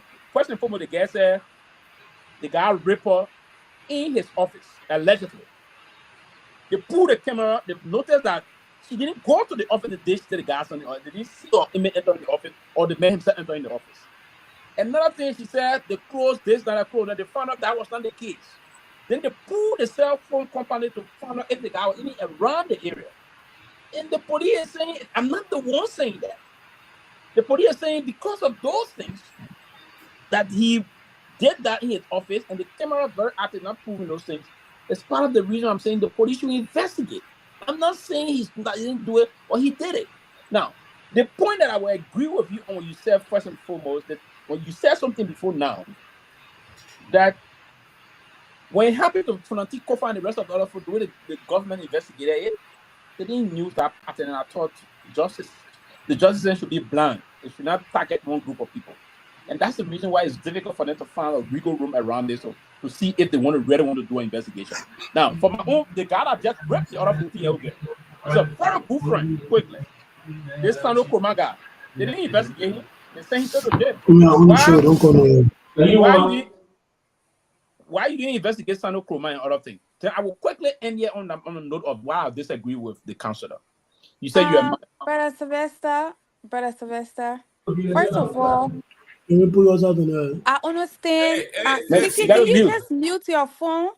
I understand where you're coming from, but you're talking about investigation and what basically the young girl said. All right, and since this thing happened, the individual we're talking about here, he has not been taken for any questioning. Exactly. No, that's not true. No, he went for questioning. You see, you're not having a fight again. He hasn't. No, he went. We play been on an investigation. It may be in the position several times. You don't have the fight. Let's you didn't go there. Wait now. Susan. Can I come in, please? Susan. Bro, I have not spoken. I want to speak. Okay, let Tomalin okay. Susan, go ahead. So where is the NVR for the camera? Who holds the NVR? Who has the camera? No, seriously. The NVR. Who holds the storage of the camera? Who talk, please? The police. Who manages it? The police. Y'all let Susan talk, please. Susan, go ahead. He has not been taken for questioning. If he did, then a lay secret in the day behind closed door among them. He has not been taken for questioning because when we discuss the politics, we will be how is discussing the politics when the case of Funanti was so public? When the case of Funanti was so public, when Funanti went to court, we all saw it. When they jailed Funanti, we all saw it. If even they talking for questioning, we did not see it. And has there been any court process into this thing? No. And where is him? We have not heard anything. So if first of all, when Greg came on social media and said to the Liberian people that we need DNA machine, but you requested for DNA machine, but when it's other people, you quick to take action. Like my brothers just said right now, the issue of the president arriving to the airport, how the police react. That Robert Sabbath team now get you all. Okay. Why Gregory Coleman called a woman phone? I mean, on camera. No, but give me. Let Tomalin talk. Let me get the instrument you're using too many quickly. Give me myself on the show. We played the police, the hell of women and children, and give me play that. They may be going for investigation ever since. No. We didn't see him going. She said it. She said we should be patient. He know they Did y'all say ever he see him? surrounded Did himself. y'all He see the police reported. question him? But Did y'all let see the he police let question him? Tomalin come in. He Tomalin, reported go ahead. himself. Tomani, go ahead. He reported himself. Okay. Because look, somebody got special injury in the case here. No, okay. No, Susan, Sorry, don't. I beg you, I I'm beg you, just so give Sylvester disappointed 5 in seconds. his I want stand. Sylvester to And state his if I disagreement hear one with man Gongo. I want talking to here, hear it. I was Tomlin, you still want I to was still No, I want you support to say that it man? now. Yeah. Okay, let me. Then Tomlin can come in. Okay. Y'all gave Sylvester 5 seconds. I want you to state his disagreement with the law. Yes, but disagreement quick before Tomani come with Gongloe. Okay. Now I respect the learned counselor, and the last time again I know about a lot of time I differ with him. Sylvester, go to your disagreement. Yes, that's what I'm saying. I respect the learned counselor, but here's why I disagree with him. He stepped out a law of a Supreme Court ruling of 1898. Yes. Let me remind my dear learned counselor, we do have a new republic, and that republic was initiated 1986 with a new constitution. You see, when we have landed lawyers that we respect and blatantly misinform us that don't read law, it's troubling. Okay. The Supreme Court ruling of 1898 does not hold water now. No, It does no. not hold precedent on the current jurisprudence of our laws. Pewee. We have a new republic, not a new constitution. A point of correction. A point of correction. It doesn't hold water. A point of And correction. secondly, let me go back to it. No, Secondly, a point of correction. A We- point of correction. Real quick. Can I just conclude? Liberia, we quote we even quote the British common law dating back to Absolutely. 1629. Thank you, Mr. You Gayman. cannot tell me that the British common law we are quoting that go back 300 years, okay, does not apply to this. But Susan, go ahead. Let me end on this one. We quote the common law. We quote the British common law. Susan, 1 minute. Susan, 1 minute. We quote the British common law for best practice in countering the issue of using legal land. For best practice, not for for best practice, not for precedent to be held on our laws. We quote the Constitution, the Supreme Court ruling. They have binding effect. You are twisting yourself into No, I'm not. I'm not. We in a new republic. We in a new republic. Challenge you again, Pewee. 1898 constitution is gone. We in a new republic. Okay, thank you. Let Susan go ahead and finish. Susan didn't land. Wow, we in a new republic. Hey guys, let Susan come on. So, Mr. Gay, Anthony Gay. The learned counselor was wrong. Anthony Gay. Anthony Gay. Go ahead, Susan. Go ahead. I will give you all the time. No. If you got the floor, Susan, go ahead. Yeah. Just to conclude, Brother Sylvester, on what I was saying right now before I left. First of all, if you guys said, and my good friend Tomalin is saying that he was he was taken in for questioning. If that guy was taken in for questioning as a woman, I want to make it crystal clear on this platform that it was not enough.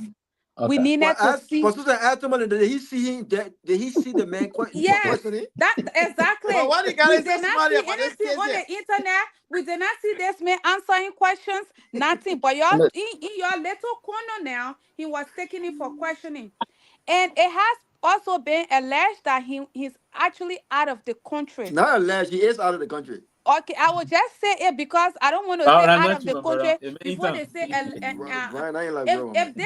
if this man was not friends to those of Mo Ali and the rest, this would have been a different case, because when this case came out, there were posts all over the social media, some of the officials from this government supporting what he did.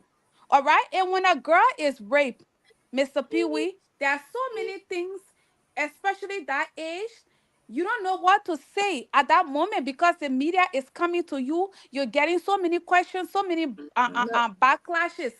So, and secondly, most of our government officials, I don't understand what is happening today in Liberia. They got women wasting in our country. Women wasting in our country.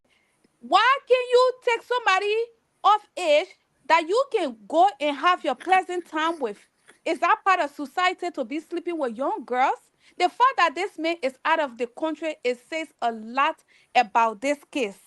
It says a lot. If he's already recording, then I'm being terrible. Then I mean, then I will come. If he's already recording, if it is true, Mr. Gayman,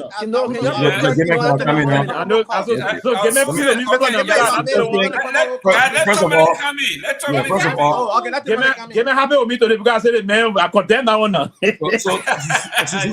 So you done, right? You see, me and the man, we are related. We make plow, we don't make plow with our brother. Go ahead, Tomalin. And that son of man, when that man coming tomorrow, you saying that you're going to protect him on the show. Yes. No, I will address that issue later on. It's good to protect your guests. But when your guest is disrespectful, that fire for fire. You didn't own your endorsement. I know Tomalin coming, but you didn't own your endorsement. But the thing is this, though. First of all, I do not know Brian McGill. I'm not saying before. I don't know this guy from nowhere. First of all, I'm a father of four daughters. I have 5 sisters and mother. So let me clarify first. But the issue is this: the time I've been on this earth, I've seen a lot of young people destroyed because of the same thing what's happening right now. Their whole lives have been destroyed. When somebody say you're even at your job, sometimes when somebody say. When they say you're accused of sexual harassment, it bothers you because especially when you know yourself. Then, so to speak, somebody say rape. Now, the people that investigate in this case, the lead investigator, and someone I have high respect for. He was sent at the FBI for training. He came to the FBI Academy here. I respect this man highly. He's a man of, he's a deacon. First of all, I respect him. I respect the man. He's not somebody who. Joseph Walker is a deacon. No, I said, boy, I told he's not someone who into the politics. He's not into that stuff. Okay? Now, so to speak, but I followed the case religiously, and to the extent where I made him do it because before I come and talk, I know what I do. What I should do before I come and talk. This guy have been going to the police station almost every day. Brian McGill is staying in my bureau. He stayed in my bureau. First of all, he go to the police station every day. Question him. They went to the Ministry of Youth and Sports. They have searched all the camera, and so far, the police were not because the public sentiments pressure because of the political stuff again. They might arrest. No, the police will not just do that because before you take arrest that person, you gotta go to, when you carry the case to court to prosecute the case. You must have evidence so that you shouldn't go and in the case you lack evidence and the case go against you. So I want to think the police gotta be very careful with. I know they are doing all the stuff. They expected the former president and all the stuff there, which I strongly condemn them for that. But in each particular case in question, Brian McGill was suspended by the president. He's on a suspension now. Somebody's acting in his place. But this young girl in question and the parents and so forth, based on it so far, their statement have been very conflicting, not corroborating. In fact, the day the girl said she was raped by this man, the evidence showed that the man he was not even in the area. He was out of town. So how can he be 2 places at the same time? Can we see the evidence on camera that you talking about? Because we have not seen no evidence. If you want and if this man is still in Liberia, can they show or prove that he's in Liberia? Because people are saying he's not in Liberia. Well, let me finish now. The girl, the medical examination shows that she was tampered with. Yes, okay. The medical examination shows she was tampered with. Now, it's not just sufficient to say, because she said that John Brown, so my just go and grab you. No, you must have, because when you arrest the man, you take him, you're going to court with that case. You got to win the case. Don't just. Judge, do you think?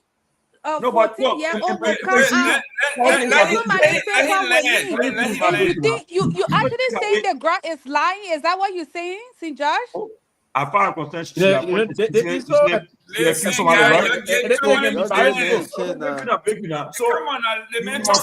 must have the evidence, probably enough evidence to initiate an arrest. And the police have been saying it. And based on the fact, tomorrow you can call Gregory, you can call the guys, Konosimi from who had an investigation. Call the people at General Ministry, people at Ministry of Justice, they are career professionals. Call them and ask them, say, this case is in question. We want to know more about this case. And they have right to know. Tell them. Ask them, because you want to find out the facts. But just come and say the person was accused, so you might arrest this person. And that's my concern. If Brian McGill is the culprit, if he's the person who committed this crime, he might be arrested and prosecuted to the fullest of the law, or not based on political sentiments. And then you put in politics into all this stuff. And that's why you go and destroy somebody just like that. No, the police should not just take the public settlement and say, Councilor Gongloe, I listened to him this morning. But Dr. Gongloe, I disagree with you. 1898 law, don't, I mean, until you apply it, no. The police have really cause to have enough evidence to initiate an arrest. So for now, investigation continues until they get that proper evidence. That evidence to say, yes, we got all one right now. We're going to initiate an arrest. Mr. Gayman, if I may, just tell us something, please. No, 1 minute. Let me go to Robert and I'll come back to Robert. Go ahead. Okay, no problem. I want to come here after Anthony. Okay. Thank you. Okay, I'll come to Nagbe.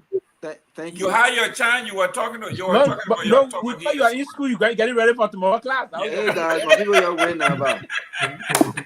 Thank you. Can I close out the Robert?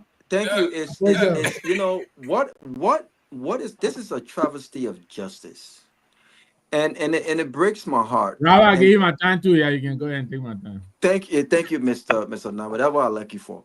And by the way, that green suit you had with Tomalin was very nice. By the way, the other day.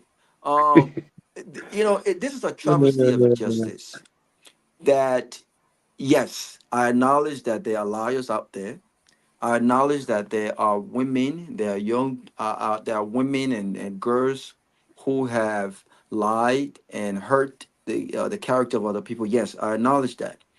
But I also acknowledge that we are in an environment where men and women of influence, especially men are protected by the status quo, the very system that they are part of.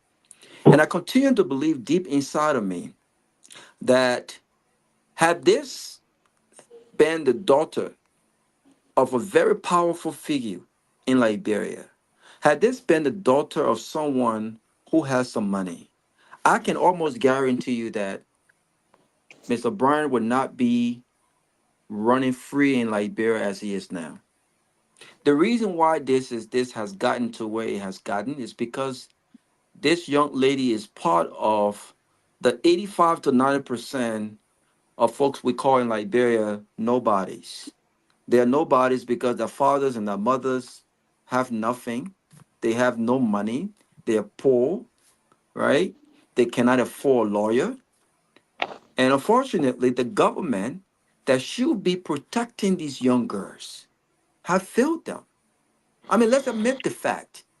It is not the police job to prosecute a case. It is not their job. And for God in heaven's sake, it bothers me that the RG has not gotten this. Ladies and gentlemen, news flash. It is not the job of the police and investigators to prosecute a case in court at the police headquarters. Their job is to make arrest based on probable cause that more than likely a crime happened. This in no way states that categorically that this man is guilty, or indeed he admitted the crimes that he's been accused of. All of these things are proved in the court of law, where prosecutor can present the evidence to prove beyond a reasonable doubt that this occurred, where Brian can afford himself a defense attorney who can prove and try to debunk the prosecutor case that no, my client did not happen. All of this stuff you're talking about, did the girl say it happened? He wasn't in town. This is not our story to tell. This is Brian's defense attorney's story to tell in court. This is what they go and prove in court. Oh, the time does not make sense. At the time this alleged crime happened, these are evidences to prove that my client was not even at the ministry. He wasn't in the country. And not because the police are saying it. These are the facts. The police have not presented to us for us to believe that at the time this girl alleges the crime occurred, Mr. Brian was not in the country, other than them telling us. Why should we believe them? Mm-hmm. What have you shown us that we should believe that at the time that this young lady alleged the crime, she got raped, old boy was not at the office? What evidence do we have? The CC camera they're talking about, the CC camera is controlled by the very Brian and his folks. Exactly. So the police are telling us, Oh, are you kidding me? If this was premeditated, if this was done, Brian knows that this girl was a little girl. She was a minor to begin with. Do you think Brian is stupid enough to know that there are CC cameras here and that he will keep those CC cameras on in case this thing come up that this girl was raped? You think he's stupid? He's dumb enough? So you come and tell us that the CC camera does not show the girl entering and exiting? Are we stupid yet? Lastly, during his press conference, the IG admitted, and this is where the contradiction comes to play. He admitted that the girl was tampered with on court. This was his admittance. He said, not the girl said, oh, not anyone said. He said the girl was indeed tampered with. What evidences that he had to confidently say the girl was tampered with? So he believes that the girl was raped. So if you believe someone was raped and you believe they were tampered with, and she has identified the person who tampered with her, what the hell are you waiting for to arrest? You see, the thing is not about emotion. And wait. It's not about emotion. Doesn't mean that Yeah, but it's a style. Once somebody said rape case, once somebody no. Robert Garguah was quiet. I was very quiet. There's not. It's not emotional. That's his time. That's the way he. That's his time. Wait, Pewee. It's unfair when you keep talking about monologue because we gave you. You were taught. You made your point. Yeah, everybody was quiet. I even say y'all let the man land. Every time people interject me. People interject me. Pewee, it's unfair. When you are speaking, you are given the opportunity to speak for as long as you want to speak to make your point. It's not fair now that you cannot just sit and listen to other people make the point. Then you say it's not a monologue. I have not been speaking longer than you have just spoke just now. You spoke 2 times clarifying about the American situation and debunking what was said. Yeah, my brother, allow other people to speak. We'll let you speak. I just said, go ahead, brother. You say, go ahead. But you keep doing that, my brother. So again, and I will keep doing it, and we'll have a conversation. So go ahead. Yeah, but let me speak, and then I'll give you the opportunity to speak too. No, but I don't want. Sylvester, this is not about emotions. It's about common sense, and it's about us understanding the job of investigators and the police. The job of the police cannot say we need 100% of evidence to make arrest. No, you can have 50% of the evidence to show that yes, indeed, more than likely, a crime occurred and have this person arrested while your investigation is ongoing. You don't need 100% of evidence to show that arrest must happen. They are trying to do the job of lawyers. The police IG is not an attorney. They are not sophisticated. Their job is to say, to the Solicitor General or the Chief Justice, listen, we have enough evidence to prove that more than likely, it does not say that a crime occurred, but more than likely we believe a crime occurred. And he has admitted that. Yes, the girl was tampered with. Okay, little girl, who tampered with you? I identified Brian as the one who tampered with me. All the other stuff that with this case, all of the argument we're making now, that's in court. Brian still has the right to defend himself. Brian is still innocent until proven guilty. But to say that because you don't have all of the 95% of evidence, so somehow means this man cannot be arrested. It's a travesty of justice, and these young girls cannot be protected by the government. It's a shame on us. It's a shame on us. If they went to court and Brian's attorney can prove beyond a reasonable doubt that the prosecution does not have any case against Brian, I will come over there and say, you know what? Brian had his day in court. The facts were laid out, and he won. This little girl needs to let this thing go. Also, then, I thought he being disgraced, right? I thought he being arrested and disgraced. It's unfair. Tomalin, that's how the system. Wait, Tomalin, is this really? Is this our concern that he's going to be disgraced? That's what we're concerned about. No, that's not a concern. The fact Mr. Cumming went to court. A girl that is in that Yes. Johnny, go ahead with So here's the point, right, gentlemen? Right after Johnny, then the Seleke. Go ahead, Johnny. No, but I'm that man you time. Man, you go ahead. Okay, no, anyway, so, but here's the point where I want to bring. You see, our system is always complicated. About a year ago, we had a Garguah case. Garguah case, police conducted investigation, police had probable cause, police took her to court. She went to court found her guilty at the lower case. After the new regime came, the Supreme Court ruled, and she was set free. So I get that. So Garguah, within the eyes of the law, that guy died. The person who killed the girl, the police were not able to arrest the person. That's gone. Come back to Brian Gay case. The police a problem here. Like my brother Robert was saying. Okay. You already got a clue. The young girl saying that this man did it. Police use that as your evidence, send this man to court. Let the prosecution go to court and prosecute the man. And then this man will find defense lawyers, they can battle it. Second thing, if the police is failing, our legal system also requires that you can still carry a criminal case to ministerial court. So I will also advise the family, with the advice of Councillor Gongloe, to take a case to the ministerial court in Pinsville, where they will ask for a preliminary hearing. Otherwise, they move to the circuit court. Not every case in Liberia must commence from the police in terms of criminal case. I remember when Gongloe was Solicitor General, that one thing he stressed, that every criminal case must commence with the police. But that was not taken care of entirely. So on our system, you can still carry the criminal case to ministerial court without going to the police station. So I will also advise that the family of this girl, along with their lawyer, they should take a case to the ministerial court in Pinsville, where they will be allowed to do preliminary hearing, then follow it to the circuit court for further prosecution. That's my view on this matter. Thank you. Seleke. So, Mr. Gayman, I'm not today.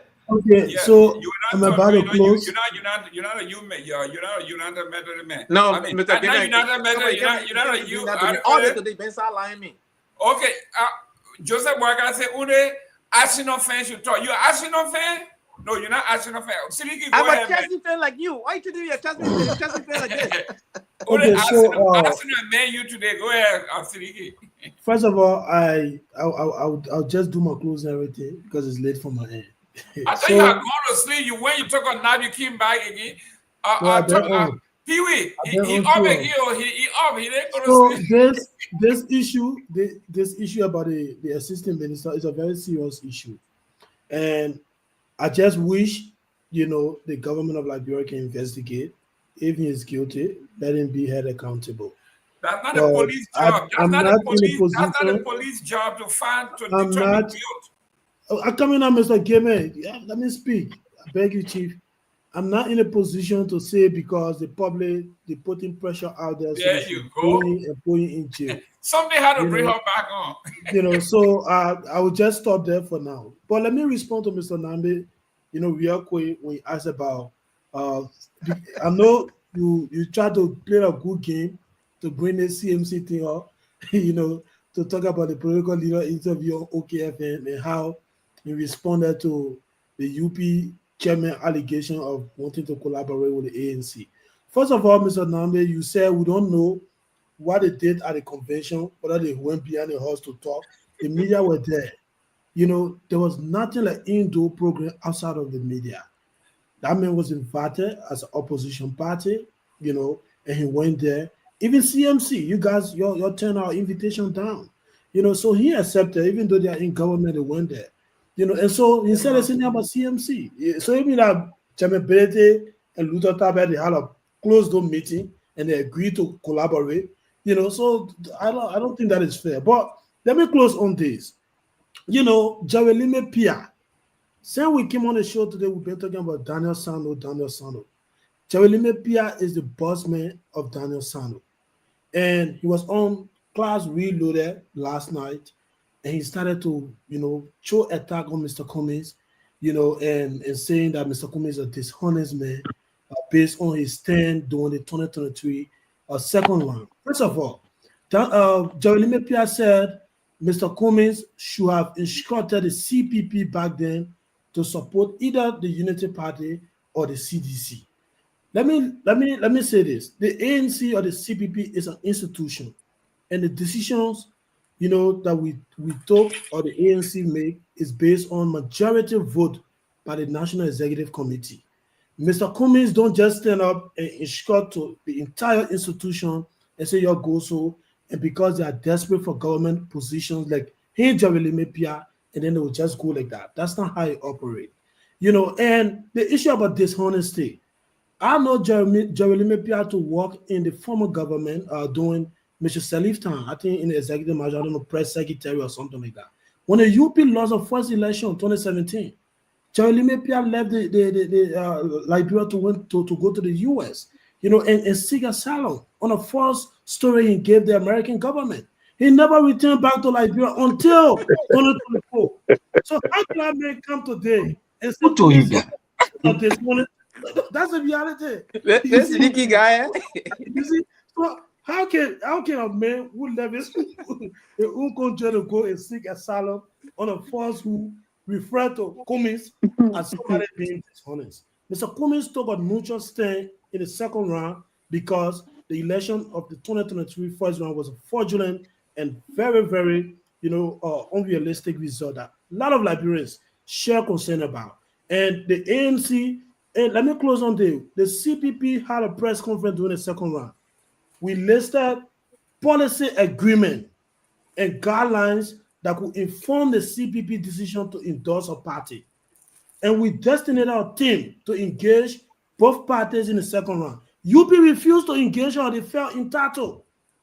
That when they're not going to go, they get 1%. CDC engaged. And that's how the rest of the parties, both Liberty Party and ANC, they went to the executive meeting, they made a decision to endorse the CDC. And so you don't come and throw a tag and say, oh, he's dishonest, he's this, because he refused to endorse Unity Party.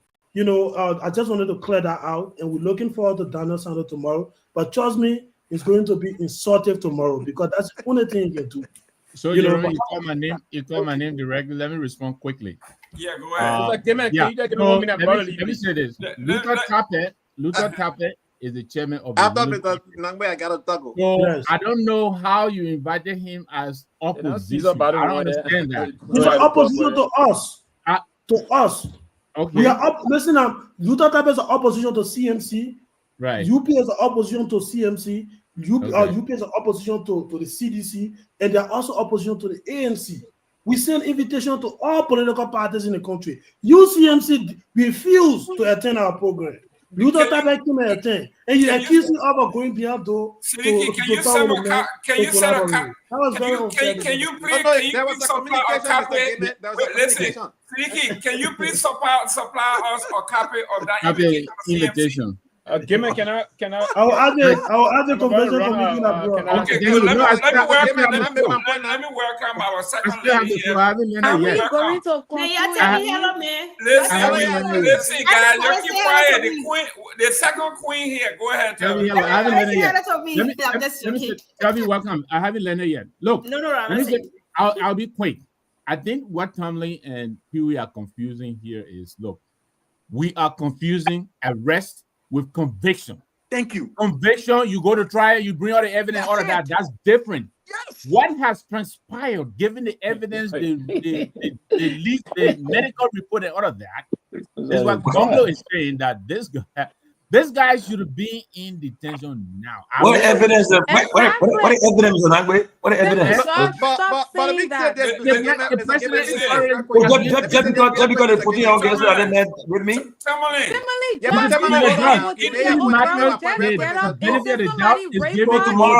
you go like somebody say, "Oh, they might rip me. They might arrest you." No. Tomalin, hold on now. Tomalin, gotta be very careful. Listen, guys, tell me, got the floor. Go ahead. I thought Tavi Anthony got to come in now. Yeah, man. No, you got to wait. I will fire and protest. Good. Man, y'all be talking for 3 hours, 28 minutes. Y'all give me, don't worry about that. Don't worry about those people. Just go ahead, man. No. Good afternoon, guys. Or good evening. Can y'all move the numbers? We can't see their faces. We can't. I know you're taking calls. The people need to see me. Yeah, I know, right? Yeah. Tell me. Tell me not come with her wig and all that stuff. We don't see her face. You gotta see all the wig, You gotta see the whole team. Text me. Let me just see my face here. No. On a serious note, though, this whole case is just unfortunate. It starts from the police. Gregory Coleman. Let's start with him. Okay, so if he didn't have evidence or enough adequate evidence, why did he come to the press a few weeks ago to say that, they have evidence and based on the preliminary work they've done, or, they have reason to believe that this child was temporary, blah, blah. Why? It's like he's talking from two sides of the mouth. And then he said that, and then a few weeks later, it seemed as though he was under so much pressure, so then he had to rewalk his steps backward and come back and say, well, no evidence. All the people we talked to, nothing. So which one we supposed to believe?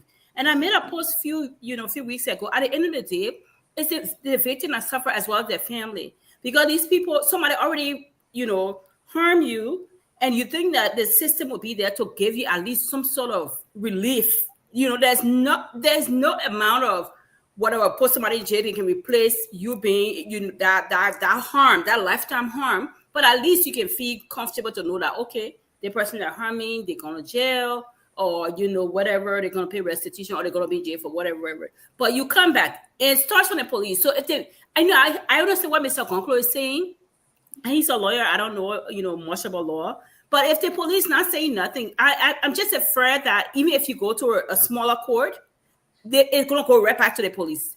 In Liberia circle how it is. They'll be like, well, the police ain't see anything. And so no case here. And that's going to be, in my Liberian, they're going to say opium case. It finished. They'll just be in circle, and those people will just be moving. And that's what happened in Liberia. Now, because of this, somebody get ripped tomorrow by some senior person, which happened a lot in government. Nobody going to come forward because they already not predict what the outcome going to be. If I go talk, they will blame me, or there will be nothing because I poor man, I got money, the P-shot ain't got money. And these P-shots, so-called P-shot, they're using this, as a leverage to just be harming people, children, harming sons, but not only girls, but even having the boys too, because, talking to family, friends in Liberia, the boys too are equally harmed in that place. I mean, it's just worse than when we were there. So I'm afraid that this case is not going to go nowhere. I'm sorry, it's not going to go nowhere. The police are not wrecked the whole case just because of personal relationship, whatever have clouded their judgment, it's done and over with. That's all I can say. It's not going to go nowhere. I'm coming to you, Mr. Gay. I just wanted to let those who talking about CC camera. I remember when my good friend Harry Greaves was murdered in Monrovia. Yep. He checked into a reputable hotel. Mm-hmm. Yep. That had everything. Yep.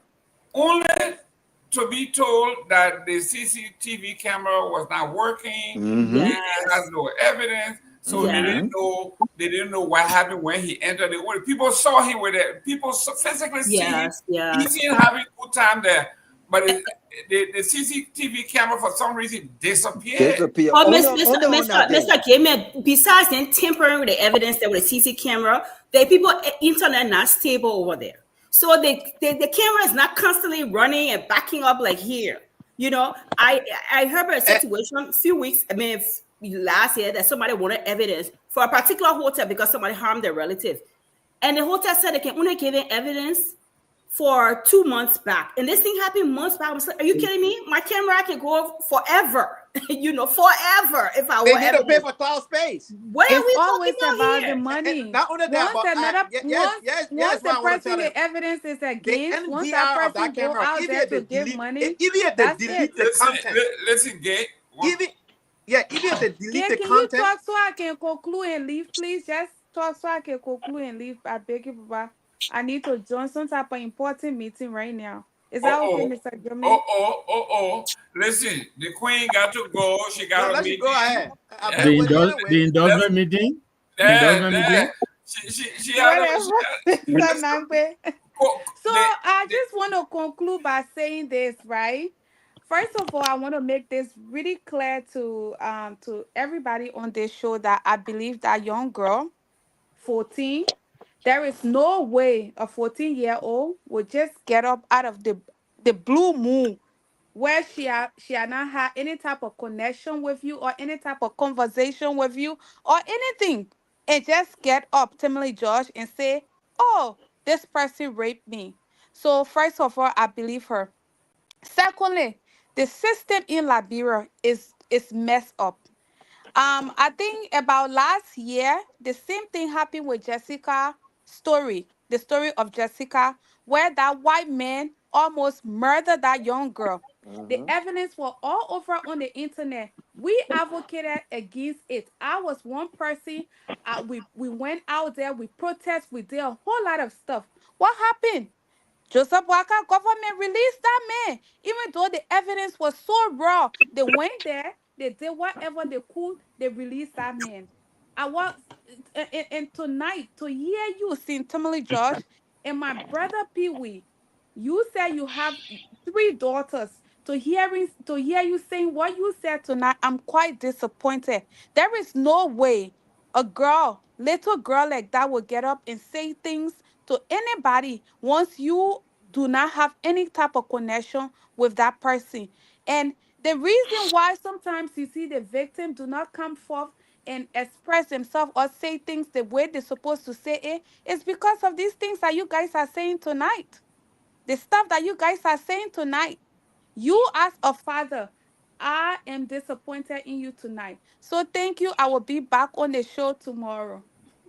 Mr. Gayman, can I come in? Mr. Gay.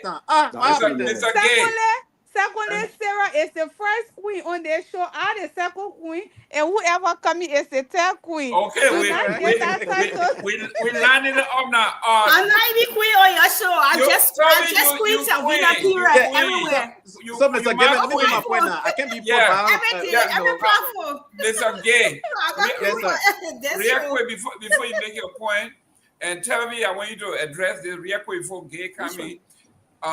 The father said, when the young lady was asked, she said, it's Uncle McGill.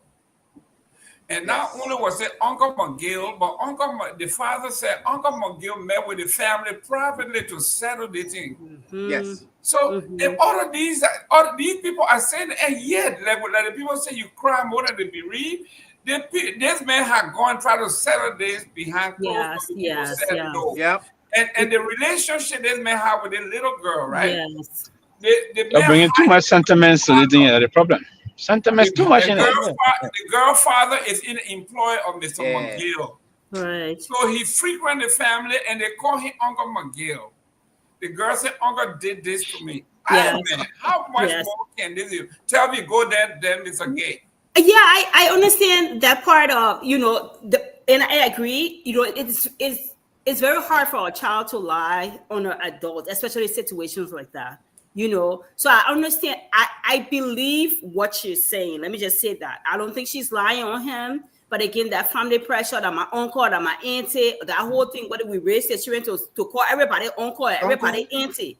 I as a mother had to undo that with my children, and stuff. So I get it. But is that enough for them to say he did it? No, because in the legal court, if we just rely on that, it's not going to hold. My thing is that what he means, I'm holding Seleke Kromah responsible. Because if he didn't have enough, he came to the public a few weeks ago and said he had enough evidence to move that his case was temporary to move the case forward. And then he started somersaulting a few weeks later.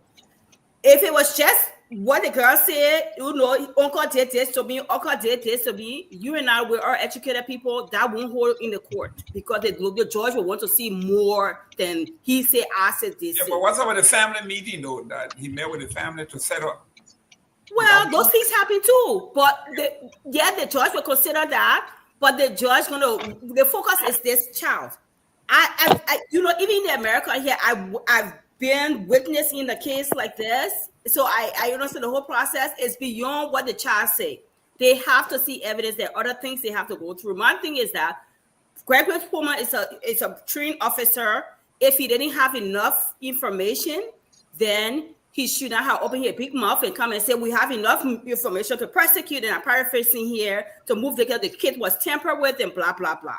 He should have waited until he got the full story, all his evidence intact to make a statement. Now you can't be talking for two sides of your mouth. Which one's supposed to believe? And the more you speak one side on the left, on the right, it harms the child more because she's grieved. She feels like she went to the police or to her parents so she can get relief, and now she's got nothing. So she regretting it. Why she even had to come forward? Because again, nobody believes her. Pretty much, they don't believe her, and she's not lying. She's not lying. I think money changed hands. I think family relationship change hands, government relationship, all those things change hands, which is common in our society. Sadly, it's sadly, but I don't think she's lying. I don't think the family is lying, but I think the system is just corrupt and compromised on all levels, and so they're shielding him. As usual, we will shield the victims. Mr. Gayman, we shield victims, even in this great America. I prosecuted a case in Maryland. It was the same thing. It was a battle. But I fought that case along with family members, and we dragged them to Montgomery County Court, and we got what we wanted. Because there was the same thing. The family wanted to settle behind the corner. All kind of external forces were inside. Was just like, y'all don't even know me. Savina won't make army. She need no help. And we were on that 2 years or more on that case. But the same thing that happened in Liberia. The only difference there is American system is different. They will go for the evidence. They will dig. And once they form probable cause, all the other rubbish that Liberian people were doing and say it didn't matter for the judge. That judge was moving forward. And there's nothing was going to stop it other than the victim said, I don't want to do nothing. The victim was the only person that could stop that case. Thank you. It's just a sad thing in the system. Mr. Gay. Good. So here is what I want to speak on. I think Talvi touched on some of the things I want to talk on. But let me say this, right? Man, I can't move from here, man. I got no answer to my kill. Look, they circumstances here. Hello. Blind loyalist. I'm not gonna clarify because somebody called my Guinea and my Guinea not involved. So Brian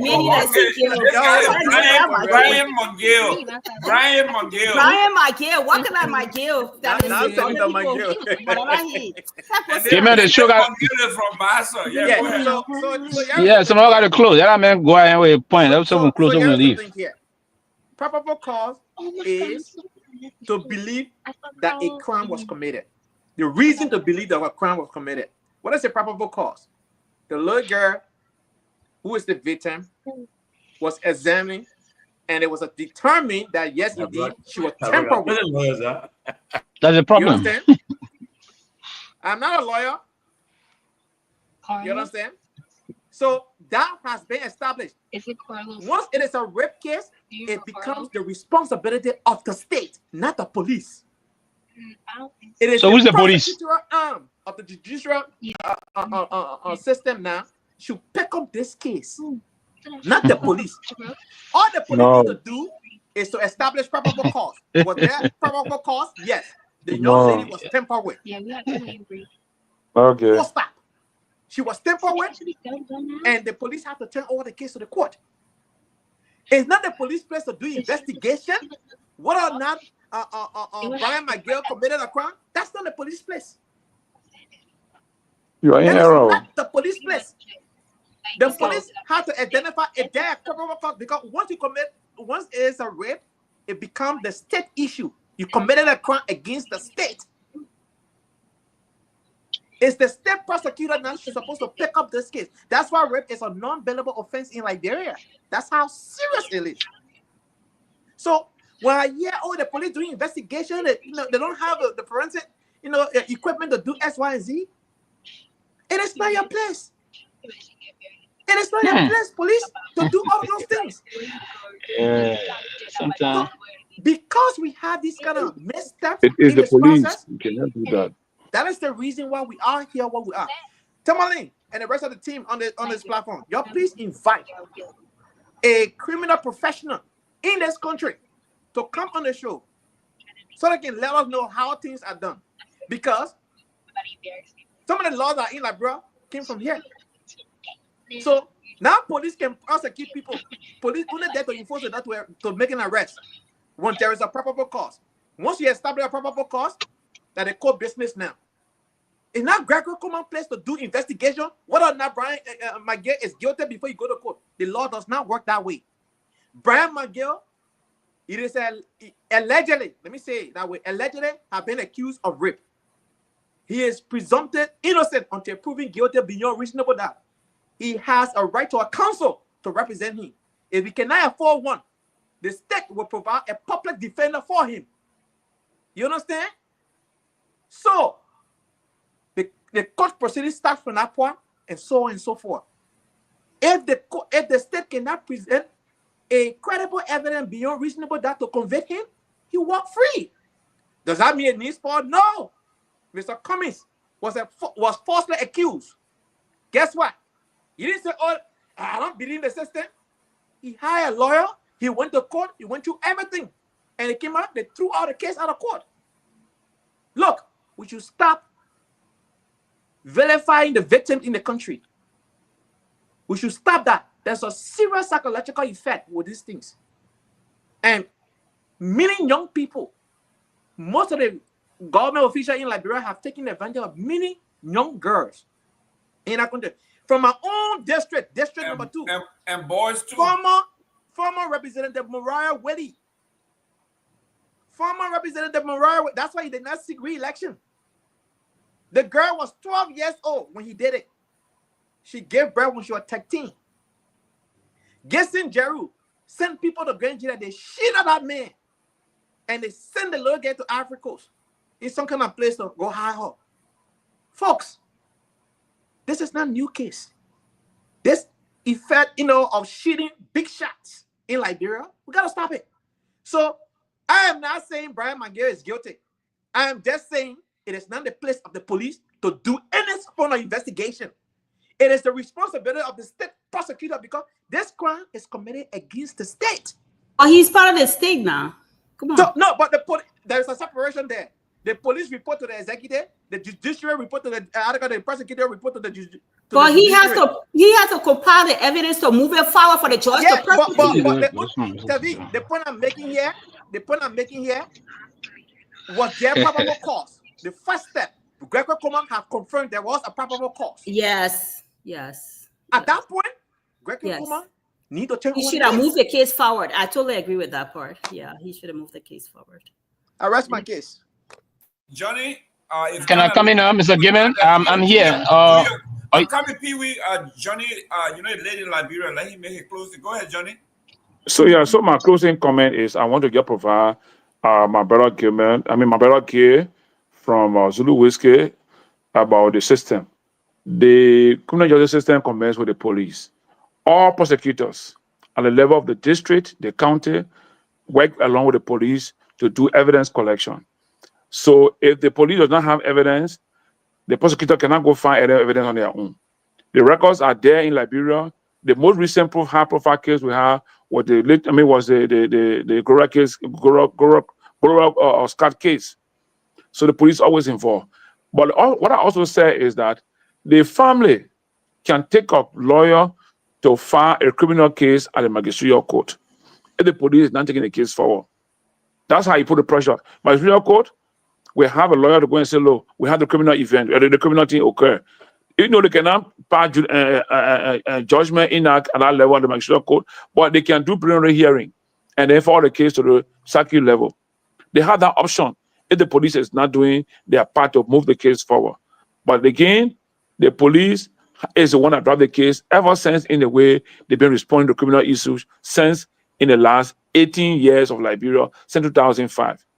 And like somebody said today from Canada, we need to make our police independent. We have to do that. Other than that, it will be a repeated issue here. And I like the case that Gay raised about the guy from Grand Nigeria, Mariah Willie. His case was clear.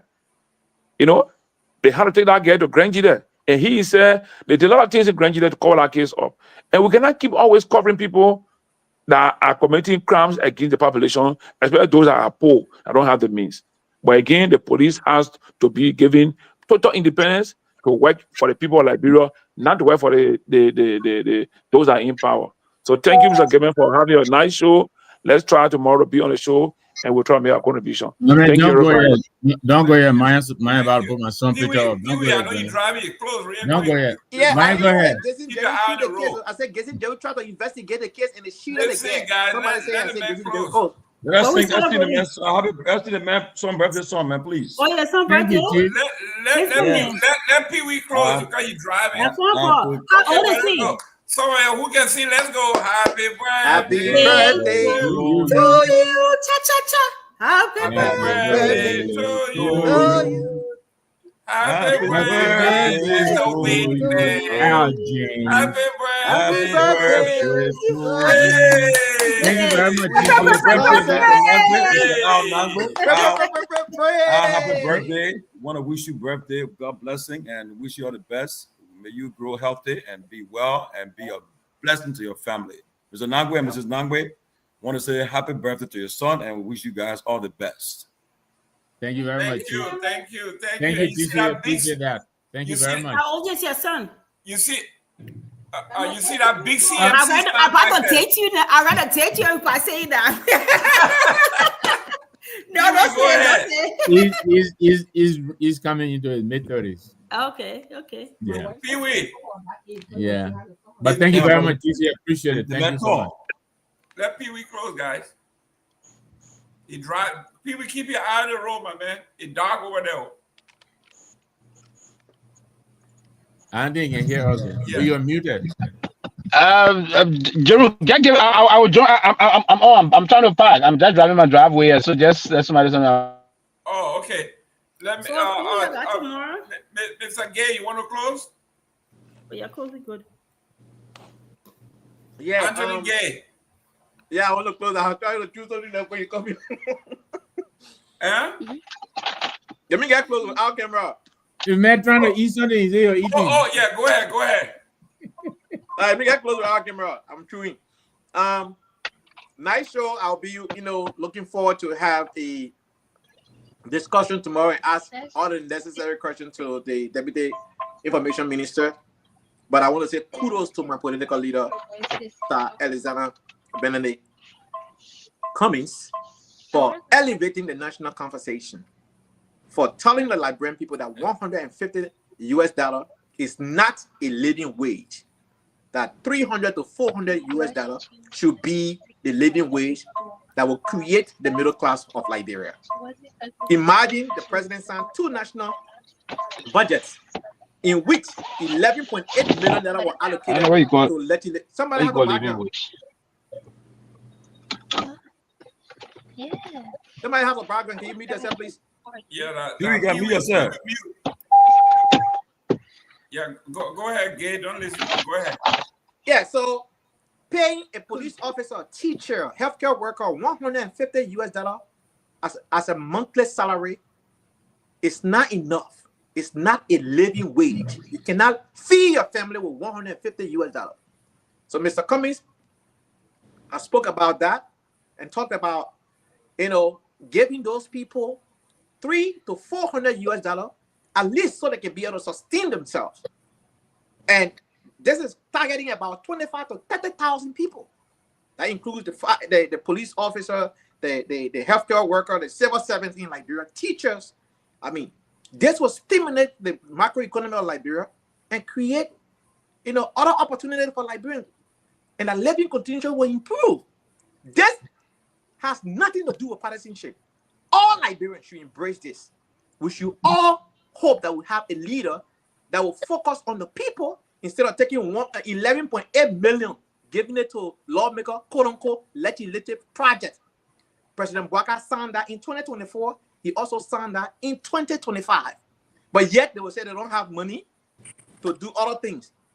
Our people deserve the money in their pocket. $150 monthly salary is not enough. Are you back my time? Thank you. Thank you very much for closing.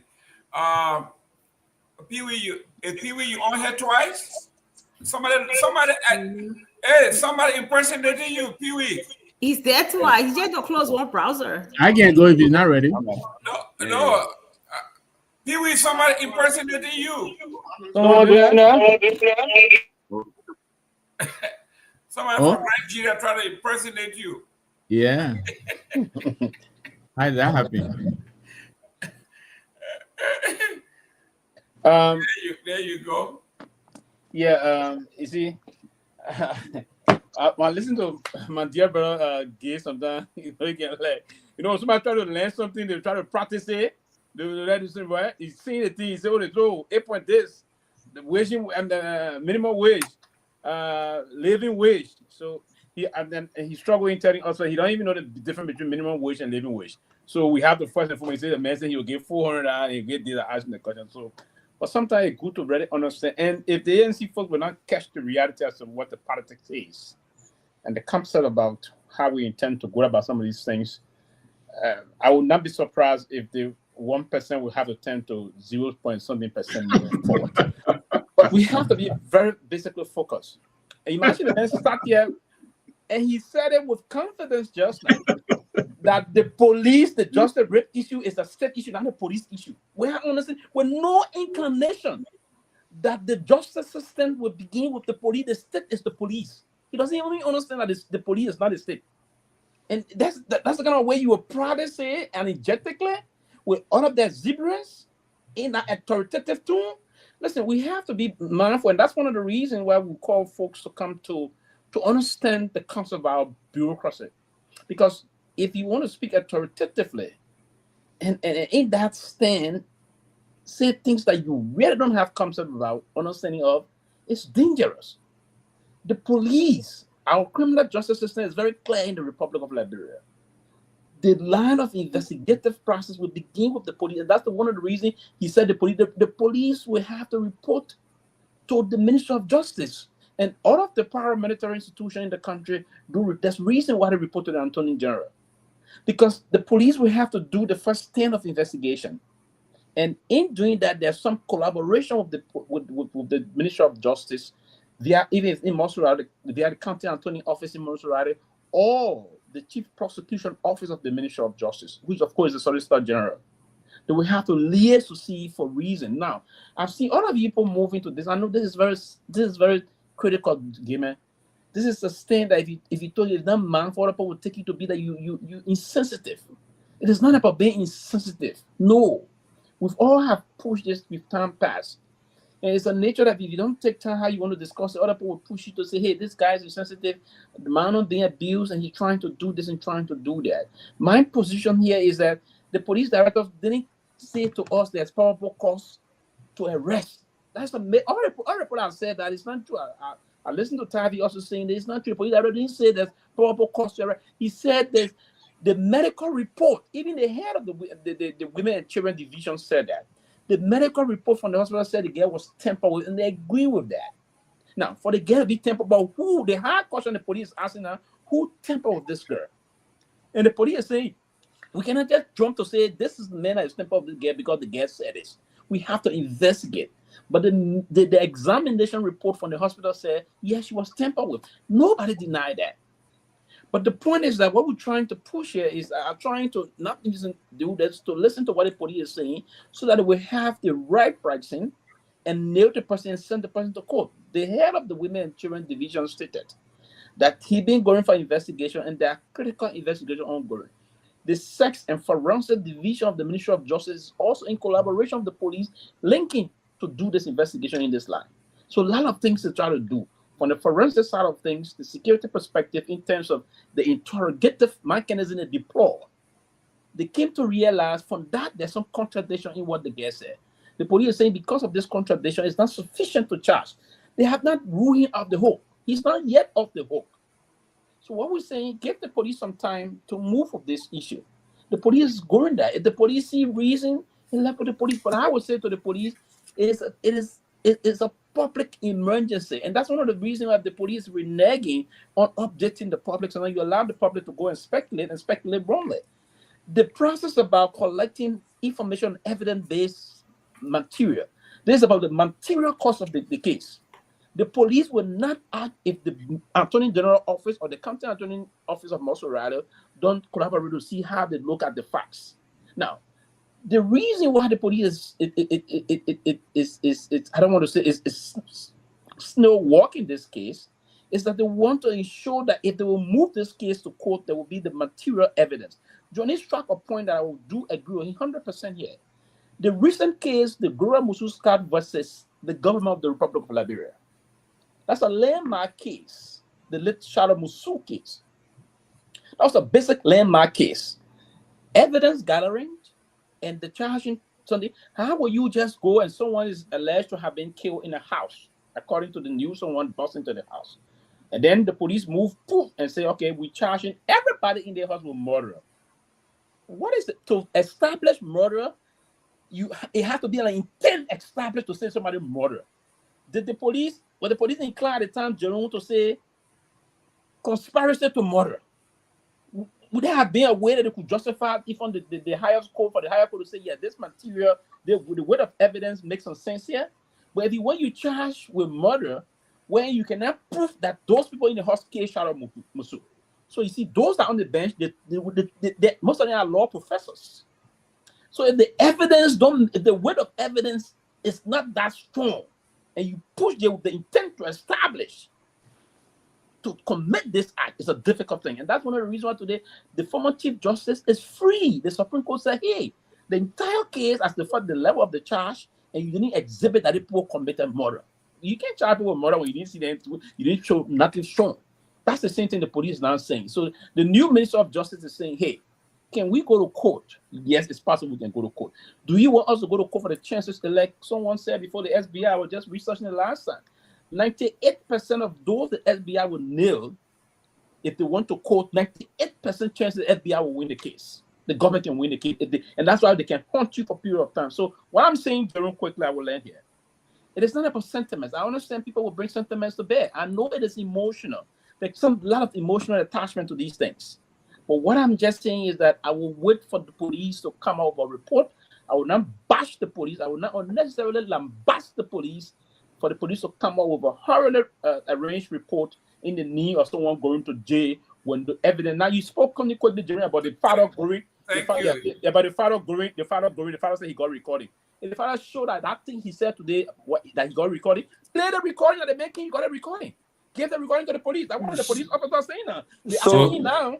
Now for the recording. He said the recording lost. Thank you. Yesterday, the police testing one of the best girls saying they asked him for the recording. He said the recording lost. They're making the bed. Okay, thank you, Pewee. Thank you. You gotta be clear, man. Can I come in too? Yeah, go ahead. Okay, let me say this, right? First of all, concerning the show tomorrow, I want to be very clear, okay? Tomorrow, we have an obligation, a duty to protect the guests when they come on the show, because if you want other people to come on the show, especially in the government and other places, you got to treat the guests with respect. If we disrespect the guests, if the guests refuse to answer a question, we can't force them. We ask the question. If they want to answer the question, we can't force them to answer the question. Okay, so let me get it. The second thing, let's discuss the issue. Don't forget about the personal attack. Okay, the guests, we agree the guests on the issues that we want, that trending or whatever we want to say about the government or ask about the government. We ask that question. If you even ask the question that the person had made before, you have a right to ask the person about that question, the greater person on that. But if they choose not to answer you, we can't force it. Okay, Tomalin, what's the topic tomorrow? What's the topic tomorrow? Man, tomorrow is the trending issue. Anything you want about the government, that's the government official deputy spokesperson coming. So you have all most of the answers concerning the government. So the person comes tomorrow, question about the government.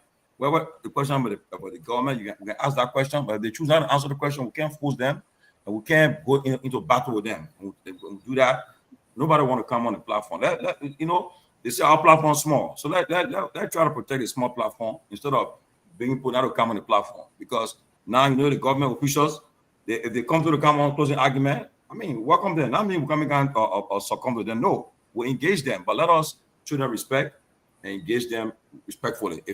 We'll also tell them you can't expect the panelists to answer the panelists, but if you do not answer the panelists' question, we'll let it go. Okay, so I beg everybody tomorrow. Let us be very, very. I'm telling you, tomorrow it will draw a lot of attention. People will watch the show from all over to find out what the engagement will have. So let us make it interactive. We'll be professional. And lastly, there's news coming up from Washington, but it says internal memo. The U.S. government has put several African countries on the sanction. They want that they put a hosting order. So hopefully, I'm sure it will be up by tomorrow. I'm sure that news will spread by tomorrow. Somebody just give me the information, but Liberia is included. Ivory Coast, a lot of countries included. So hopefully, we pray that it's not so severe to affect our country to the extent where our country will be affected and it will hamper our country growth. But that's why we're here come out of Washington as an internal memo, the same. But tomorrow, hopefully, I'm sure it will come up. Hopefully, it'll be all in place. We'll get a news through. But just the info. But so back to the guest issue. I beg everybody tomorrow, let's treat the guests with respect. I know everybody get emotional about it, want to chew this guy, whatever want to do, but tomorrow he will be the guest or close. Why they want to chew him? Is he just rude? Tomalin. And so tomorrow, yeah, go ahead. Let me give a point of information. I don't know him. And I think to Tavia's point, it's important that this platform is not a government platform, right? Yes, this platform is a private. This platform is a private. It's not opposition. It's not government. It's not exactly. It's not government. Yes. What I'm saying is, it's not owned or ran by the government. Neither is it owned or ran by opposition. It's open to everyone. So the standard that we set, I think it's important. I think the reason why you see a lot of people have issue with the deputy is that when we are setting the kind of standard, and as a minister, you are coming here, you want to be protected by panelists. People are looking at your press conferences at the government-owned entity. The podium in which Daniel Sanders stands is sponsored and bankrolled by the Liberian people. It's not bankrolled by Unity Party. It's not bankrolled by Joseph Boakai. It's not bankrolled by anyone. To use that podium, even if you must respond to an opposition Liberian politician, it has to be done in a respectful way. No, so the same way he wants to be respected when he comes on this platform or any other platform, it's incumbent upon him to start exhibiting that when he takes the podium at the Ministry of Information.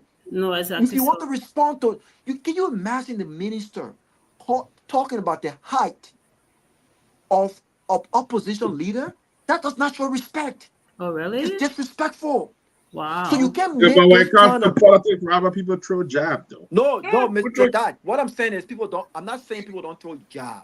What I am. Well, then the people gotta throw jab at him and throw more than him too now. Yes. Oh yeah, but so when he comes on this platform, right? When he comes on this platform now, he should not be afraid of people throwing the same mud and the same jab in a respectful way. But it seems like every time he comes here, he want to act like, I want to be protected. But are those opposition leaders protected when you're sticking the podium at the Ministry of Information that are paid by taxpayers? So I'm all about respectful dialogue and a respectful engagement.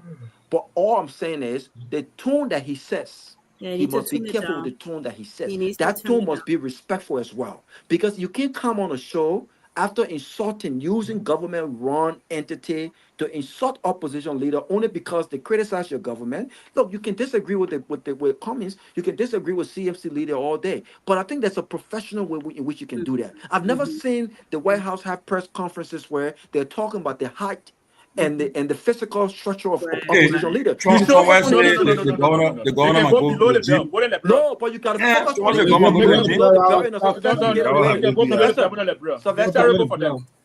Okay, guys. Sylvester, all I'm saying is simple. I'm not saying people don't go beyond the belt. We've seen people go beyond belt all the time. I'm talking about it being done in a sophisticated, respectful way.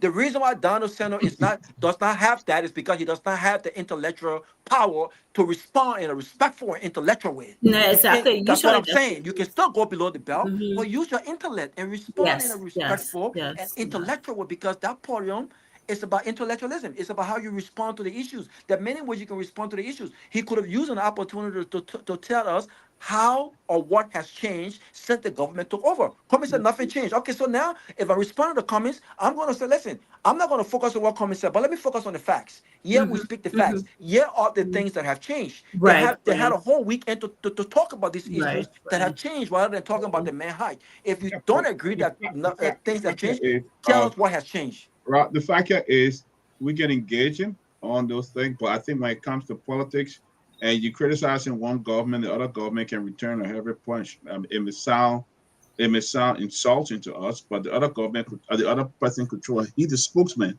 and he could throw a punch. Do you know what Donald Trump press secretary, what she said to people every time, and what she said about on those different people. But Anton is the wrong person to use as a guide here for good behavior. But Come then, on. but then that We're not using Trump here. I'm saying when it comes to politics, people throw heavy jab. They put punches. But that doesn't make it right. So if he wants respect, he has to thank you. That's all I'm saying. That's so all if you come here now, I agree with you guys, but just the only thing is that we should not be saying I think what Tomalin is saying is whatever we do, we should do it professionally. But that's exactly, but Mr. Jerome, that's exactly what I'm saying. But again, it's not asking a question, and he wants the question. I don't have anybody criticizing other political. So all I'm saying, Tomalin, if that's the standard you want to set, when people, if you want to set a standard where people are calling him name, gender, different gender name. If you want to set a standard, if you want to set a standard where people where guests choose and pick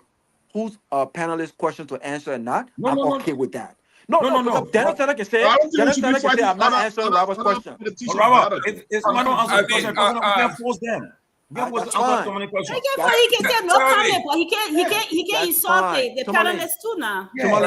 That's fine. If he doesn't want to answer the specific panelist question, if he doesn't want to, she was not here when we discussed. He referred to Mr. Cummings as a dwarf, political intellectual dwarf. So we're going to press him on that. Why would he talk to somebody, an accomplished, highly accomplished person, and being the mouthpiece of the government too? You're not just anybody. Try to denigrate somebody of that stature by calling him a political and intellectual dwarf. The Cummings have been called all kind of names, and he really care about that. If the son of me, Dana Sando, is that the one I used to be behind Yumley? That is him one? Okay, I know him. Okay, so if he that the office boy. I know him. So I don't think we need he's a government mouthpiece now. He has to watch his vocabulary, and usually people with a lack the capacity to express themselves, then it resort to insults. So that's what it is. He's limited in his words and in his IQ, and so he needs to do better. That's a skill he can learn, and it's okay for people to ask it. I don't watch him. I don't really. Except I don't know where I know he be behind you. That's the only connection I know. But no, it is unacceptable. It's unacceptable, and it's okay for us to tell him like, look, you need to tune it down. You need to speak to people. Exactly. When people ask you questions, first of all, you work for us. It's not the reverse because it's our tax dollars that are paying you. So if we ask you a question in this country, when they ask people a question, they don't have nothing to say. No comments, no comments, and then move on. You can't be forcing people, describing people, and because other people do that doesn't mean something is right. That's why our people always say, "Oh, that person do that person." That doesn't mean it's right. No, Tomalin, I mean, you see what Fode Camus say over there? You are sound Carlos. But they may not panelists. They may not panelists. I mean, what I'm saying, there are certain people that just that will just they are just a rod, lightning rod that will just because this guy had insulted. He got no defender here. Insulted everybody. Exactly. I don't see activities. But I think after 9. Tell me, Mr. Jerome, let me close. Let me close by saying this. Tomorrow, I'm coming to engage the deputy minister from an intellectual perspective. I know Daniel Sanders does not have the intellectual powers to have any substantive, engagement policy. I know that. Because he's shown that. Mind you, these guys are on this very platform doing a campaign. We saw us. I know how he engages, and if I'm giving my own personal opinion, I don't think he's in any serious country he qualifies for the position he holds. But that's not my position or my place on who the president appoints. All I'm asking for is the respect is showing on both sides because this is our house. When we welcome guests in a respectful way in our house, we expect that guest to conduct him or herself in our house in a respectful way as well. That's all I'm saying. We will have an engagement. It's not personal. And I want to ask him tomorrow, if you're going to talk about Mr. Cummings' height. Okay, I want to hold your question until tomorrow, dude. Oh, Dad. Oh, The you man, are from you Start wait, man. Robert, he watching. He watching. He watching for what I there way. Yeah. We elevate the man. We elevate him. The man watching. The man taking out all your questions already. I will not have my question, Sylvester. I will not give him homework tonight. That's right. But listen, I think it was a great show as always. And my dear brother Tomalin Josh, this is not a small show. Our show is about substance. It's not about fake numbers and 4.5 million comments. Thousands of people listen to this show. We come here to talk about the issues. For me personally, I'd rather be in a room with one person. People talk about Cummings 1%. I'd rather be a member of a substance-based 1% than a member of the largest movement that has no hair, no tear. In Liberia, we're used to cry, but cry doesn't mean anything. You know what I'm saying? That cry got into the mess we're in today. Cry. So this platform is one of the biggest platform, and this is the reason why, from my perspective, sometimes people don't like to come here because we ask the serious questions. It's not based on gossip and all that stuff like that. But I think Gregory Coleman, the little respect I have for him is gone. I think he's contradicted himself. I think he has proved to be a regime inspector general. He's talking about all these evidences, and now all of a sudden we're asking for all these evidences. What evidences did they have to charge the former finance minister on economic sabotage? What evidences did they have? Because if they had any serious evidences, by now their case would have gone to court. Since he was arrested, and they made all this big spectacle about his arrest and how he fled the country. Since he returned, he went to jail, he came out. Why has he not been prosecuted? If they had all of these evidences, what evidences did they gather when they arrested the former foreign minister and the other folks that were locked up in Coastal Utah? Where were the evidences? If we're talking about a premature arrest, where were the evidences? They were quick to arrest these people. Media were all over the place. We saw them on camera going to jail. Oh, where were the evidences? So again, if you're talking about evidences and you're setting a standard, that standard must be set across the board. You cannot be inconsistent. This is the reason why the public have lost trust in the police department, because the police, government after government, has shown to be ass kissers to those who appoint them. If you don't want to, if the president cannot respect my professionalism, if the president cannot respect my independence, then I don't want to work for the president. I don't want to work for the president. But I'm not going to make a fool of myself. So you can't in one on side of your mouth talk about, oh, we need to generate evidences. We don't have enough evidence to prove probable cause. But in other cases, you were quick to make arrests. You were quick to send people to jail. You had to tell them to go put up. Why has this man not gone to jail? Put up bond, right? And find himself a lawyer. Why has he not done that? The same energy you put behind political cases, why are you not putting it behind this the allegation of a little girl who is apolitical? She has no politics in this stuff here. Why are you not doing that? So this is the country we find ourselves in. But we will not get tired talking. Good show. I look forward to the engagement tomorrow. And I will close by saying again, congratulations to the government. And best of luck to the general and deputy general directors for the Liberia National Tourism Authority. I wish them all the best, and I'm hoping that in the next few months, the year or the last few years they have, I'm hoping we can see some needle move with regards to tourism. Thank you. Thank you, Dr. Peabody. Well, God, great show tonight. Great show as always. Good to see everybody. We're looking forward to another one. We want to bring as many guests we can on this show. So the TC is open to have conversation and healthy conversation.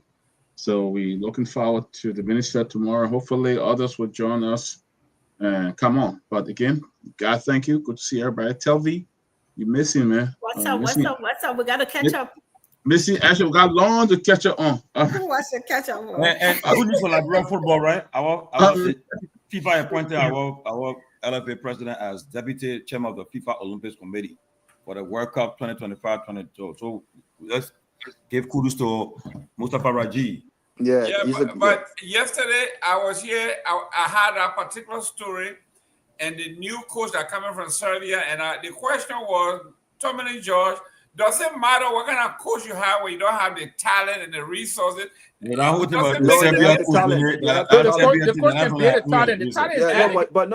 have the talent. You don't have the resources. So hopefully they provided resources to him. At least they're not paying him a monthly salary because the Serbian government will take care of that.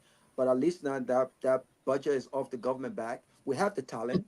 We don't have to in the first place to pay anyway. The only problem we have in our country about sport development is for the government to draw an entire plan and say, okay, yeah, we got a coach already. Because the thing need resources to train the guys. You gotta take them for exposure, right? So like you got to take them to say, okay, we're taking you to this place to play some game. We got to be, and the boys got to drink milk on time. Yeah. You gotta develop. You gotta develop the muscles and all of things. But I gave her credit though. I gave her credit. It's sports diplomacy. Hopefully, I'm hearing they don't start playing on Thursday. I'm hearing that the boys might protest. They might boycott the game. I don't think that's gonna happen. But they're still owing hotel bills. They're still owing their parents' fees. I mean, $1,000. I'm talking about $1,000. You can't. I mean, come on now. So hopefully, that's been like your problem. Why you can't? Put that sports in our history. Number one is Samuel Kanyando, and the next man was Charles Taylor. Besides, all the president that came, they didn't do nothing on sports. Yeah, so hopefully Lone Star win. But I think that's a good thing. We need to. Who's start playing tomorrow? No, they're playing Thursday. They're playing Namibia on Thursday. We need to develop a good Namibia. We'll get a 5-0. They're playing Namibia. They're playing Namibia.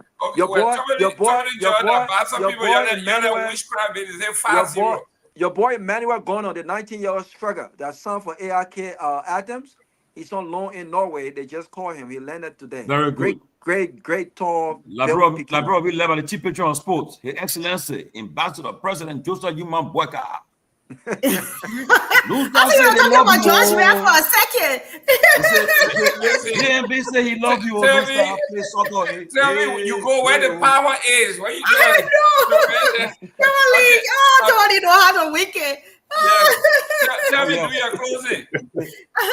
JMB said he loves you, Lone Star. No, on a serious note. So let me touch your guess a little bit for tomorrow. I think I agree with what somebody was saying. You know, you want to make the home a friendly environment so people can be, feel comfortable to come here. Some platform people would not go there. Some guests will say, "I'm not going there because the people rude or they this and that. They're just not friends." So we want to at least but not protect them. Like other platforms, some platforms will say, well, only the people can ask questions, or they already got it preached, question already you can ask them. That's your land. Listen, go ahead, Taffy. Go ahead. But we want to make it what we say family friendly, so they can feel comfortable to come. Hopefully, that what we're saying today doesn't scare him, and it shouldn't, because he should be a public speaker. So he should be able to come here and answer any question. And if he can't answer the question, it's okay for us to rephrase the question. That's part of public speaking and questioning. We'll rephrase the same question and give it back to him. If I come on now, I'm not sure. Just to be on my work, Tony. But great show. I mean, I came to the end. You also started talking about rape business. That one brought me on. But I think, again, to the case, I have no reason to doubt that little girl would say, "Tell me go to sleep." Man, after time me go sit down somewhere. I have no reason to doubt what the little girl was saying. I believe her, and I think Gregory Kromah. I know people talk about there was no probable cause. If Gregory Kromah, he's a trained officer, if he didn't have all the evidence to prosecute, he should have just come to the public. It's okay to brief, come and say, "We'll stay probing the case. We'll stay following up, but we'll keep you updated." That's what trained officers do. They will not come talk prematurely and say, "We got enough evidence." What the public wanted to hear, that Brian Michael, whatever his name is, committed a crime, or he didn't. And so that's all the people wanted to know. So you come out and say, we got enough evidence to move forward, People say, oh, they got him now. He's close to getting behind bars. Then you come out and start somersaulting. You shouldn't have gone that far. It's just that we're investigating. We feel that she was tampered with, and we'll stay investigating. Leave it right there. Don't go any further. Just say we'll stay investigating until you get the full picture. Then you can come and brief, because for that point, you're speaking from the place of all your facts. You got your thoughts in a row. But you come to prematurely, and then you come back and start retracing your steps. It's a trust issue. I mean, and we know why all of this. We can carefully say, because given the history of Liberia, we know money not change hand, relationship not change hand, everything not change hand. Who 1 year didn't hear that business? That all it is. He's not innocent. Children don't lie on people like that. Children don't. Look, I know too many cases in this great America. I will close with this. This girl had a boyfriend in the house with her children. Every time the men were coming towards the children, the children were talking. 7 years later, those children confronted to the mother, that the boyfriend had been raping those girls. Too many stories, similar stories. Children don't lie. I know another one. I'm not going to tell all those stories, but children don't lie. There's a different thing where people can say, oh, well, me and the girl were loving because I don't want her no more, so she said I rape her. Man, those are revenge stories. We're not talking about that. That lady is not lying. So I will stop right there. Sadly, that's what that case is going to end in another court case on a Liberia, like every other case. But great show, and looking forward to the show tomorrow. And I'll be here if I can. I want to engage Standard Sando. Please do all you can to be here. We need some females here. Mr. Nagbe, listen, before you come on, I have to protect my boss, Tomalin George. They are after you tonight. They say, since you left that Liberian, how do you call it, diaspora thing, you are totally changed. They say your face shining, your verbiage changed, you singing, they saw you to sing for Joe. You singing that Joe. You see what? But what they say? You need to bring the diaspora people about Tomalin and Peabody. You need to bring the diaspora conference where we need to know the budget. Yeah. And how they spend our tax style, because I'm hearing 250,000, 350,000, all kind of thousand for that money.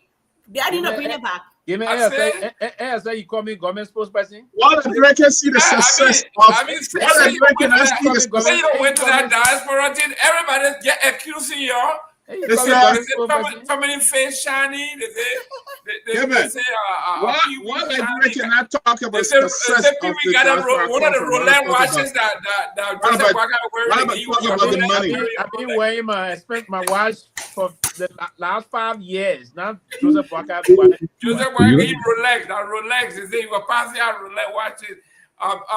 Mr. Nagbe, you're closing. Yeah, I mean, we were told here that TCA was officially invited to that conference. So, with the beginning, we holding it down while the OPA then go and hustle. So, well, they want to tell that what they tell. For the Kromah is his own. What do you mean by what they want to tell? Don't tell. What do you mean by that? Exactly. Look at the white you're wearing. You know what I was last week. So that one of the things we're talking about. That's right. The man wearing listen.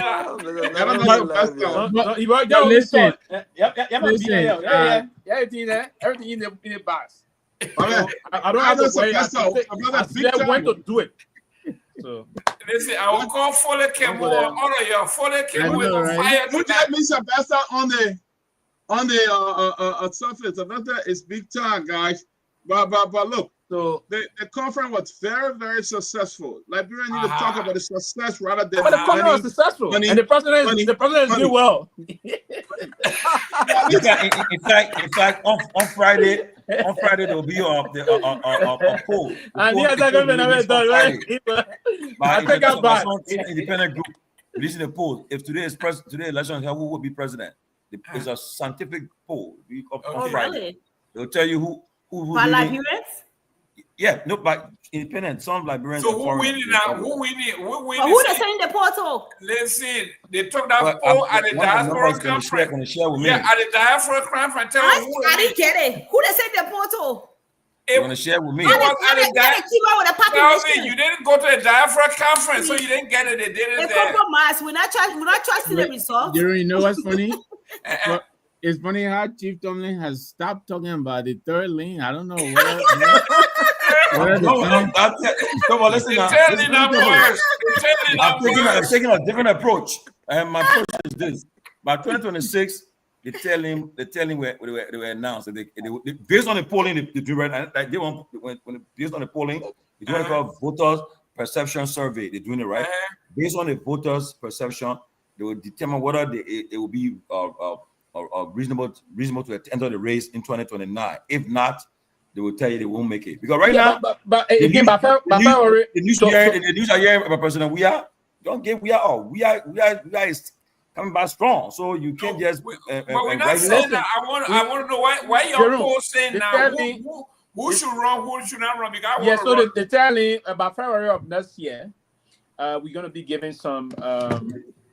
What I would call. Did you say February 2026? Yes, next year we're gonna come back to give some updates. That's about 5 months away. Yes, what I will say to you. We have to be able. We try to do some political to track the polls in the country, and I wouldn't disclose the kind of a methodology deployed by the. We know that AI. Go ahead, AI. No, we don't. I don't subscribe to AI. In all of them, I don't subscribe to AI. I'm see what.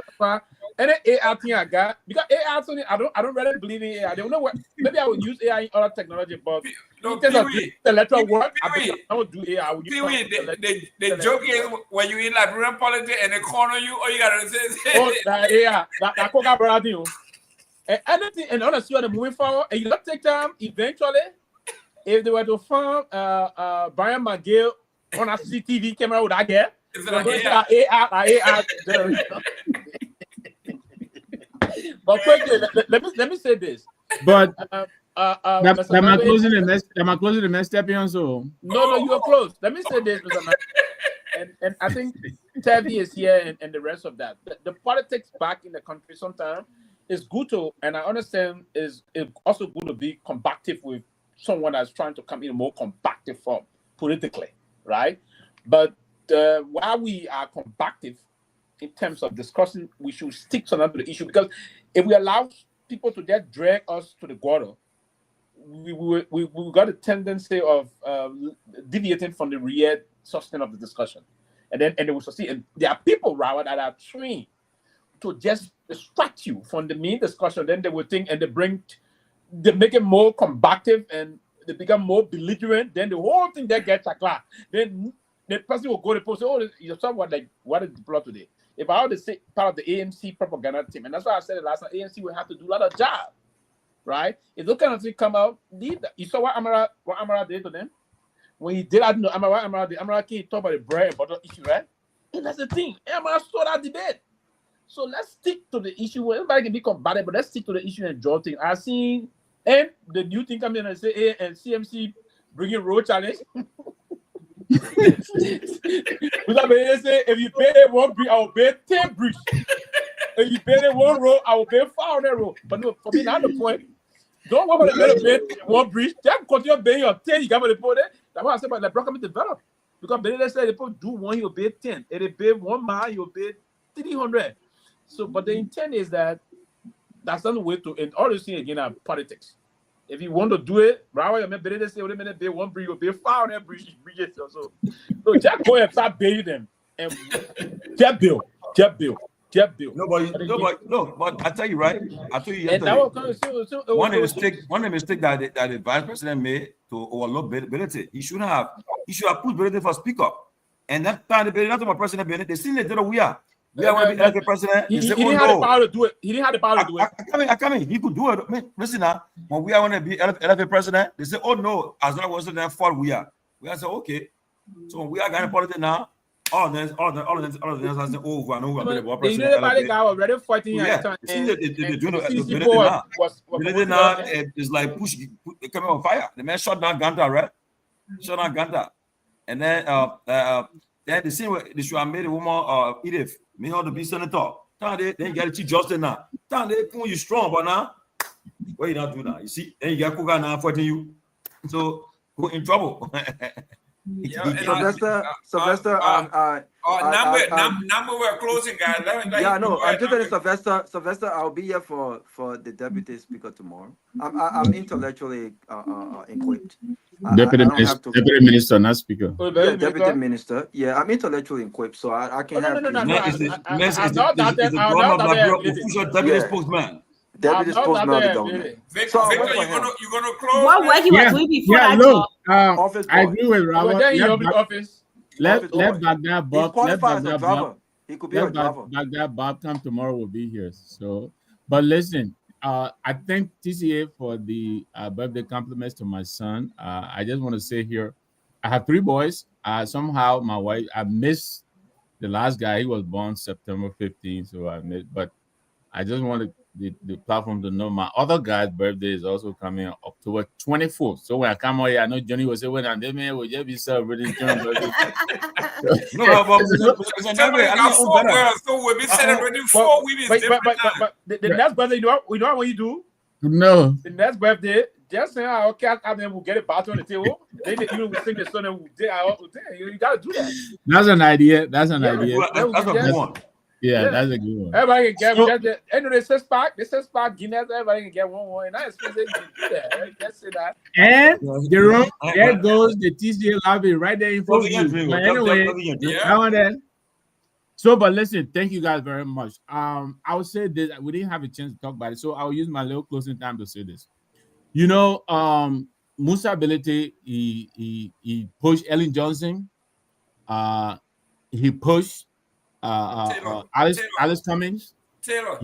He went in the house and he has decided that he will make his own luck. And the CMC, we are committed to making our mark. Right now, I agree with Sylvester. We have said that over and over. If this is what it would take to develop Liberia, right now the government of Liberia is in Bapulu. We were in Bapulu months ago. They chased her out. But the people now, they have developed an appetite. They know now that bridge can be fixed because all alone people over 50 years, people believe that's how that bridge was supposed to be.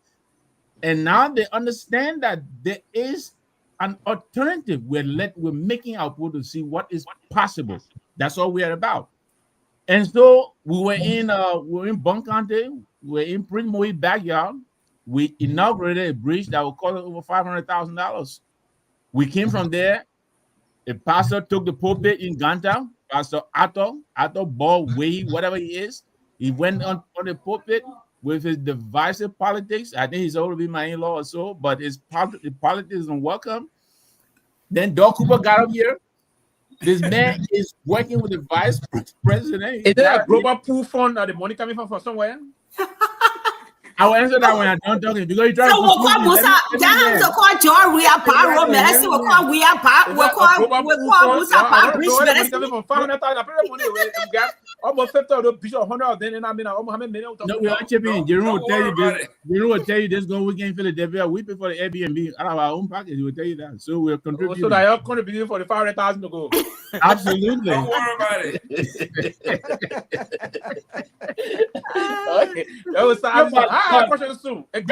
In my closing, look, this is good for Liberia. If this is what it would take for our country to be developed, whether we win or not, I will go home after 2029, sleeping well and having a good time. Absolutely. Knowing that there will be a road going to Barobo, where I'm from, where my father came from. There was no road. There was no road my father's time. Well, the CMC is going to the southeast now. We're hoping to direct the satellite over our part of the world. Let the place be developed. If it will cost the government to finally chase us down, James Banning has been the senator over there for quite a while. Austin Taylor and all these guys are there. Our people now know what is possible thanks to the CMC. And this is what we're about. So we want to congratulate the CMC. We know right now everybody's coming out of the woodworks. Politicians now making to make all kinds of wild promises. We like it. And I hope our people will hold them to whatever promises they're making. If the government of Liberia will chase us around wherever we go, they want to go and outdo, or we've already indicated, like you said, we threw out a challenge. Whatever they do, we'll do 3, 4, 5 times than what they're doing because we know our people deserve better. That's all we're saying. And by, like Tommy just said, we are going to commission a survey, just like you indicated. After 2 years, we'll go to our people. How do you like what we're doing? Well, what we're doing is only 10% of what you are entitled to. If you give us the opportunity and resources, we'll do better. And if the people agree, we will put our name forward for the election for 2029. That is our strategy. Very simple, very, very uncomplicated, and that's what we're after. So it has been great being with you guys tonight. I will come back here tomorrow and meet Bob, whatever he's coming with tomorrow. Well, ladies and gentlemen, I just got one thing to say, and that is when the criminal justice system was put together, there's a reason why they say probably because the bar is so low. They are not asking you for guilt. Probably cause is use your common sense and the evidence before you. Was this woman raped? The hospital said yes. The eyewitness who did this, he said Uncle McGill. That's probably cause. We're not saying he's guilty. That's probably cause. The bar is so low. In murder, those are capital cases, murder and rape. When the person comes and say, I was raped, and this is the perpetrator, Uncle McGill, that probably caused enough to say, my man, can't be here yet until we can clear this thing out. But for you to say, everybody else you were arrested, I was right here. I read the case from Nima. The young man that raped the baby was arrested and he's behind bar now. And the same rape is a non-bailable case, so he can't get out. So that the same police are arresting, the same police is saying this man. That's right. We can't arrest him until we get all evidence beyond all probably. And this was without no DNA, no DNA, no investigation. Someone texted me last week and said, your Bassa people, McGill is from Bassa, Coleman is from Bassa, Nyobli Kanga nominated him, she's from Bassa. So you on that show, take it easy with your Bassa for that. And the Bassa what? Yeah. So I mean, no matter what, this is. I already may say what the last one he told you? Huh? What the last one he said? No, he said that McGill was nominated by Nyobli Kanga, also from Bassa. Yeah, so everybody from Bassa. So I'm telling them, Bassa people, we are ashamed with all the beautiful women in Bassa for a grown as, excuse the language, to go and rape a baby. With all to be frank, if by any chance he did that, it's disgusting. It's terrible. Then I mean, you read it. I mean, with all the beautiful women in Liberia to go look for a baby, they're gonna be. It's a fetish. It's a psychosis. It's like it's a disease. You don't do it all day. How to do? They crack your head and say, well, something there. That's exactly what it is. Why? It honestly was it a mental problem? Yeah, I mean. So but in those cases, it's a sickness. And they're going to put together the study program or the study but to be frank, you have to be mad or sick to do that. It's a sickness. It's a sickness. You got 25 if you want, but if you want young women, you got 25-year-old, you got 24-year-old. Why you go to a 14 or 15? You got 24. They're young too. 22, and all the women. Let me shut up before I get in trouble. But these babies that can barely take care of themselves, how can you derive? I better get 22. Let me get some. Yeah, man. I mean, if you're from Grand Bassa County and you're watching this, you'll tell us this is not our problem. No, it is. All the Bassa people involved in this. Mr. Gayman, you correct on this one, and that's why I can always say to all of my conversations and other things. There's no one on this sun that is perfect. I don't pretend to be one. But what I do in terms of particularly the society of such and everywhere, and my association with people that I'm not related to, the only relationship I got that is close with my own girls' children, right? That I associate with in a weird manner. Because sometimes you have to live the way you want to do things. If you see, and that's one of the reasons why, if you see in the community, and tell me this, if you see in the community, you see this person coming and say, oh, my wife, my small wife. I have some people inside our community. Oh, my wife can't sit on my laptop. I don't let my girl let me sit on. But even uncle, my brother, so you don't do that, right? You try to disconnect those things or disassociate yourself with the kind of life. Stop associating men that always see you calling people little children. Oh, my wife can't go do this. Those kind of men can always find themselves no kind of tendency. So it's bad. Don't put that man in. Mad people can do those things. And for me, the reason why I'm not definitive to say I'm going to nail him to say this, but I didn't say by any code of suggestion that he's off the hook. No. The point is that you investigate. If it is true that it happened, because I saw the man today also saying that he went there to try to negotiate so they can discuss it behind the family way and all those things. If that is true, they can establish just like he did, that he be behind bars pending the adjudication of this matter. Well, you are innocent, and why he want to go talk to the family? Yeah, that's it. If they can really prove that he did that, from what the guy said today, and that I'm sure that people got pictures and recordings of him. Yeah, he said they got the entire family can testify that he. I had a change of mind when I listened to that guy today. Said that my only encouragement not to. That's what I was saying to the police. The police is trying to work with him to see if those recordings he got, they can bring it out to want to work. If they got that, the message is going to change the nature. They would then move quickly. And he need to be recorded. If 2-3 family can attest to it, because he didn't talk to the guy in the corner. Other family members were there to say that y'all cannot tell the family way. They had to call other people. And the society again. One part of the reason why those things will happen, the society is so destituted to the extent. So people that just got those kind of things with news that they believe they can perpetrate those kind of thing, and want to use cat violence to suppress the case or other words. These are not good things to be frank, because these are innocent people also, and you don't do that. No one is standing up, but you can do that. Particularly you, I mean, it's in the 50s. I heard too, some of these people be doing that. Even though I'm a firm believer, I believe that God is the only way. But I heard that some of them do these things for ritualistic, things. They'll sleep with them because the medicine man say you must do this to get rich or to get this job or whatever nonsense they got going on. So who knows? But y'all gotta hit 5 hours. So how you can be talking for 5 hours? My goodness. Okay, guys, let's do it. See you tomorrow. So now we'll go 7 hours. So now are you serious? We can be up to 11 or 6, 7 hours. Y'all gonna make it short and sweet so that people can watch. No. I thought they got a time we can just be regular. Y'all been hanging out? Yeah. Yeah, Debbie, we love guys, doing the thing. We're not just coming at you. You got something to talk to you. Come on. I'll see you guys tomorrow. Yeah, we'll see you tomorrow, man. Okay, man. All right, have a good night. Good night, guys.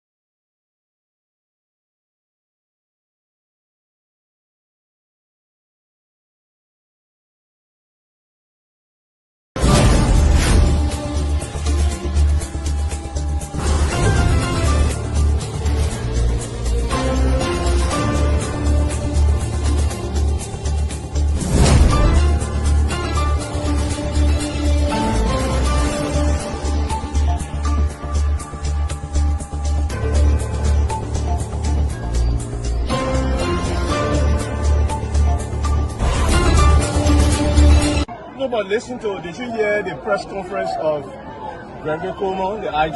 He did say that this is a highly political case, did he not?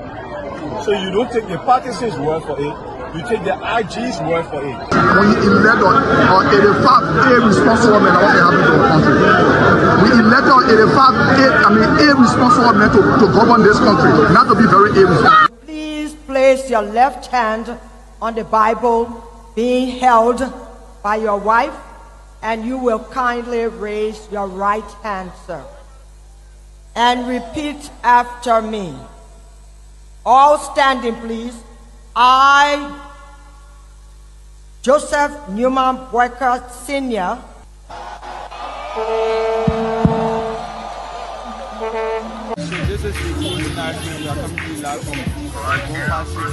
no secret now that your friend and former boss will be a candidate in 2029. With all of that you experience, all of that you know, and everything that you see unfolding in the country now, will you support him? Will you be part of the process? Will you give him the support? Do you think he can be a better president? So why you want to bring political men in it or not? Oh, but you political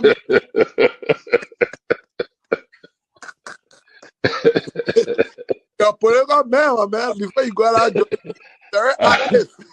I plead the fifth again. Okay. When 2029 come and pass, then you finally leave. Mission is completed. Now, what the rules of engagement? When the war ended, the guy said, the captain, the commander said, mission complete. There wounded out first. All men on board. So, this riot situation when it comes to country, because many times you notice that. If Charles Taylor is the problem, he will be out of here in the twinkle of an eye. And I say, let well-meaning Liberians come home. If we respect this constitution, a government formed in Accra is a violation of Article 1 of the Constitution. Let them come home. Let that government be formed in Monrovia. On the Boyka's administration, we want to give the government of Liberia an ultimatum of 72 hours to provide a living ballot of the chairman of the Student Unification Party, or else there will be a catastrophic pneumonia in the Republic of Liberia. To arrest the chairman of the Student Unification Party, only because the government feel intimidated about the Vanguard Party advocacies. The government got kept the rule, small, rule, B rule, all kinds of things. I think the reason Joseph Boyka will not do much because the old man, the Papa is suffering. The Papa loves the country, but he can't make it. The criminal there around him, they sophisticated than him. They are sophisticated criminals, so they can't make it.